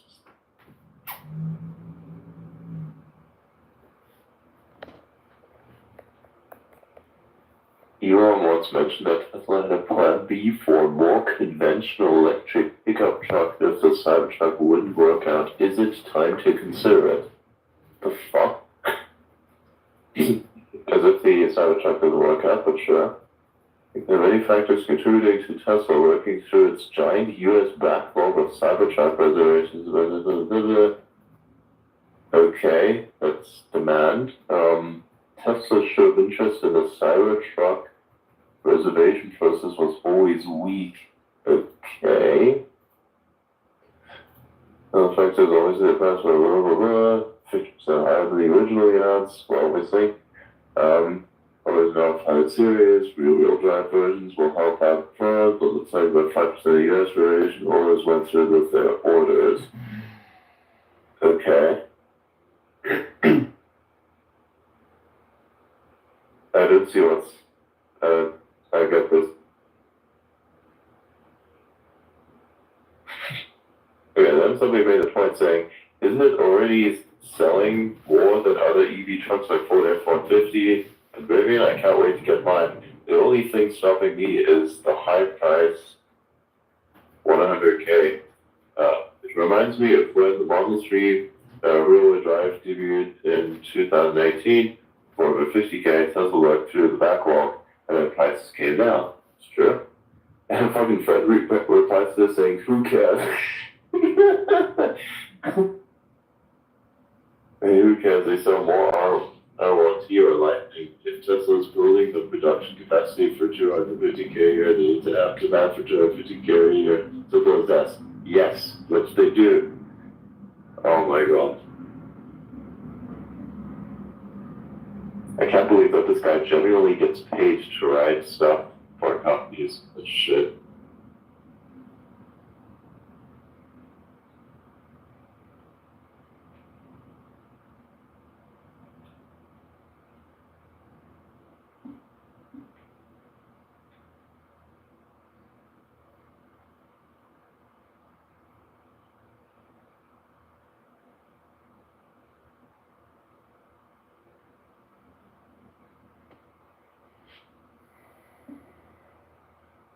Dude, that's crazy.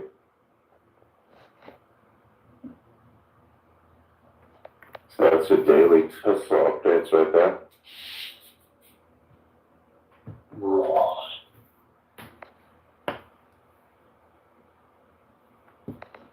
Kind of tired, but not tired at the same time. It's like a weird in-between zone. Excuse me. Between states. Yeah. So, do you eat your burgers with or without the... What the fuck?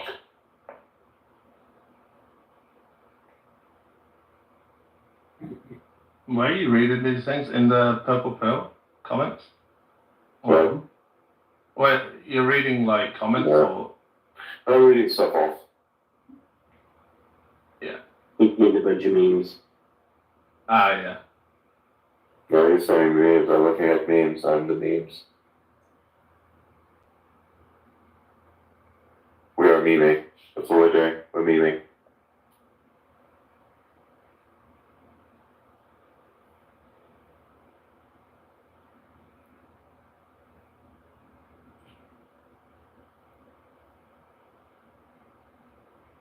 Ugh.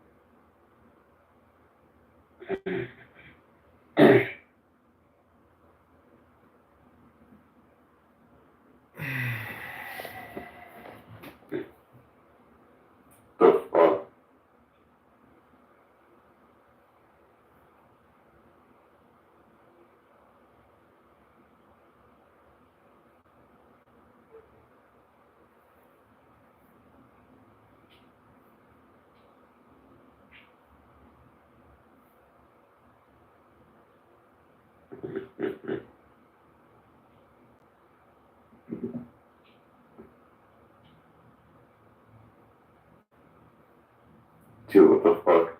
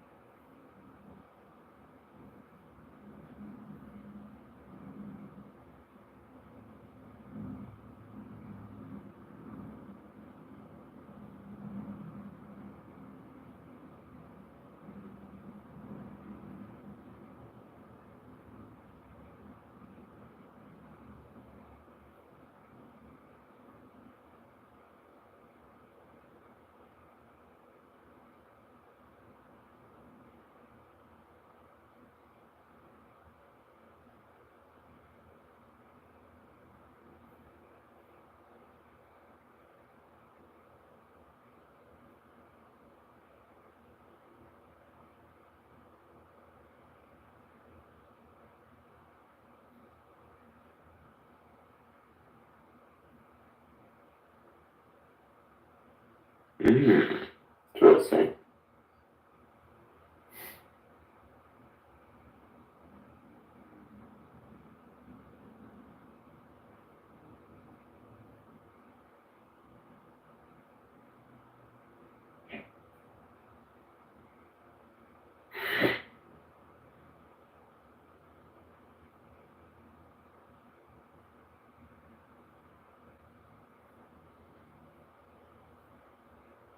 Okay, let's see.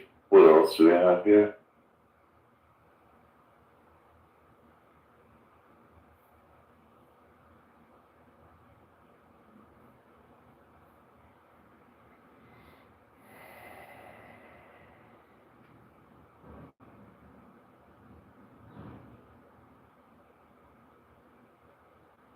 But what kind of posts are these?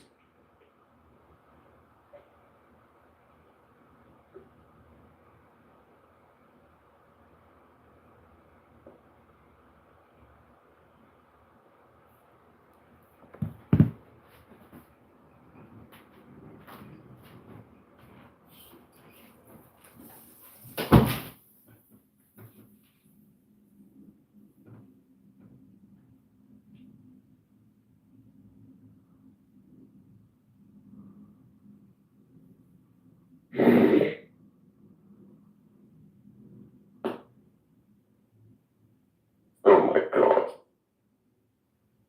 This is crazy. I didn't know you could promote trends. That's interesting. You can do that?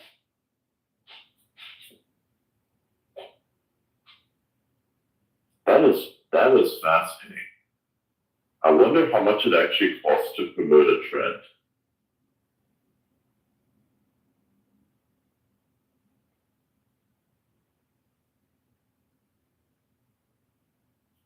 I love how like the post. I love how like the selection of Trump on X promoted.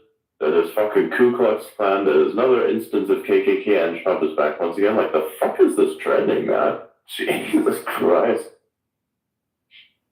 Oh well. I get what's going on. I'm next all confused.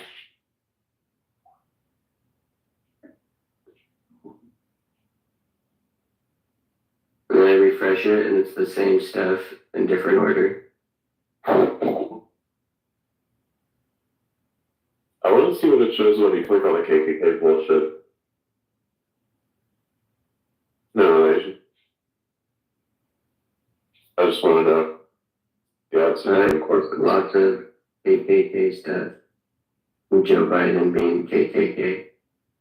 I'm sorry, what? Yeah, what the fuck? Did not see that one coming. Okay. I was. It's literally just Joe Biden. That was the. I thought they were going to screenshots. I thought they were pitting Donald Trump in a racist way, but I guess they're going full send on fucking Biden. I see.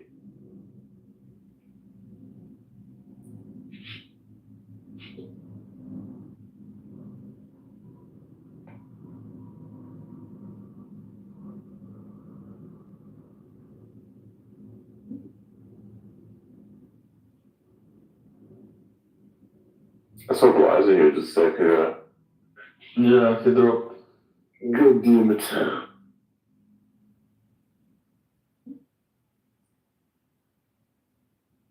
Let me see. Jesus Christ, yeah. Oh my god, yeah, they really do like Biden. Holy shit. Oh my god. Like those are literally the first 4 posts that pop up. Brilliant.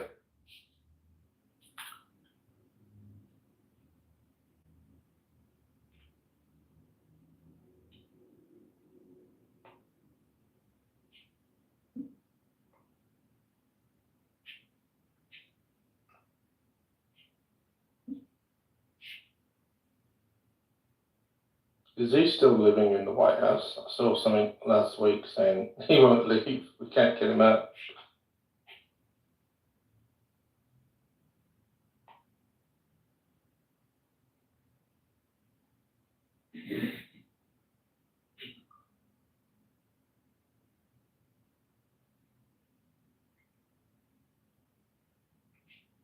He just posted the next thing.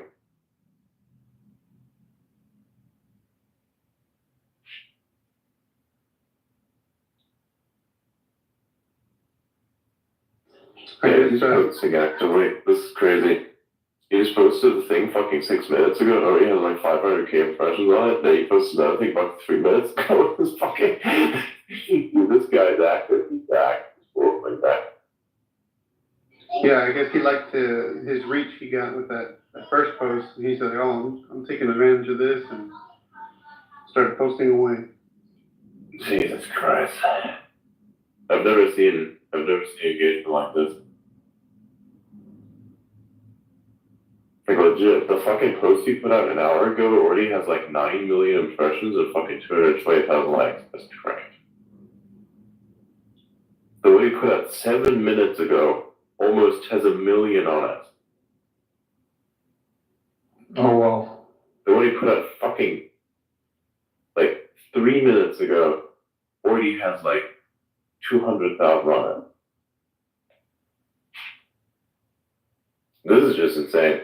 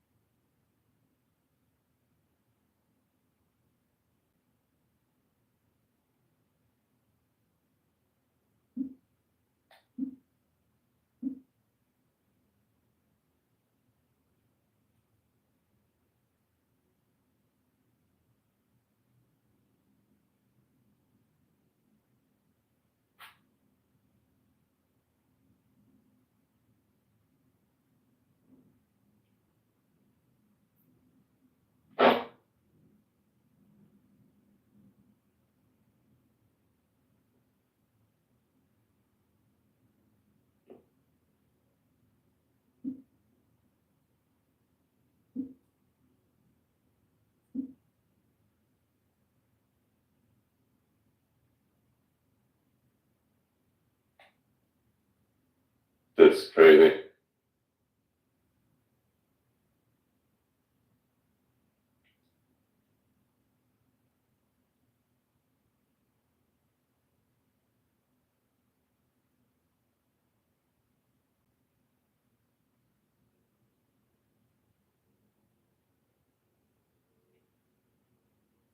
Bryce is back.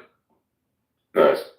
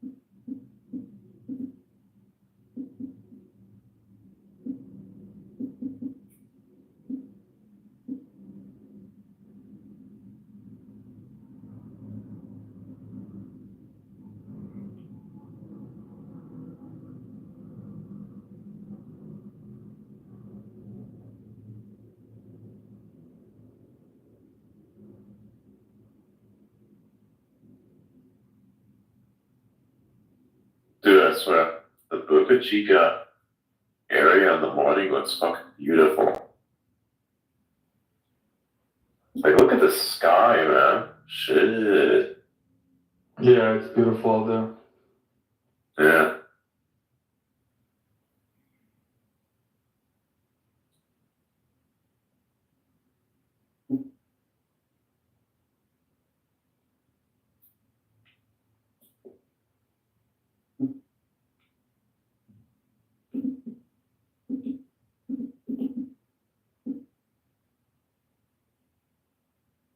Yeah, that sunrise of, was it the fourth launch or the third, or both, in fact, with the mist and the fog, and then the steam sort of ice that was turning into well condensation, and I don't know, that plume, there's like all the light flooding through it was literally a movie. And SpaceX, when they live stream, they don't do it by half measures, do they? They've got every angle covered. Yeah, they do. It's mad.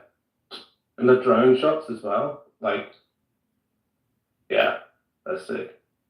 I assume they're drones, so there would be any other kind of aircraft, right?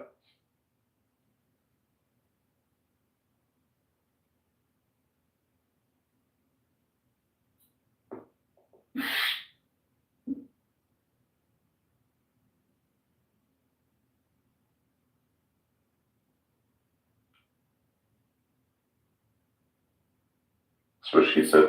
My God. I really cultivated a nice audience of people who like to meme on everything. I'm proud of all of you.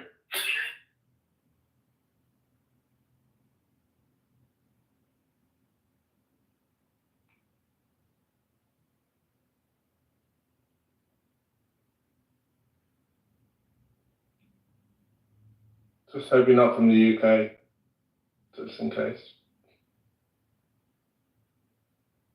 Freedom of meme. Yes.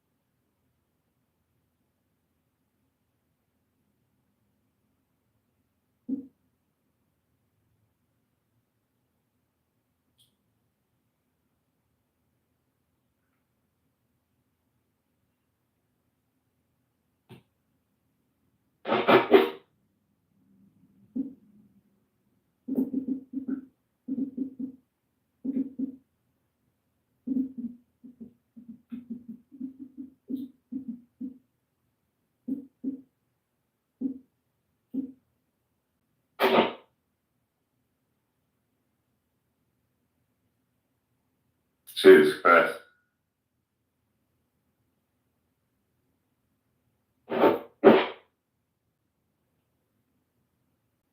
Yeah, he's just posting and posting and posting. He just made the last one like a couple seconds ago.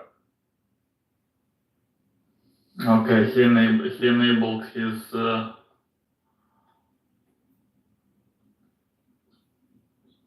frequency.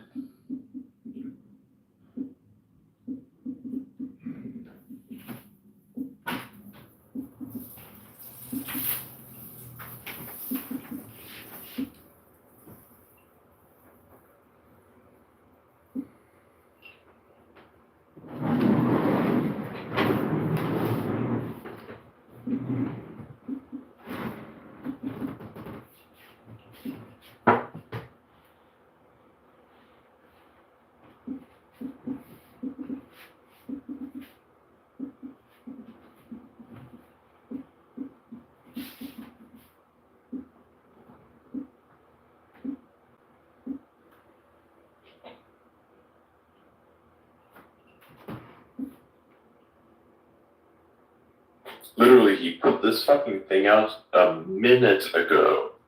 A minute ago. And it already has 5,000 months. I don't get this. This is crazy. It's like everyone's been anticipating it. Yeah, pent up demand. Oh yeah, 100%. Like, this guy probably has more of a close following than Elon has in some ways.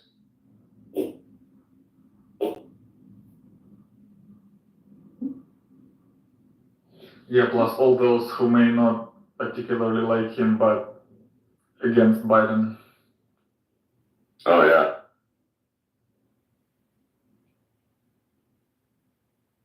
Even then, it is only just beginning.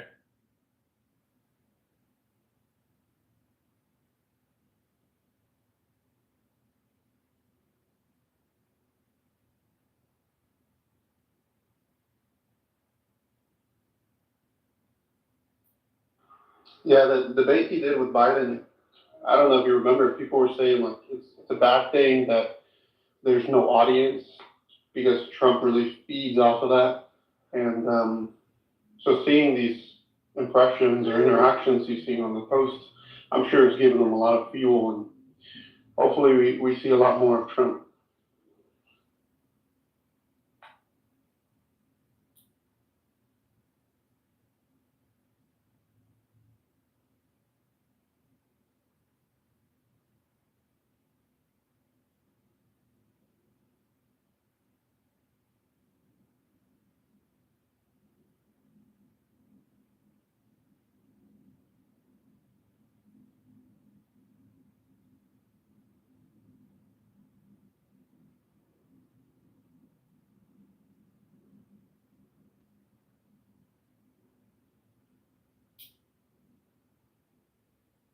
What if they do like a live poll during the space? That could be powerful to see that. I don't know. Just a simple yes or no thing. Do the listeners agree to something or another? I don't know. It could be an interesting metric, right?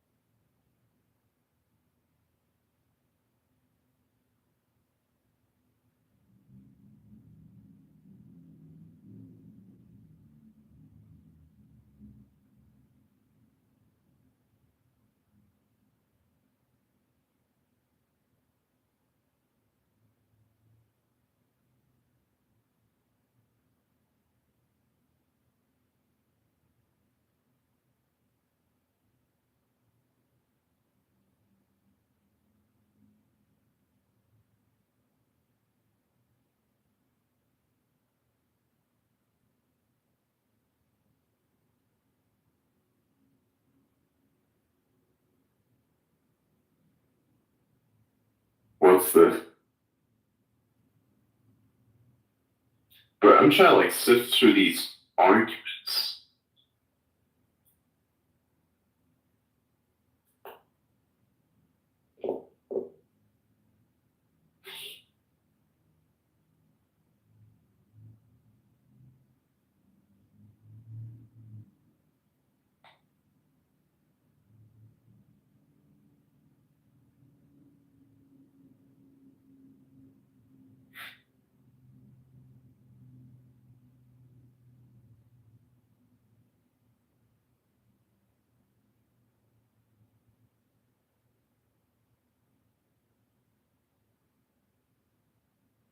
The fuck is this?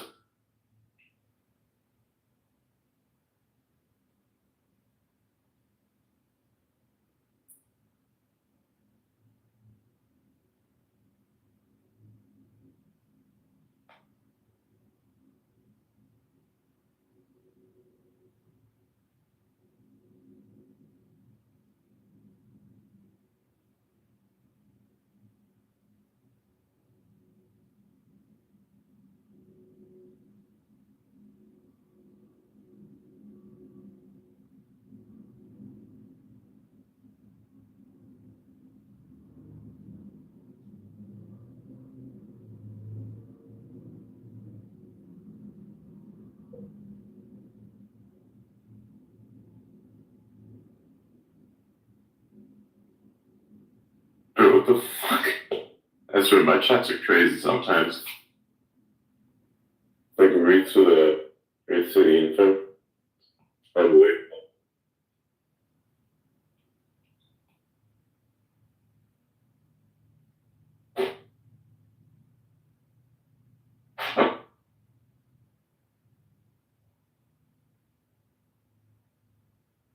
Yeah.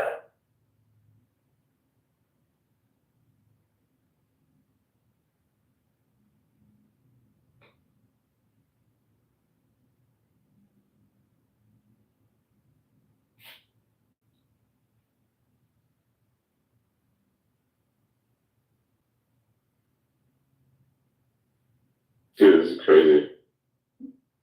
Do you see the impressions on this thing? 8 minutes up, 440.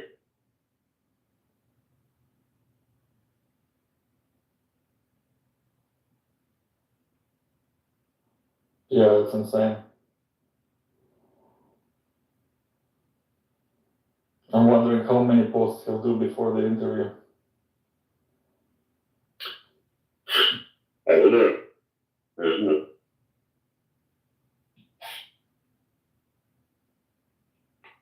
So if he won't be monetizable before his gray check mark, would he be able to collect?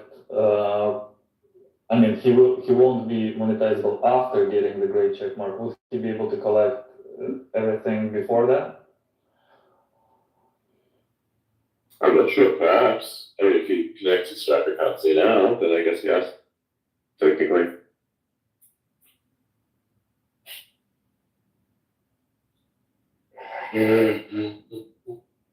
Oh, sorry.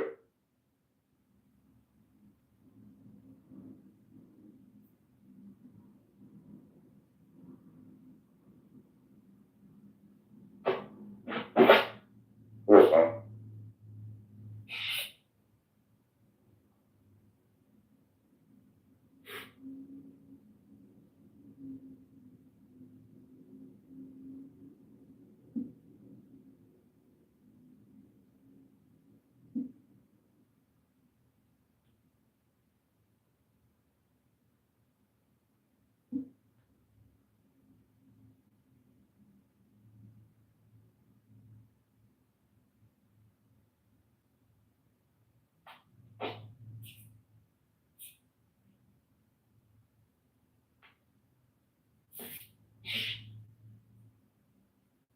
Oh my god.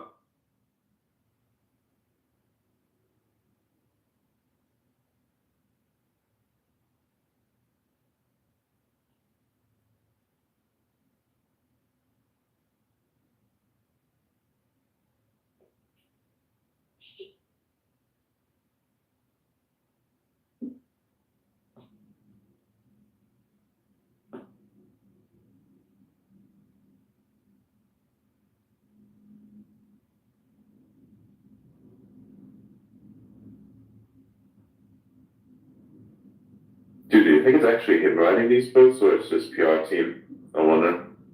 PR team. Or whoever their PR team is, they've been doing a good job.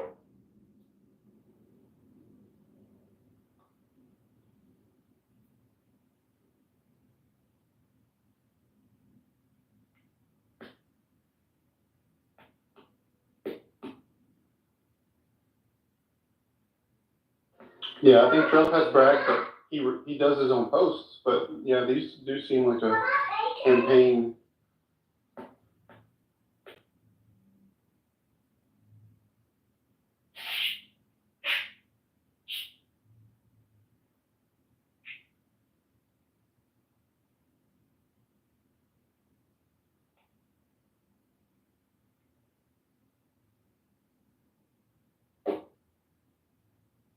Hmm.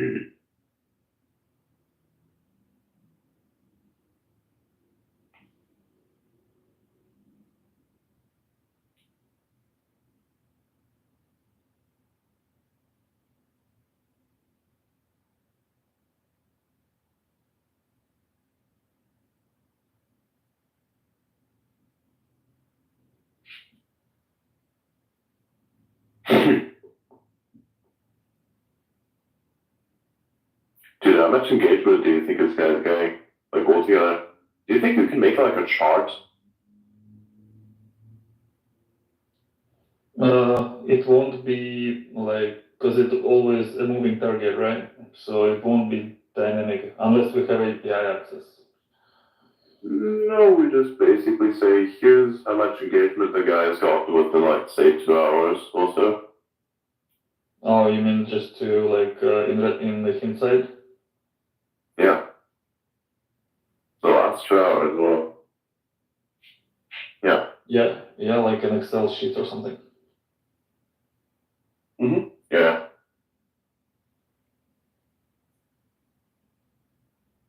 Yeah, that should be possible.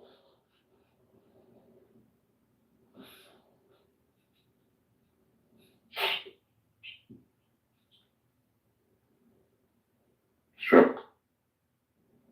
Well. Yeah. So like the third actual post.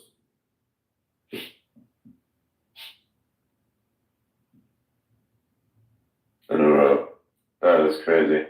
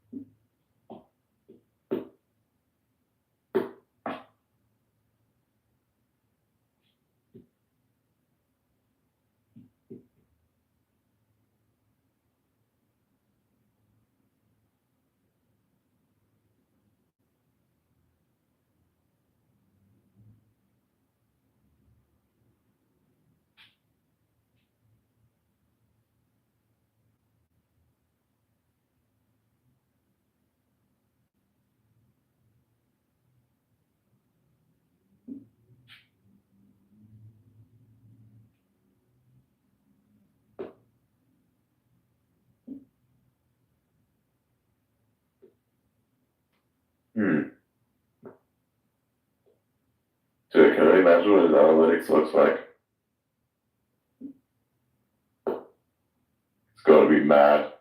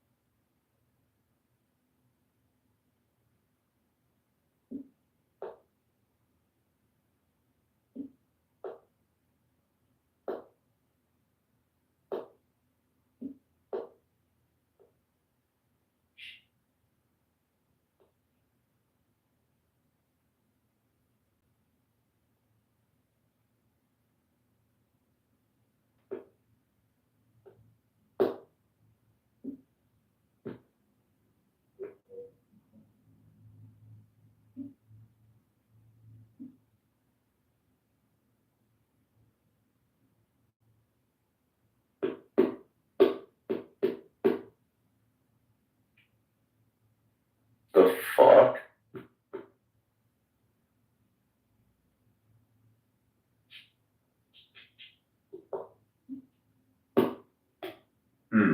Interesting. Who's this guy? Okay, let's take a look at some analytics.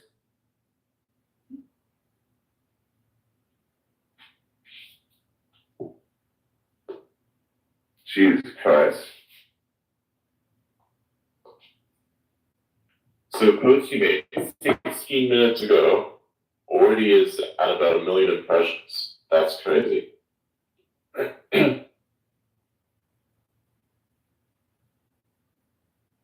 Wow.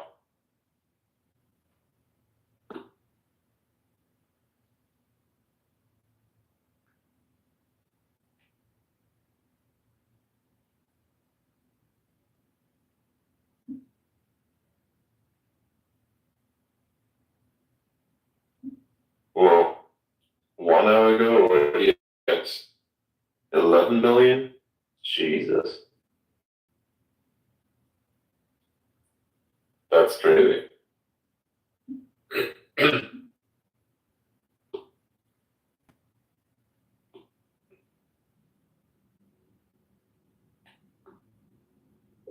So 1 million now to 16 minutes ago one. Yeah. Like, you can actually see the growth in real time, the way that it's currently happening, and you just wonder to yourself, holy shit, what the hell is going on here? Because this is just crazy. You actually track that growth, just put this on like a list and just analyze it. It's just, wow. Absolutely wow. Thanks. Okay.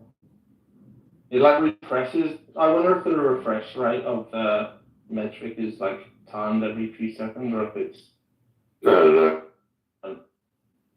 I was testing before, like I was watching it, like, and then it would suddenly just jump out of nowhere. But then I was like, every time I scroll down and scroll back, it would update the number. Anyway.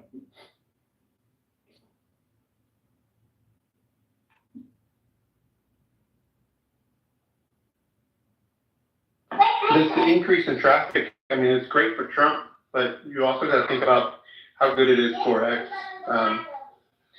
You know, I guess advertisers and things like that, seeing this will definitely like it.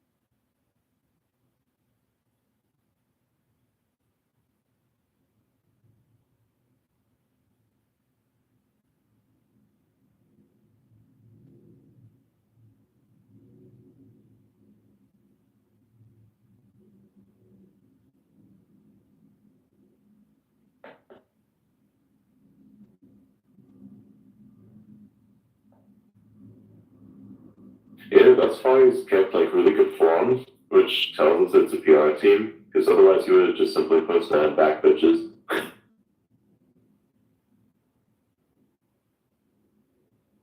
Like, for real.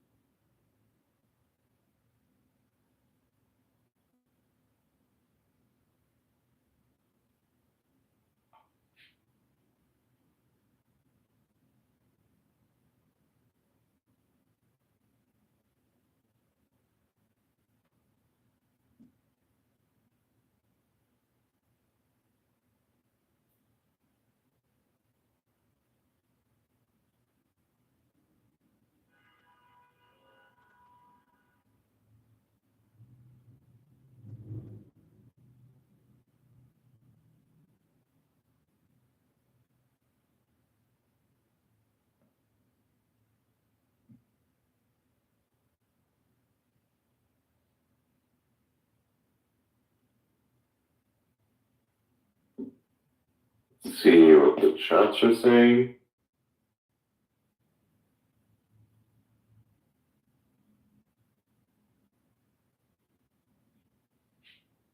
Crazy.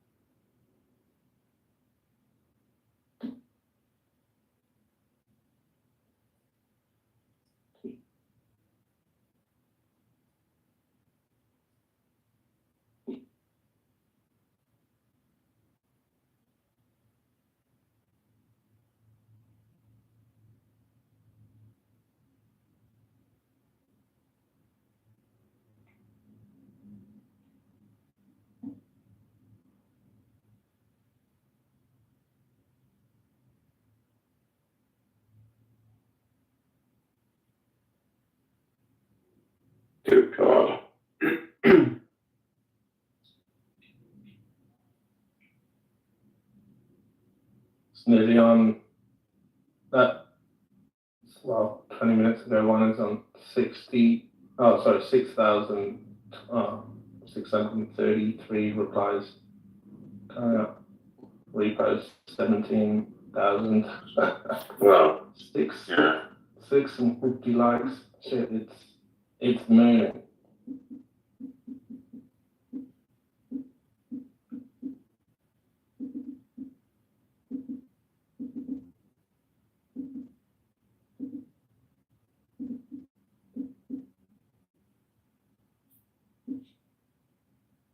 Okay, let's see what this look like. Checking on that. Okay. Yeah.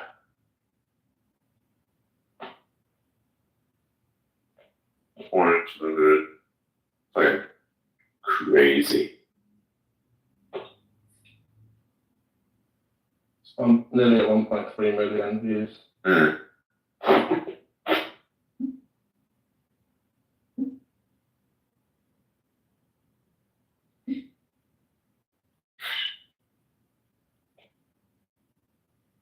Be good to, I don't know, I think you can get it as your own account analytics, and you would like the people that have watched it from start to finish, and those sort of things, how people fade away generally after 45 seconds or their attention disappears. But I don't know, on this one especially, I reckon people would be pretty keen to watch the whole thing through. Perhaps.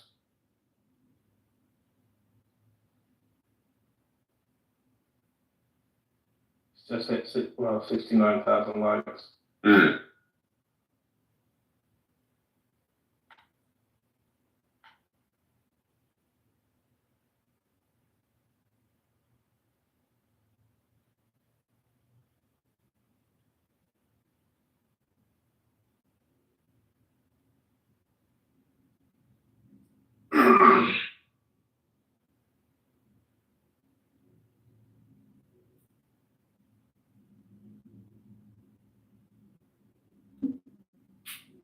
I would check the list. What else is happening?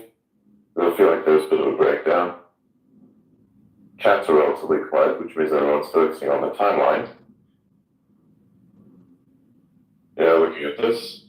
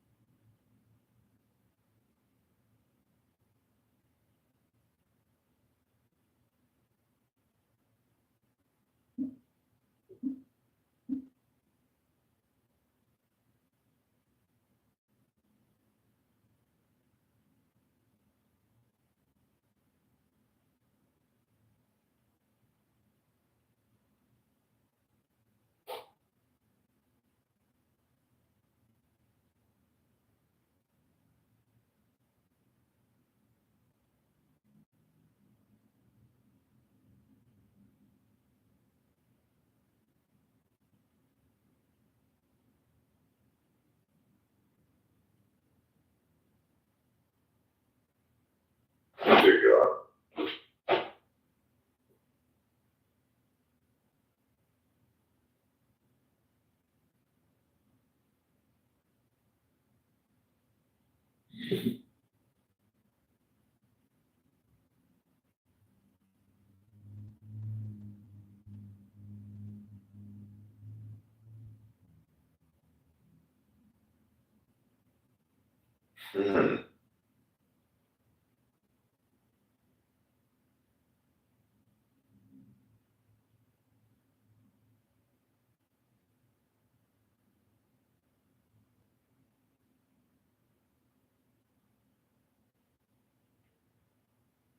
Everyone wants a piece of the action.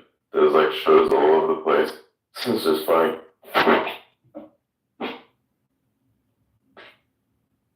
and we started early, like super early.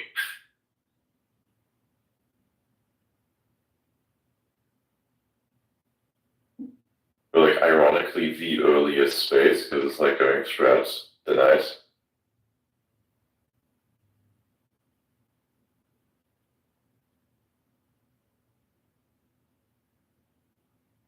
Damn.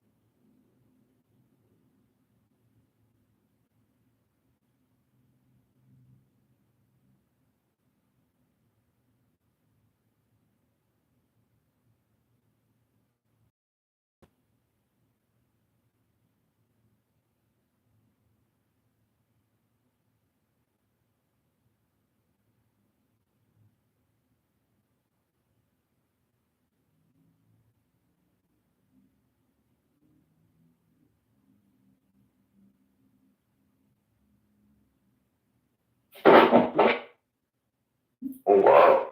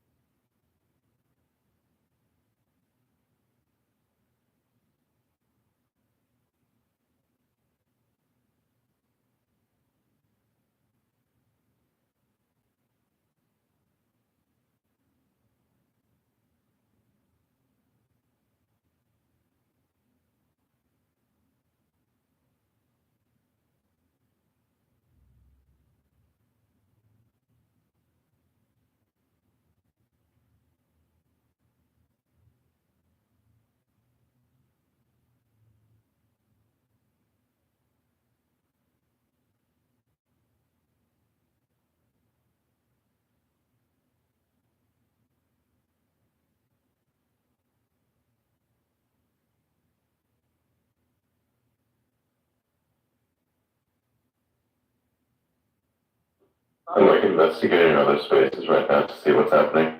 It's kind of interesting. And Trump just made another post. Already had like 250,000 impressions in less than 5 minutes, or about 5. Jesus Christ. Yes, we obviously. Jesus. I don't think that's the day. I mean, if you're for no tax on debt, you should not break tax. It's the same thing that Trump did with crypto art, and that he spoke crypto, you want to make crypto, you want to make Bitcoin. Yeah, dude, he has so much engagement, it's insane. If you're pro crypto, celebrate that. I'm pro And he's got millions in 30. Fuck. I don't really see that as an argument. They should vote for different tax. So it's not a tax, it's always tax stuff, right? At the same time, of course, his PR team seems to have flashed a few people from his following. He used to follow 51 people, now only 49. So he got rid of a few there. Everybody changes their ideas or we change their opinions. Some of it's for vote, some of it's because they genuinely believe that. And I think both. I think all possible.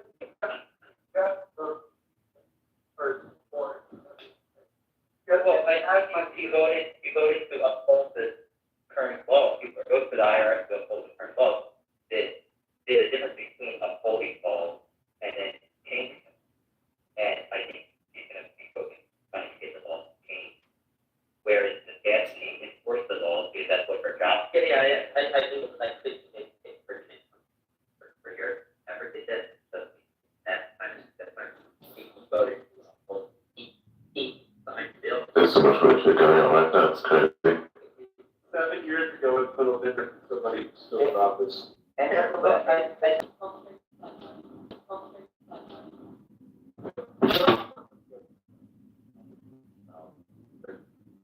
that one. Yeah, I think so. I think for both sides, I think is actually highlighted. Other candidates, but it's got from. Oh my god.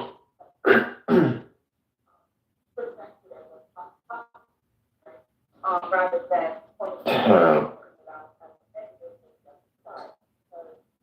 I mean, let's be honest, everybody would love to do this for you, but to present it as a separate individual is probably hard to do. But I want to ask you guys, with my guy, Scott Pressler, one of his posts, and it's quite a long slide. They're full of questions. I haven't seen what the opinion is. She got 4 pence, yeah, could be. And Yeah, man, it just came actually kind of fast, that order. Very, really, what I was like, there is something.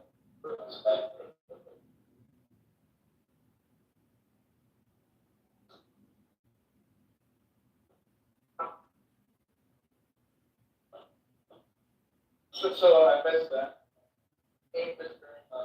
Maintenance past. Which again sounds like both that for those. So I'll just have to take a moment. But I'm excited. Well, excited. Or energy given this professor. I thought about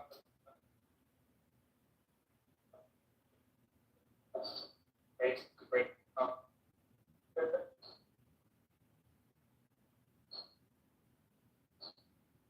the hell?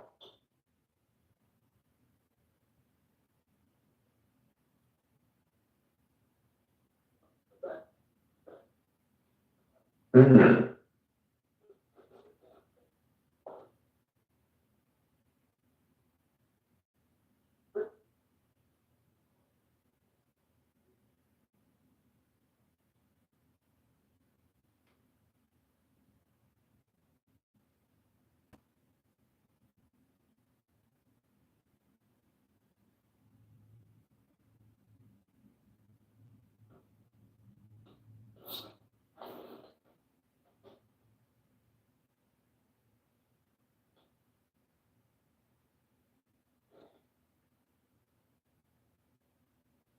Interesting.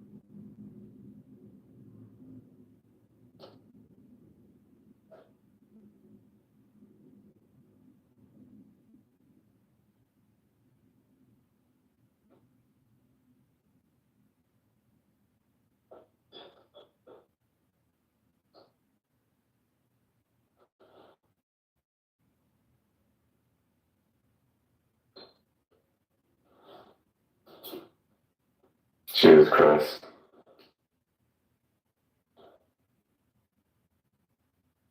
Already at 2 million? Wow.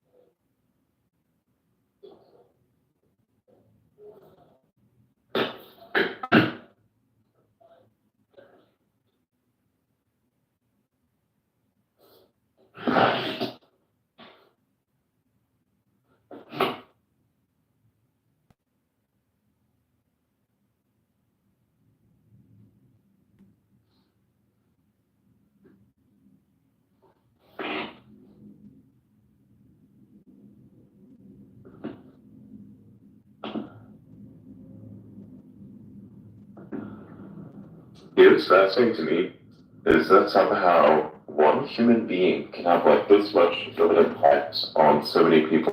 That's crazy.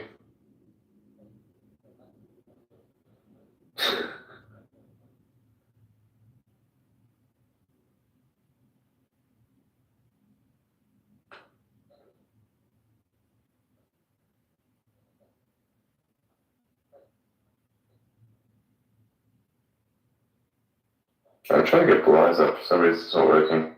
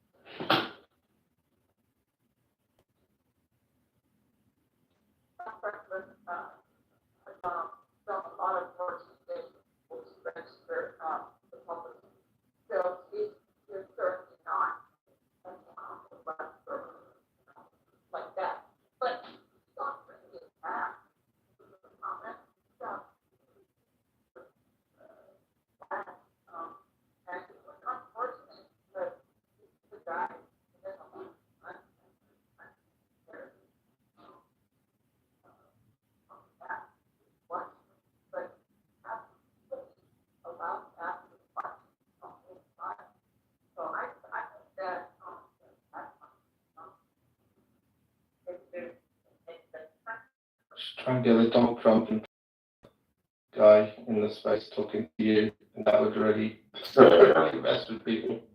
No, it's happened once. I know. It was great. I was in that space. And there was another person that was like a lady doing an impression. That's I can't remember who. No. And they were ad-libbing It together. was weren't like they? doing Nancy Pelosi or something. That's right. That was so fun. It was perfect. Imagine that as a psyop. People would be like, whoa, this is... Anyway. No, O'Connell first. O'Connell is okay, and then yeah, and just because somebody else drop down and things like that. If you go ahead O'Connell, then that.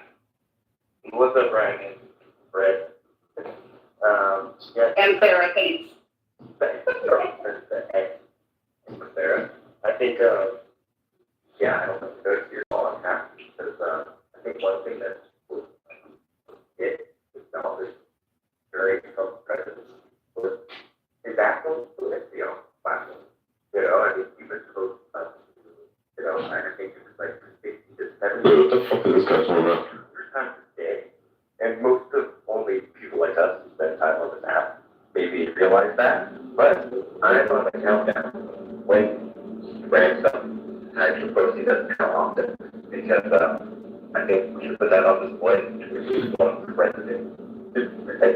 We'll be better off 4 years ago when we had a president trying to get on social media every day, multiple times a day about pop culture issues. Everybody's just going at each other because the president's taking a stance.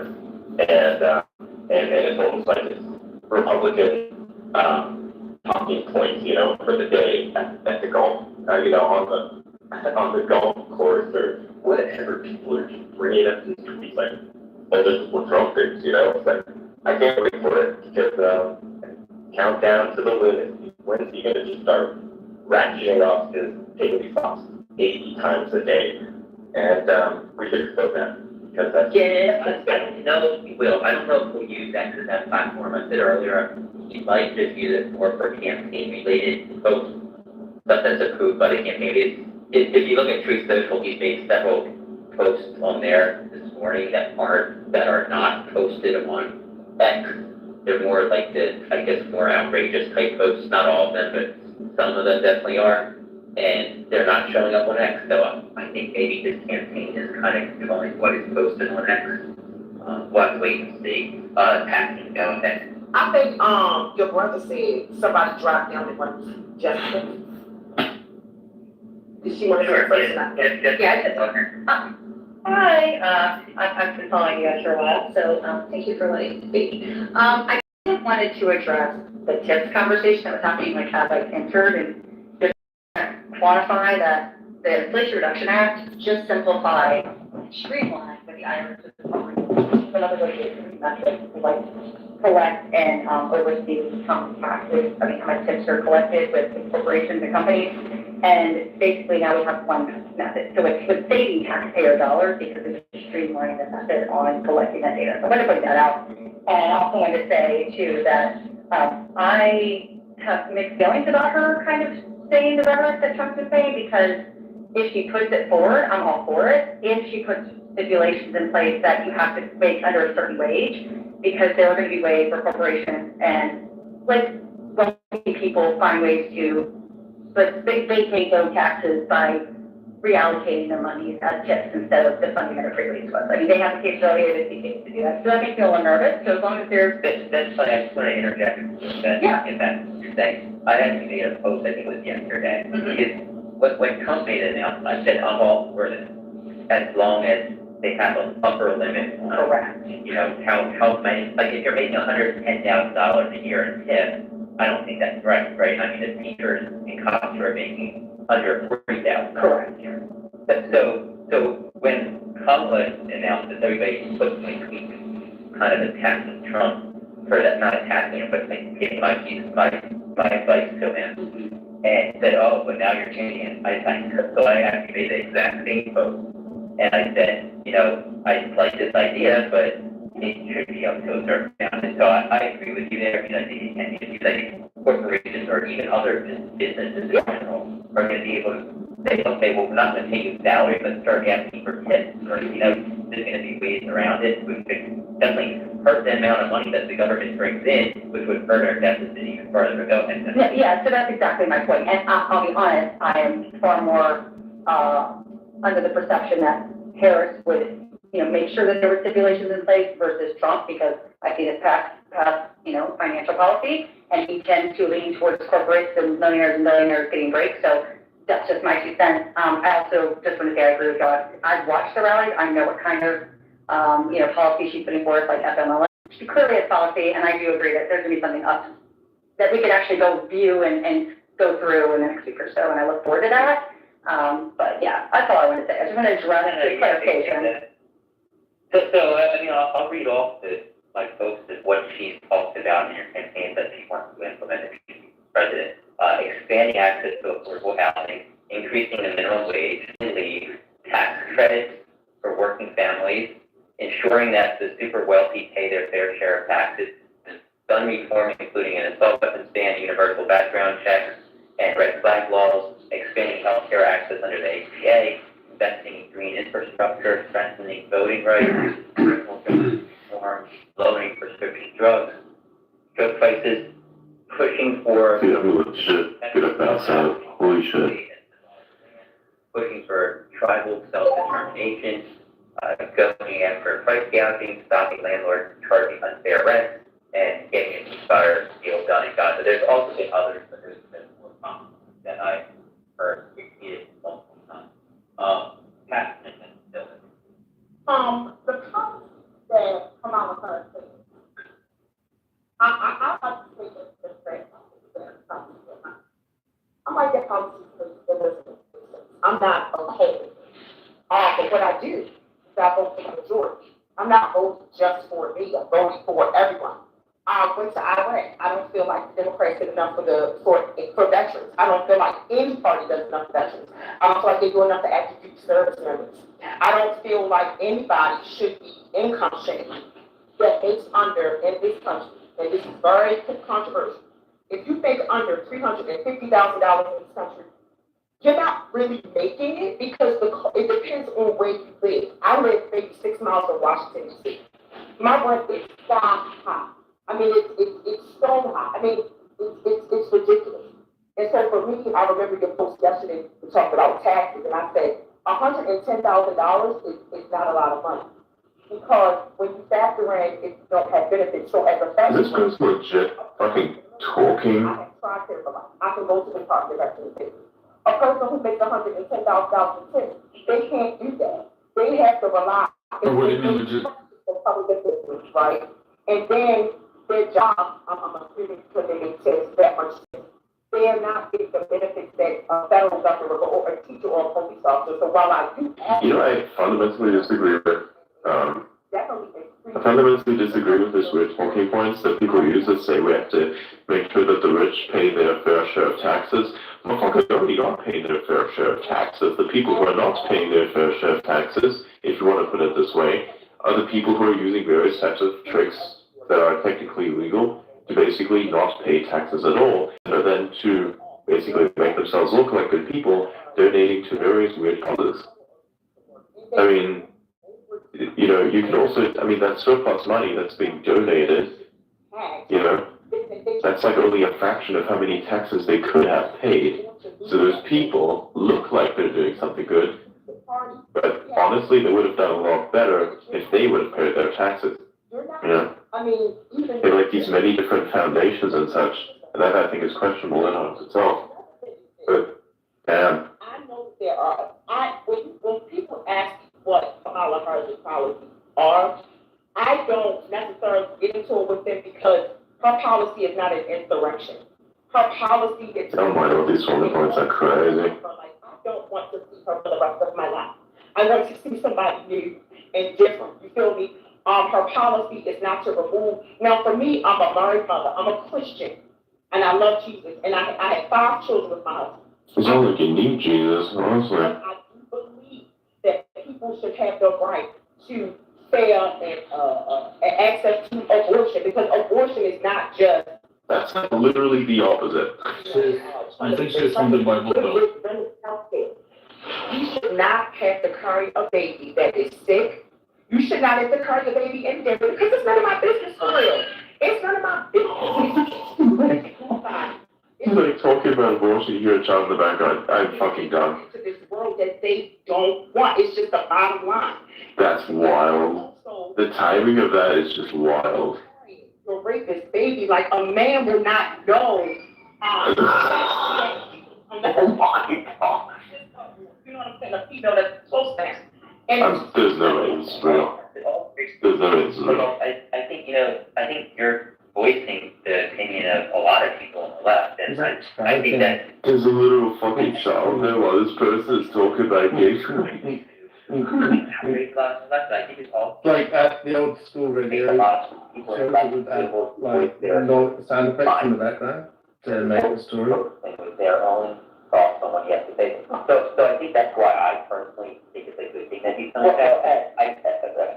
was just gonna say, like, also I think Like, no way this is real. I think a lot of people were exhausted from the 4 years of Trump when he would tweet 5 or 6 or 7 or 8 times a day. And when he hasn't been here, I think a lot of people have seen it and forget about how much that kind of caused a bunch of chaos, got them angry. I think him doing this before the election could fire the left up even more so than the right. We'll see though. Go ahead. So I just wanted to say, like, there's a lot of people requesting to speak. I think there's 32 people right now. If you do want to leave a comment or a question, click on the little purple fill in the bottom right. Or Do that already. And I think that's a diligence next, right? yes, sorry. Before diligent goes, because before diligent goes, I wanted to say really quickly regarding Donald Trump returns to X. In my opinion, Yeah, we're just gonna keep that one down for a sec. Like, god damn, that's just wild. Fucking child in the background as this person is talking about abortion. That's just, to me, that's just, I don't know how to deal with that. Like, well, what the fuck was even that? Wow. That's just blew my mind, honestly. It's adding to her,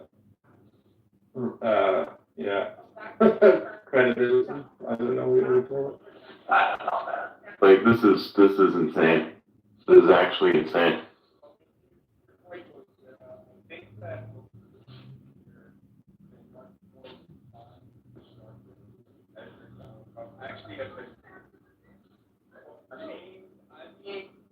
It's not as fun, right?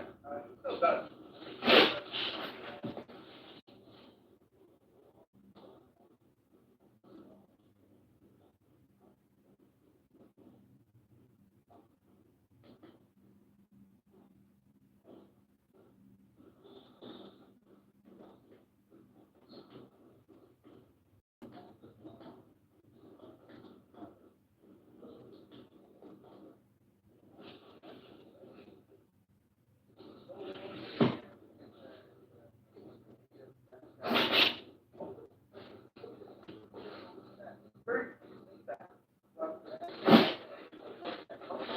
Okay, let's take a look here. The problem with the classes scenes is the fact that both of them sound so fucking the same that you can't tell which one of them is the moderator or which one of them is just basically speaking, adding on to their existing points.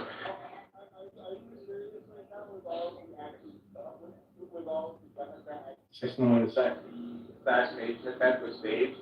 Like, you're really gonna come to me about that? Those things are pretty in the craft that, like, there's a few here and there. I am kind of cute. That would be like fun with our thing. No, one sounds a bit more douchey. Or doesn't have a craft for them. Shows a big craft. And there's obviously evidence that it takes place. Like, there's literally dozens and dozens of videos and photos from different angles, different photographers, all showing the exact same craft. And I actually agree with you. All of us in social media, but I think he remained, I think, calm. He didn't go off script too much. I think, and it benefited him. Look what happened. Biden dropped out. I think that he also, in some interviews, he has done that as well. Social media, I would say, not so much. Because, he understands that this is a battleground, right? And this is where it's like, there's no holds bars. Like, anything kind of goes on social media. How quick the attention span is on social media. He can lash out here, and then the narrative changes 5 minutes later. So he can score quick. I think that, again, and I'll including social media, I think that this version of Trump is politically more dangerous than any other version we've seen before. However, that doesn't necessarily mean that he's got it in the bag, and I want to address the policy points that Ed pointed out a minute ago, but I'll just say this to it real quick, is that I've been critical of how the Trump campaign has handled Kamala's nomination. I believe that they were very short-sighted in their report and some of their jabs in the first week or two. His handling of her in press conferences and in rallies could have been better, in my opinion. But I feel like, especially this last week, I've noticed that they've started to adapt to kind of go after Kamala's track record and policy, and less on the front-facing identity politics or any of like the kind of more immature attacks that we can see. And they can back it up with receipts. She has a verified track record, unlike some other candidates or potential candidates. She has a long track record all the way back to her prosecuting days in California that the Republicans can hone in on. So I think if they continue to double down on, first of all, expanding their campaign into social media, into influencers, the Democrats have been far superior in this area for years. Huh? What? I think selling the right, in my opinion. A lot of you guys here, you have Trump duration syndrome. You guys are negative bitching. What are you talking about, bro? What are you talking about? I'm something that you might come back to Twitter. You guys get it, bro. I never complained, bro. I'm a Trump supporter. Let me you're not a Trump supporter. You're fake Trump supporter. Oh my god, these people are fighting each other, dude. What the fuck? Some of you, you're going to fix your own life. It's not going to make you change your own fucking life. I mean, he's gonna change. He's gonna change the direction of the country, which will impact all. You guys are crying. So, anyways, can I finish my point real quick? Yeah, Bill, go ahead. Thank you. So now that I've ranted on about that, I'm gonna do that accurate. But let's go through the list real quick. Expanding affordable housing, there's increased regulation, decreasing the minimum wage, of course, government getting into controlling how businesses operate, paid family leave, tax credits for working families, that's good. I can't argue about that. Ensuring the super wealthy pay their fair share in taxes, that has a trickle-down effect, so more taxes, gun reform, so there's an attack on our Second Amendment, expanding healthcare access under the ACA, yeah, we'll see Obamacare times 2. Investing in green infrastructure, yeah, that's worked out so well so far with the broken up Green New Deal that Biden's implemented over the last 3 years. We have the highest record of debt ever seen, and a lot of those wind farms and crap don't work. Strengthening voting rights, what they mean is loosening voting security, criminal justice reform. I actually don't have a problem with that, as long as it doesn't mean defunding the police, which is what it means. Kamala, you can verify that through her records. Lowering prescription drug costs, that's been the slogan of the Democrats for like 30 or 40 years now. Pushing more consumer protections, of course, regulation. Reestablishing Roe v. Wade, okay, that's the centralization of power and trying to dictate federally what states can do on their own. We are a constitutional republic. Democracy is nowhere in our Constitution. Pushing the tribal, I'm almost done. Pushing for tribal self-determination. Sound like a nut. Sound like a liberal. Pushing for tribal self-determination. I'm not really sure what that means. Go after price gouging again. Big government trying to tell private business what to do. Stop landlords from charging unfair rents. That seems a little intrusive. And getting a ceasefire deal in Gaza. I will believe it when I see it. Thanks. That whole abortion issue with Roe v. Wade, the Republicans constantly are now saying everybody wanted it. Trump said that. He said everybody wanted it. And it was like, I think 65 to 70% of those polls said they didn't want it to be overturned. But now MAGA is trying to make the claim that they're not really, it's not really influenced, right? All we're really trying to do is return the issue to the states. But when it comes to so many other issues, it's always about the federal government needs to do it. Like the federal government needs to ban transgender people from playing with sports. Why isn't that a state issue? The government needs. How many things did Trump do on the federal level? Should all that stuff be returned to the states too? Like I don't get that argument. It's just an easy argument that I feel like they're taking. I mean, I just fundamentally on the Constitution. level, I think that this is a position, this isn't something that the country gets to vote on. I think that there's nothing wrong with each locality handling it in their own way, much like the marijuana laws we see right now, right? Why can't individual work leagues handle the transgender issue there? Like, But I mean, You can't keep going. well, no, I guess I don't understand the premise. Because what you're saying is like, instead of the government forcing, a Title IX. How are these political debates happening now? Why was this not happening before? That's kind of something I'm wondering. Well, then I would harken you back to the civil rights movements in the 1950s and the 1960s. The reason why is because women have been, historically underprotected in the United States, along with black people, right? And so certain measures had carve-out protections for them because obviously, historically, they weren't before. And so those were key. What we're seeing is a reversal, an inversion of those carve-outs to where now, in the sake of, not hurting people's feelings, we're going to destroy those protections that were fought so hard for women as a protected class. Can I Go ahead, yes, please. Here, Dylan, here's my thought on this. I would be fine with these being whatever body is governing these laws, okay? So, Oh my God. let's just decide how they want the public schools to operate, right? Any of the other connected affiliations, let them decide. And if they don't want to have biological men beating up women, by all means, let them. However, make it know that that's the practice that they're allowing, accepted, inclusive, and then at least women are suddenly blindsided when they're in some sort of event, right? Where they expect to be fighting women who are biologically women, and then they're all of a sudden having to fight males, right? So I think the big thing is that people need to be informed, okay? And it's their own choice. So if they want to get in the ring with someone who might have a physical advantage over them, that's their prerogative. You move it to the state, let the state decide for their public education system, because that's on the state to deal with, okay?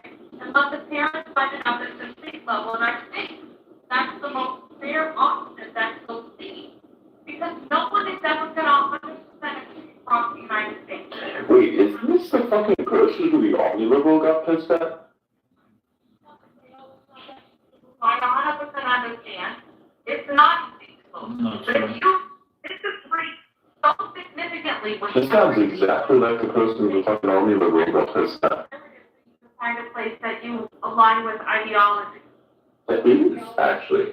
Has to be. I'm saying that wrong. I'm sorry. Ideologically. Yeah. I'm sure you understand my point. The almond. It was the fucking almond for me. Yep. I think it's I a... really think that's the best solution. Let the people Yes. That's 100%. That is 100%. That's the fucking high point person. That's the one for fucking Omni liberal also. Whatever. Yeah, the whole time, bro. Just a... Well, that moment. That's a...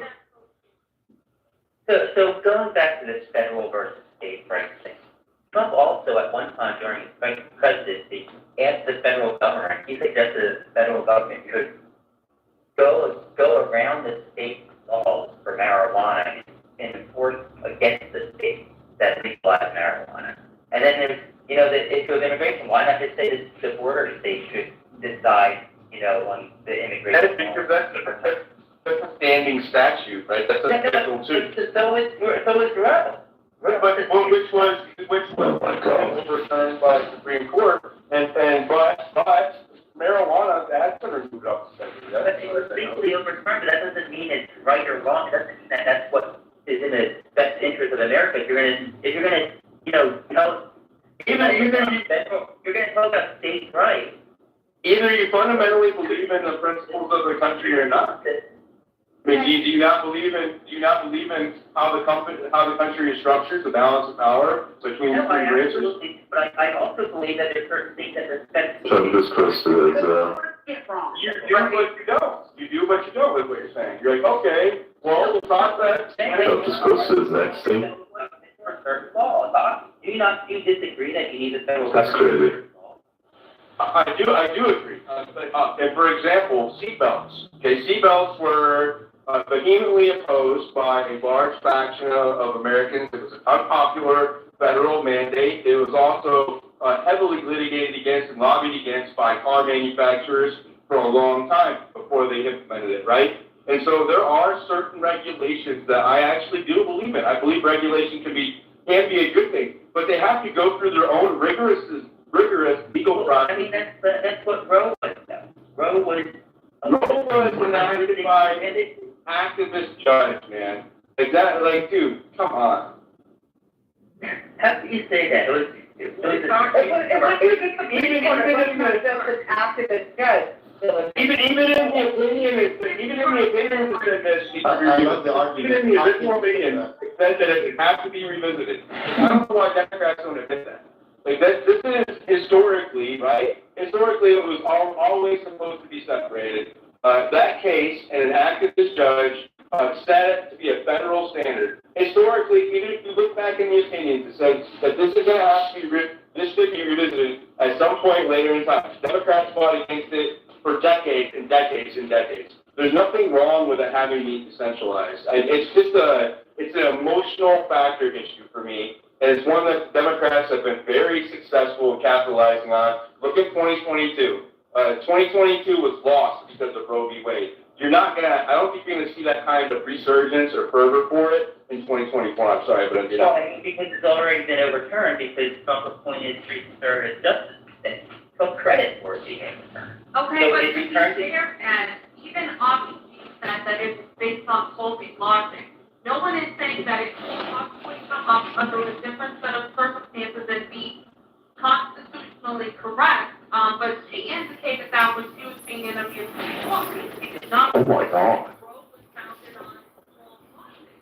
I believe that if that case had been presented, the court would have felt the same way in overturning it at that junction with the case. Yeah, but the whole point of this discussion is that Kamala Harris is going to fight to make Roe v. Wade with all the land again.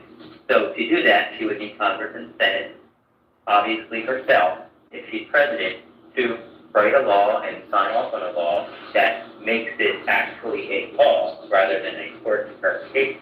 But MAGA is suddenly pretending that, this is great for everyone, this is what everybody wanted, because now the states can make this decision. And that's not what everybody wanted, that's just factually incorrect. Like, even though Trump keeps saying that everybody wanted it, that's just not true. And let me ask you a question. Abortionists constantly exclude sexual assault victims, exclude the health of the mother, exclude the health of the child. It is constantly used with the tagline, women's health. Women can decide what to do. I don't understand using abortion rather than a preventive, first of all. There are actions that happen. Preventives don't always work. I mean, a lot of abortions are because it's preventive. Let me finish, please. Then secondly, if it's a woman's health issue, don't you think sexually transmitted diseases are a women's health issue? Don't you think HIV/AIDS is a women's health issue? Don't you think those things are health issues? I'm not saying eliminate abortion. That is not my position. But my position is if you're going to say it's a woman's health issue, why are you not highlighting the prevention? Do you want that girl to have her life taken early because she contracts with sexually transmitted disease? None of that is ever addressed. And you're absolutely right. If a woman should love herself and her body enough to protect herself and to say no to a man who's not willing to do the same simultaneously. And a man should love himself enough to do the same thing. Okay, Let me say something that's fair. So I agree, those are women's health issues. No, Can I human health. These debates are just it's like a conversation in somebody's head, like it's all over places. It's interesting. But I'm not saying the government should make a law. But you can map this whole dialogue tree out and predict its next outcome. If you have sex with them. Go ahead. Thank you. So the answer to your question is that both women and men can get STDs and suffer the consequences. However, men, at least thank God, not that I know of, can get pregnant, but I won't hold my breath on that either. But the fact is, the reason that abortion is a woman's health issue, or pregnancy is because it is not just a means of ending a pregnancy, because prior By the way, I'm gonna have to go real quick, so I'll BRB. So can you guys run the show a little bit?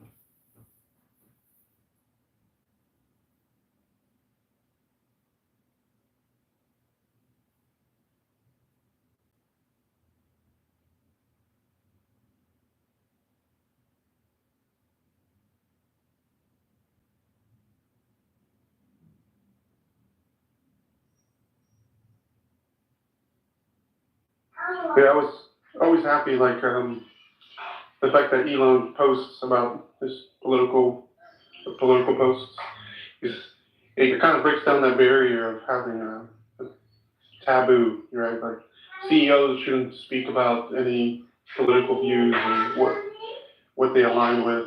But yeah, it breaks that barrier, and it's allowing for conversations to happen rather than letting these issues kind of escalate and continue to be so divisive and so polarizing in society. Just now, people are talking, yes, they're getting heated, but hopefully, as the time goes on, this kind of calms down and people might start aligning a little bit more towards the middle.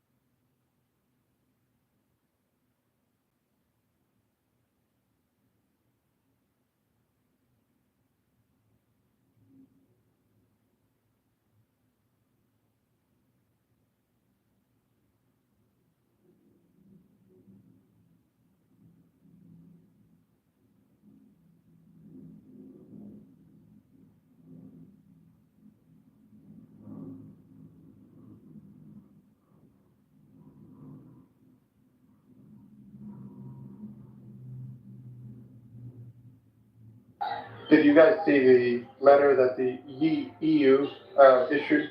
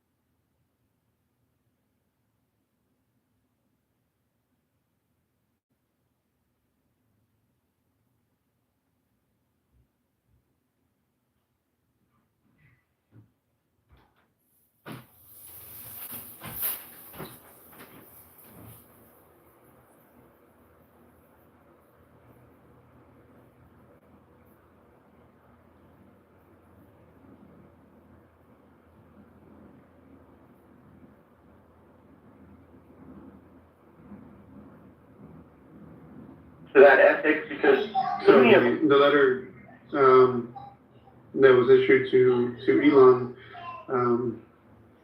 it says, they claim this conversation could generate detrimental effects on civil discourse and public security and can lead to public unrest in the EU. So it looks like they have a huge issue with the Trump and Elon space.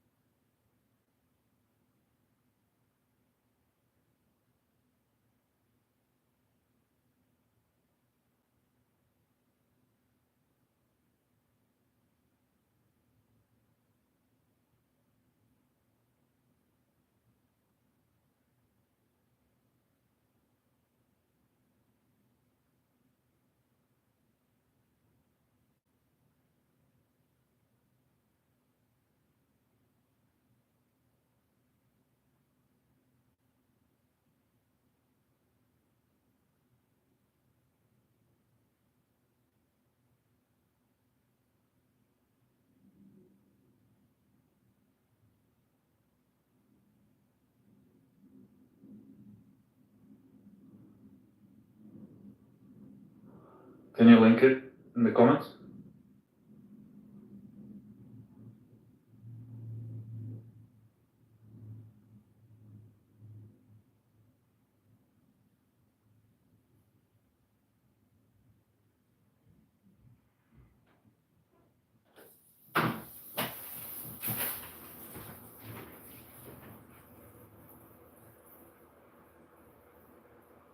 Yeah, I saw it through Mario's post, Mario Marful.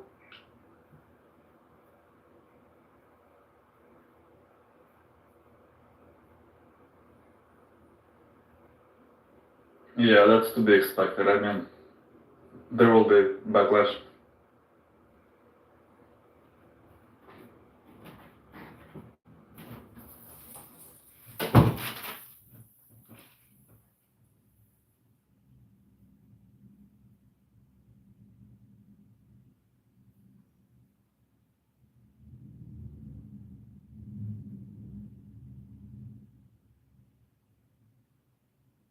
I think it'll be wild, this thing escalates or continues to escalate, and they try to, censor X from the country as a whole, the same way Brazil or Venezuela tried.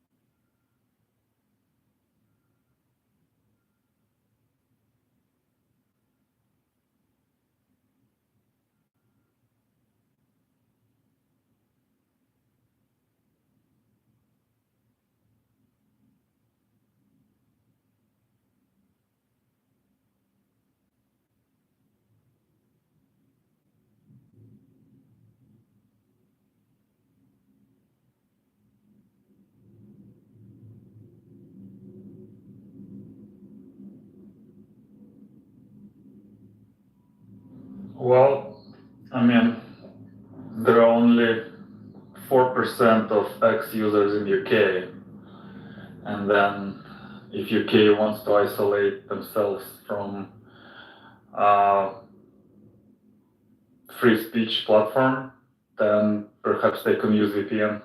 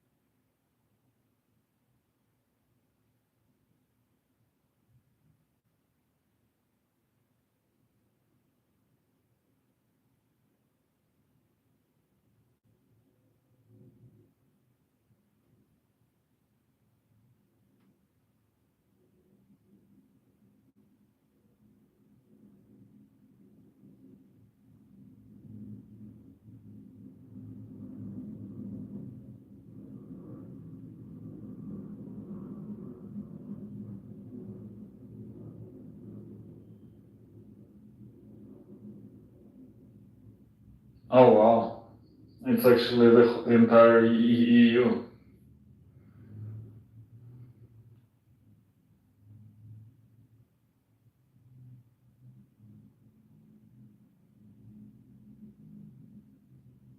Like Europe, not just the UK.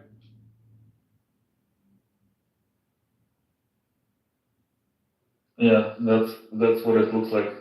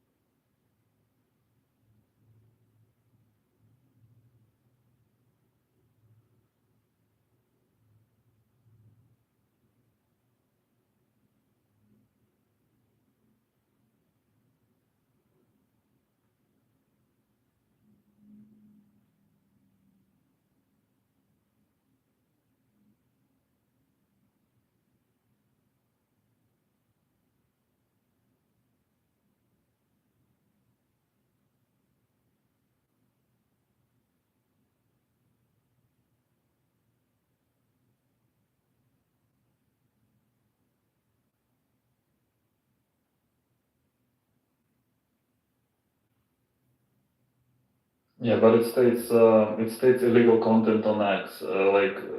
It doesn't specify what it actually means, which could be attributed to ineffectiveness of the way which X applies to relevant provisioning of the DSA, may be relevant to context of the ongoing proceedings and the overall assessment of X compliance with EU law.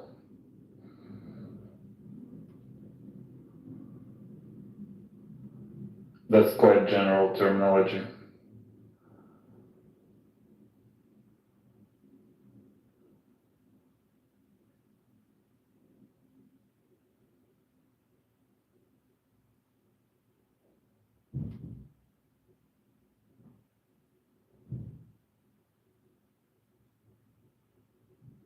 Yeah, I think they're concerned that, there could be like negative content, illegal content. So it's just, yeah, they just worried about that. And I think that it's, they're basically asking to be cautious. But I don't see any ultimatum in the letter.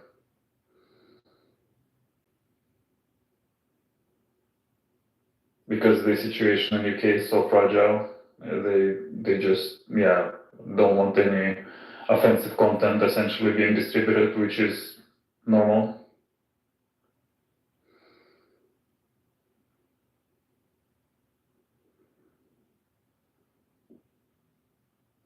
Mario is just trying to get here. It reads like an attention clickbait post.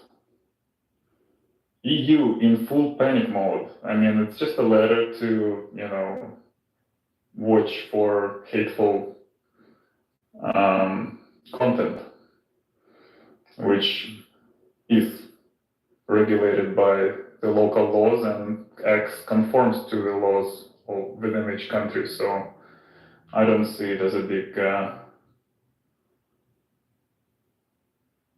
issue.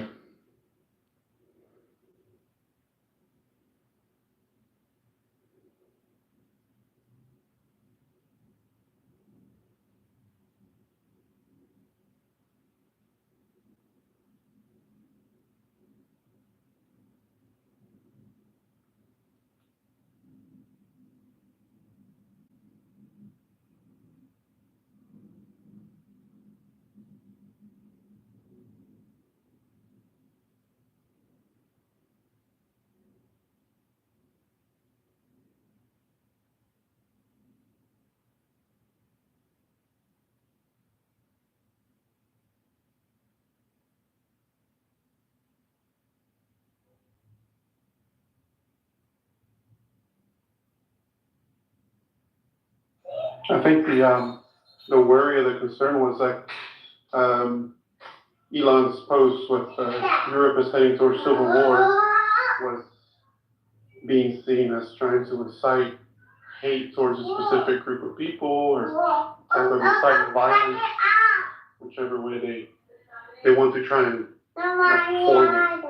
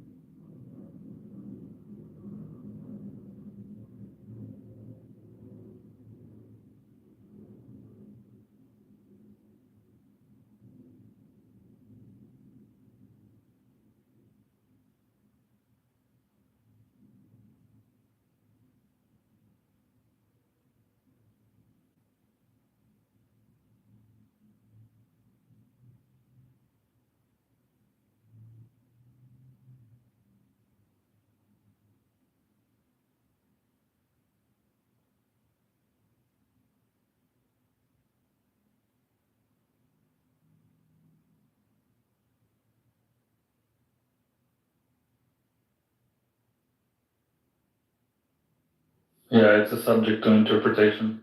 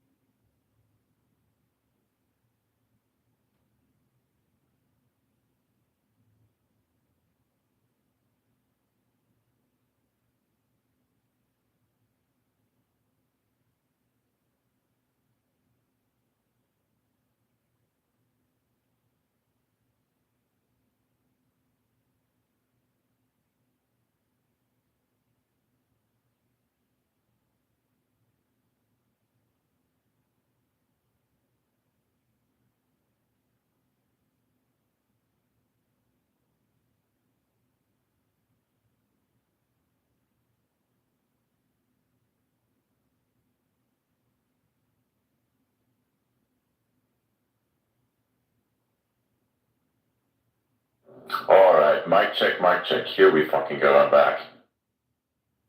Yeah, yeah.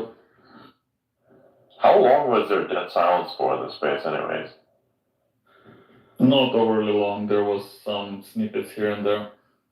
Cool. Alright, everything's back in force, I'm back. Let's have a show, let's do this. There might be a chance I may join a space intermittently as well, because Alex Jones is going to be in a space, and I may be there. So that's something that may happen again. Remember when we had this little conversation yesterday and we said, hey man, it would be funny if there was another incident where, Alex Jones were, we would have another conversation with Alex Jones. But yeah, that's coming. So it could be, another little Alex Jones thing that we might be doing, which could be fun. Yeah, so interesting stuff. The memes, of course, have been flourishing, as we all can see, by Elon's response to the European Union here, very Breton. With great audience comes greater responsibility, and wow. Yeah.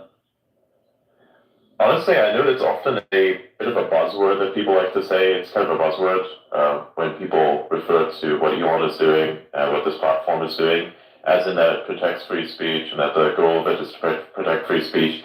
But really, this is not a buzzword. This is the actual goal itself, and this is actually what's happening. Because if there are certain entities that are coming after, that freedom right now, this way, as you can literally see, they're trying to come after that freedom and take it from you, take it from all of us. You can really tell that that's exactly what is happening, right? there is an actual fight for free speech, and there are two sides of this war. Those who want you to have it, and those who don't want you to have it, right? And so, I always find this interesting when people say it's an overused buzzword. Honestly, it's not overused yet, because it still has a lot of merit to it, right? So until things like this no longer occur, then I think we can agree that it's overused. But at the moment, I don't think it's used enough. There's not enough emphasis that's given around this, right? But imagine like such a drive to try and somehow get.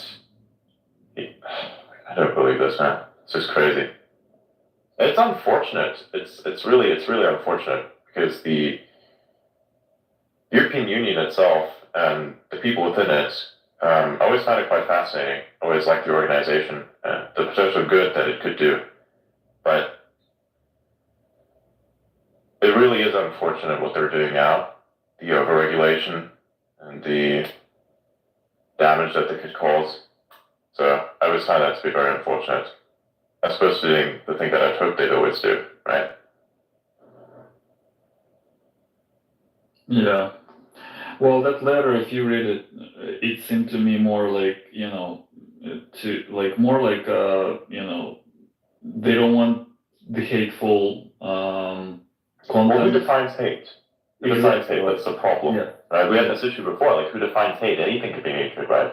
I think, honestly, look, if you're not mobilizing potentially entire groups of people against an individual online who is defenseless, you know, that's probably something that you should do about that. You know, there should probably be some consequences to you trying to like harm a business, for instance. But I mean, defining something that's like hatred in this sense, when you're clearly just reporting on the facts of something happening in a particular country, then that is something. Or what if you're voicing your opinion? Like, at what point do you actually no longer have the option to voice your opinion? So, for instance, if you accrue a massive amount of influence, in the case of Elon Musk, right, and you were to voice your opinions publicly about a particular thing, you can now no longer do so because the very impact of you doing this can cause a mobilization of some sort, right? So you may as well just say nothing, which is the actual idea of this, is to basically say, please shut the fuck up. That is essentially what this letter means. Right? It's a sophisticated, drawn-out way of saying, please stop talking. That's literally what it is. That's all that this fucking letter is. And there's something interesting that the Omniliberal has said to me, and this is a person who's like quite far on the left, but I kind of respect him for what he said there, which is that he doesn't think that, you know, you shouldn't, he doesn't think that the response, for instance, of you saying something on the internet merits, like I say, for instance, you say something on the internet that could be interpreted a certain way, you know, you shouldn't lose your job over that, for instance, something like that, you should get cancelled online. It doesn't matter what side it is on. So I think that is kind of interesting, kind of insinuated towards that once we had a communication, which I thought was really cool, and which I kind of, you know, admired in a sense. So even within that framework, I think it's important that you at least have the freedom to offend one another, and I think you should be able to offend one another. Otherwise, you can end up like various other people, such as the example of Down or Down, where you sit in a space with a team of lawyers behind a microphone, whispering into your ear. As soon as like somebody says anything that's truly in your direction, that guy just says, libel, libel, fucking unbelievable pussy. Like that's not where it should go. That's like the opposite. This is like an example. That's an example of where it shouldn't go. And like I think an example of where it should go is where just basically you get to chew each other out with just merits alone.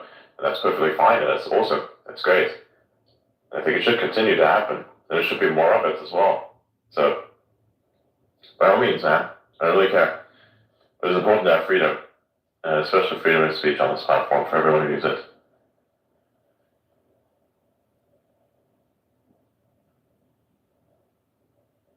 Yeah, and X conforms with the original laws, so it doesn't, you know, there is content moderation in that regard. So yeah, it conforms to the laws where it operates. Yeah, Yeah. So this is fine. Like, it's honestly fine. But seriously, what's the problem with the EU, man? And then, of course, you have something which I thought was quite a decent overstep. Like, this is one way to make an entire country angry at you, to say, hey, man, if you also post a certain way in your own country, then we will come and extradite your ass. Literally. That is crazy. Like, that is really crazy. Yeah, that is even something that the US may want to kind of like look at and do something about, because this is an actual threat to your fucking citizens, right? You probably want to look into that and say, is this okay? I mean, what do we do about this? What is our response to this, right? Do we have a thing that's called, like, do we have a thing that's called freedom of speech, right? Is that thing that now not valued by a certain country, so we're gonna, like, let that country decide for us what we want? You know, this is something that's governing bodies inside the US will have to think about and pass something official on, because you can't just have fucking people get extradited just because one country is losing their shit. You know, this is a very simple breakdown of the matter. So that's just my opinion on it. Right? I have nothing against the British. However, I do have something against the overreach in terms of power. So,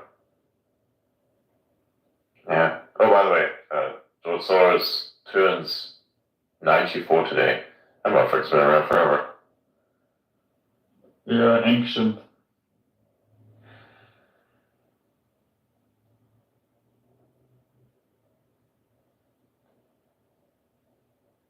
Oh my god. Dorsey's ghost still haunts ex-left-leaning media, hails ex-right-wing. What? What? That's some bullshit.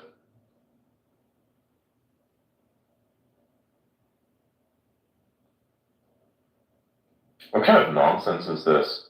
You know, it's kind of funny. All the left-leaning accounts are complaining about the fact that they aren't getting any reach, and all the far right-leaning accounts also complain that they aren't getting any reach. So how is it that both of these guys are somehow simultaneously censored more than the other, even though they both have the same issues?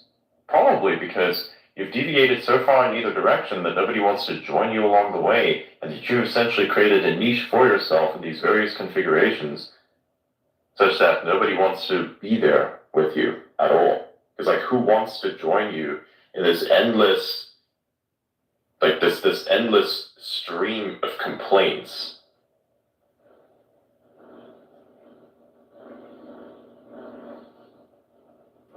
Yeah, it's like victimhood mentality. We can even say, so let's take two graphic examples.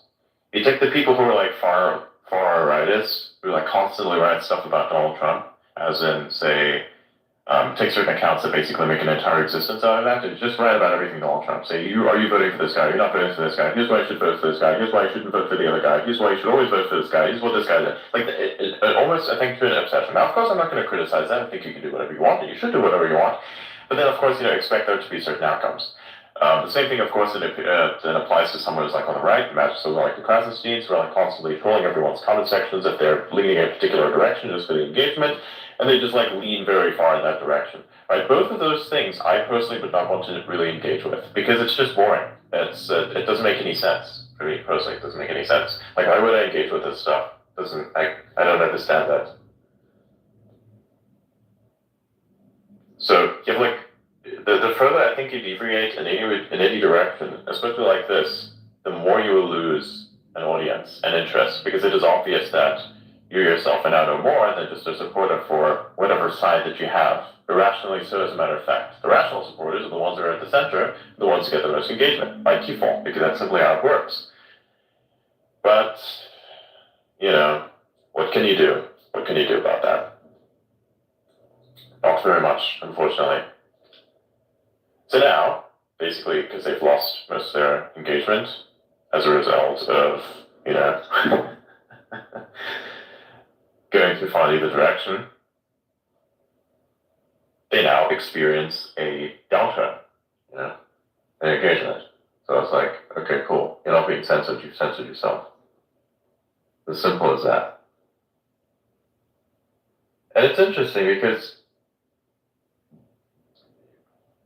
But what I'm saying is what's happening constantly, every single time somebody leans in any direction, because then you have to like conform to that echo chamber.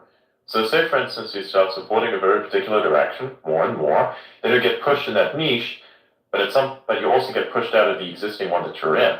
Especially when you are trying to basically appeal to more centrist-based audience, which I think, say for instance, for certain people like like libs of TikTok, for instance, they would probably want to appeal to more than just their own echo chamber of people who are right-leaning, but people are also on the left, because they'd want to have other people see this as well. It's like, hey, do you know what's going on? Do you know what's happening here in this direction? I think that's something that they would want themselves. So the more they have to actually say, kind of voice in favor of a particular direction, the more they'd be hurting themselves. So you could like optimize that, I guess, out of the algorithm a little bit more, which I think you should, because the niche filtering is a little bit difficult, especially for people engaging with your stuff. I think if people are quite heavily engaged with your stuff, sure, they will see more of it, but the trend itself dies down quite heavily. Like people have to be actually obsessed with your profile itself in a sense to a certain degree to actually come back to it without having to rely upon the For You, right? That's why I encourage everyone to turn notifications on, because if you rely on the For You, there's like a 20% chance that you'll see one of my posts. So I mean, sure, imagine if I say, put out a post every now and then, you'll see like one of my posts that I put out in like a day, even though I put out like 10 to 20, right? That's an obvious problem. So then you layer it out in hours and everything kind of works this way, but then that has its own issue. This is also why my engagement is up, by the way, because I actually am posting not only centrist, but I'm also posting more frequently, or within a certain period of time, understanding exactly how that all works. So that's a bit of a side aspect that I think people would want to consider. Oh man, I'm crazy. I can't believe I'm functioning like this off of just 1 hour of sleep. I only slept for like 1 hour. So Did you fall asleep or just a nap? I took a quick nap for like an hour. Did you dip or just kind of? No, I just decided that I'm just gonna crash for like an hour. Did that, came back in, and then.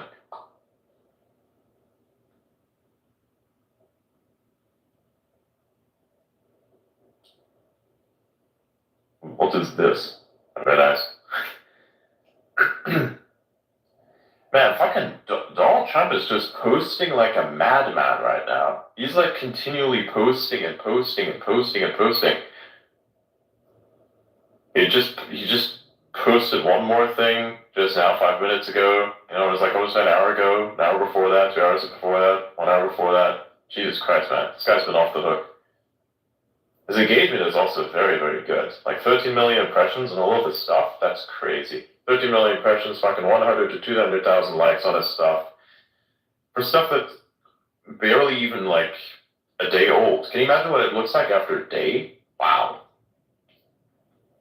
So he's like very actively campaigning, but he's also trying to basically take a lot of engagement that exists here on platform to off platform, because you can see that some of his posts actually contain links within it.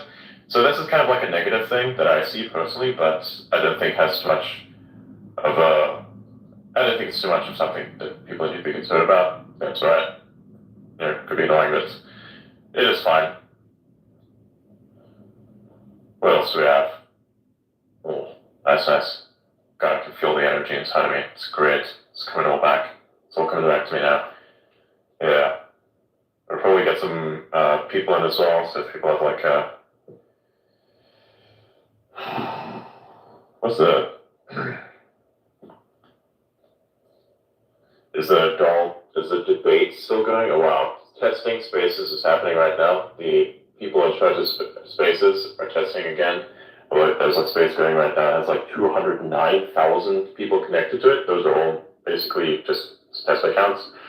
But that's happening while we're speaking.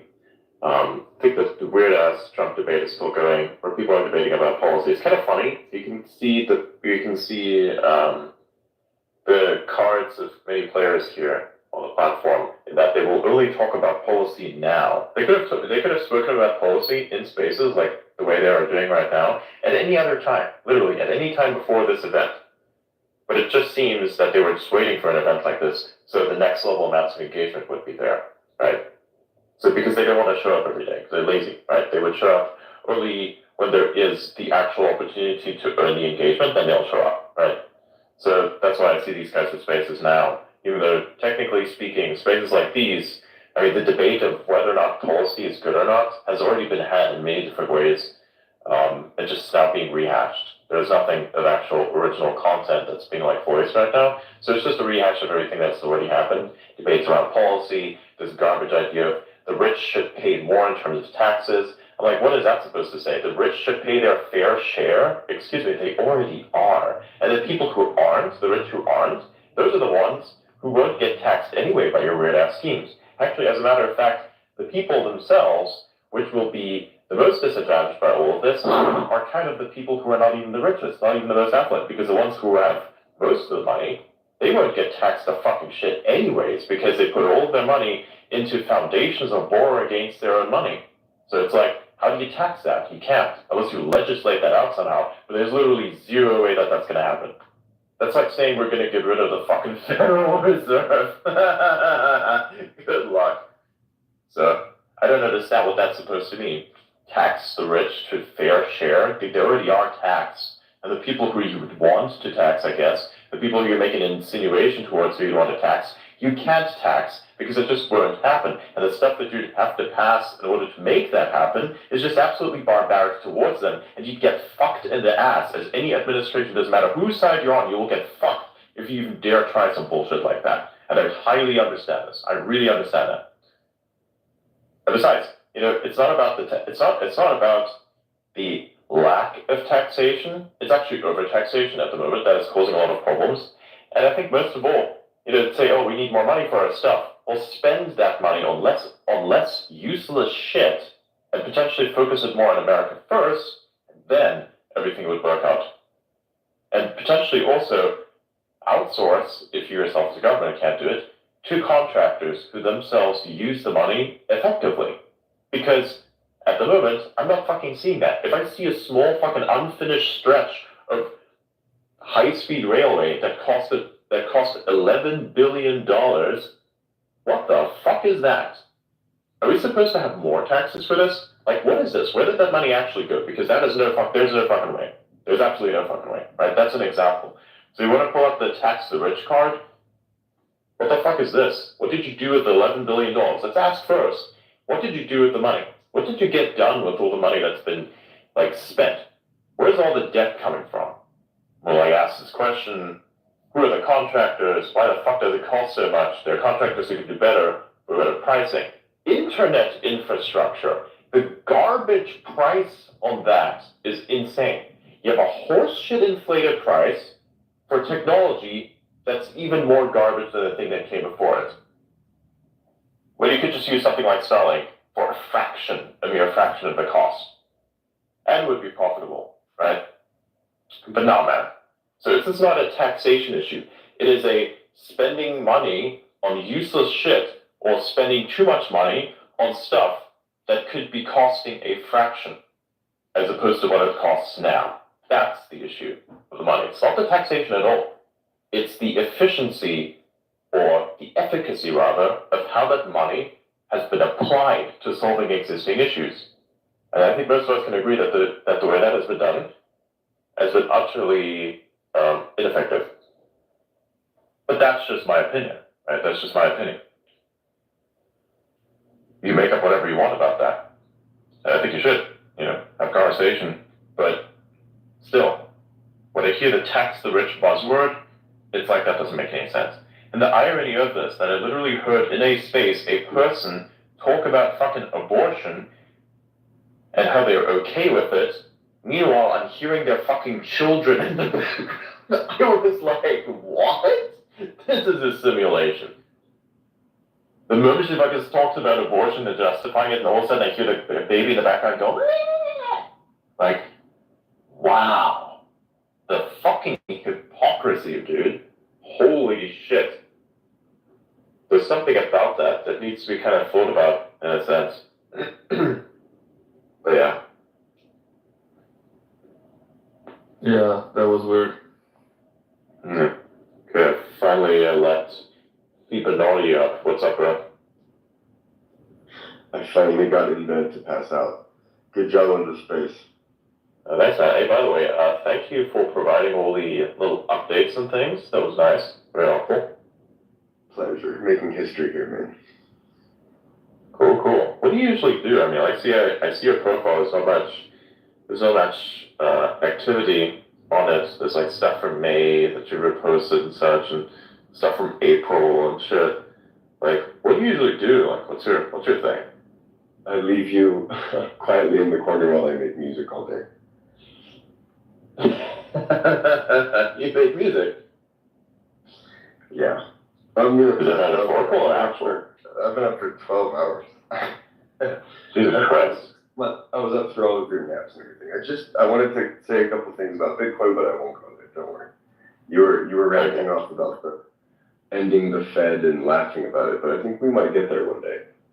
Perhaps one day, but I don't think that environment exists at the moment. It's way too strong, and there's way too much force that's fighting against it. I would rather say, again, instead of eradicating the Fed, I would say just coexist. I don't think there needs to be an actual eradication itself. It doesn't need to happen. I think that's completely unnecessary. I think that's also a realistic goal to have. I think that kind of a coexistence is possible. And eventually, like, imagine if one system is more effective than the other, then there is a shift itself. Because if the control currency no longer has any control because it's devalued into nothing, then what's the power again? There you go. The unit so of account needs to change. Happens. Wait, what? Not the currency. The unit of account needs to change. Nixon took us off the gold standard in 71. Yeah, of course. Fuck this. Yeah, I agree. There should be gold standard once more. Potentially back against something that's digital like Bitcoin would be quite nice because natural resource like gold, while it is cool to have that, I think something like Bitcoin is potentially a bit better because it is guaranteed to go up. Well, not always guaranteed to go up because there's so much volatility at the moment, but over time, I think that volatility will largely stabilize and take on a trajectory that is reminiscent of actual gold.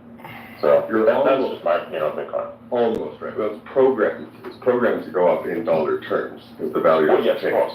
I know. It's the only thing that humans know for a fact that won't change, which is pretty fucking crazy. Oh yeah. Like, don't worry, man. I 100% understand the whole aspect of Bitcoin. I was in the Bitcoin scene for quite a while, and understanding how all that works, just to kind of get a grip as to what the justification for its existence is. Outside, of course, all the mysticism, and utility-wise, I would largely agree with a lot of the assessments. So, yeah. But again, like I said, I don't think there's an actual ending of the Fed event that needs to exist in order for there to be, Bitcoin integrated into our lives more than it already has. I think that kind of just happens on its own. Potentially one day there might be a standard backing if, more value of dollar goes to shit. But I just don't see that happening at the moment. I'd rather say that the value of the dollar itself will go to shit and then be replaced with something like CBDC long before it would be at all replaced by something like BTC, and then who knows what that's going to look like. Well, interestingly, every time that has ever happened in history, hyperinflation has happened, and the people just went to whatever money was the best and fairest for everyone. But unfortunately, we've had governments controlling which currency that was for 200 years of the German mark and the Great British pound, and now the dollar. And now we're obviously going to shit. I mean, anyone with half of a brain can see the banks are failing. And Sam Bankman-Fried was like the last little, oh my God, you guys are fucking robbing all of us. I mean, look, I understand, but still, I would say there is, like what you just mentioned, there will be a currency that's controlled to replace it, which would just then be another thing that the government itself created, which isn't that. And I think we'll have, like, as a commodity trading thing, Bitcoin still, right? Why would we even need a government? Why would we even need a government in that case? I mean, you were going back to your rant right now, why do we pay taxes if they can just print? Well, I mean, look, the thing, true, but I think government itself is actually quite useful if it actually operates in the form of what it actually is, which is a company. If you imagine that a government is actually a corporation, then things would, if you imagine that a government itself is actually a corporation, and if it would actually truly operate as a corporation with the interest of making profit that serves the population, then things would actually work. But it doesn't do this at the moment because actually the government itself is a servant that is scary to the person who's to be served. Well, what if we remove the government from the equation? Since humans never really needed government, and since the creation of the federal state, well, okay, religion maybe to kind of control our crazy desires, but religion will always work until the moment it does not. There will always be someone who's there will always be. Let's not go there because that's about as taboo as we can get. But the money's broken. The money is broken. Not really we can all agree that money is broken, but still I would say that you can't entirely get rid of government because it's actually kind of useful. Still, it just needs to be refined in a way that it is more useful than it currently actually is, which is where the problem actually lies, in my opinion. They have too much power, and power corrupts. No, I don't think power corrupts at all. I think power just accentuates what's already there. Power does not corrupt, absolutely. I fundamentally disagree with that. It is just something that attracts easily corruptible. That makes more sense to me, personally. The people are already corrupted, and then you just accentuate what already is there. So if you have flaws within your being, you're easily tempted. If you have more ability, all of this, your good parts, and of course your bad parts, maybe even the flaws themselves that you've never been aware of because they've been so small and you've been so small, these things become accentuated with whatever you already had. So that corruption, and those flaws already there, they're just made bigger now to the point that they actually have effect. And that's what power does. It does not corrupt. It just enhances you. So if you're a piece of shit somewhere, then you will be a piece of shit in a lot of other places because now that's kind of bigger. I agree. But would you say that money corrupts then? No. Money does not corrupt. At all. Mm-hmm. Money itself corrupts itself if some people take control of it who themselves have a bad vision for what money is supposed to be and kind of use it as a tool for destruction, then that just reflects the intent of the control and not the actual nature of money. Money itself is actually something that's purely kind of cool, right? What is the nature of money? What is money for? The database for resource allocation, I did. That's all that it's for. Now, of course, if somebody takes a database under control and does some things with it that devalues this database and its effectiveness at, distributing resources, then of course you devalue the currency, which is what we know as inflation and so on and so forth. Okay, but you just described the fiat system. Money is a store of value, and money is a medium of exchange. Money was never meant to be paper. Well, yeah, that's actually not entirely true. The money itself, paper, is brought out because everybody wants to walk around a lot of gold. Now, of course, you separated out the thing that gives money its value, which is the gold itself.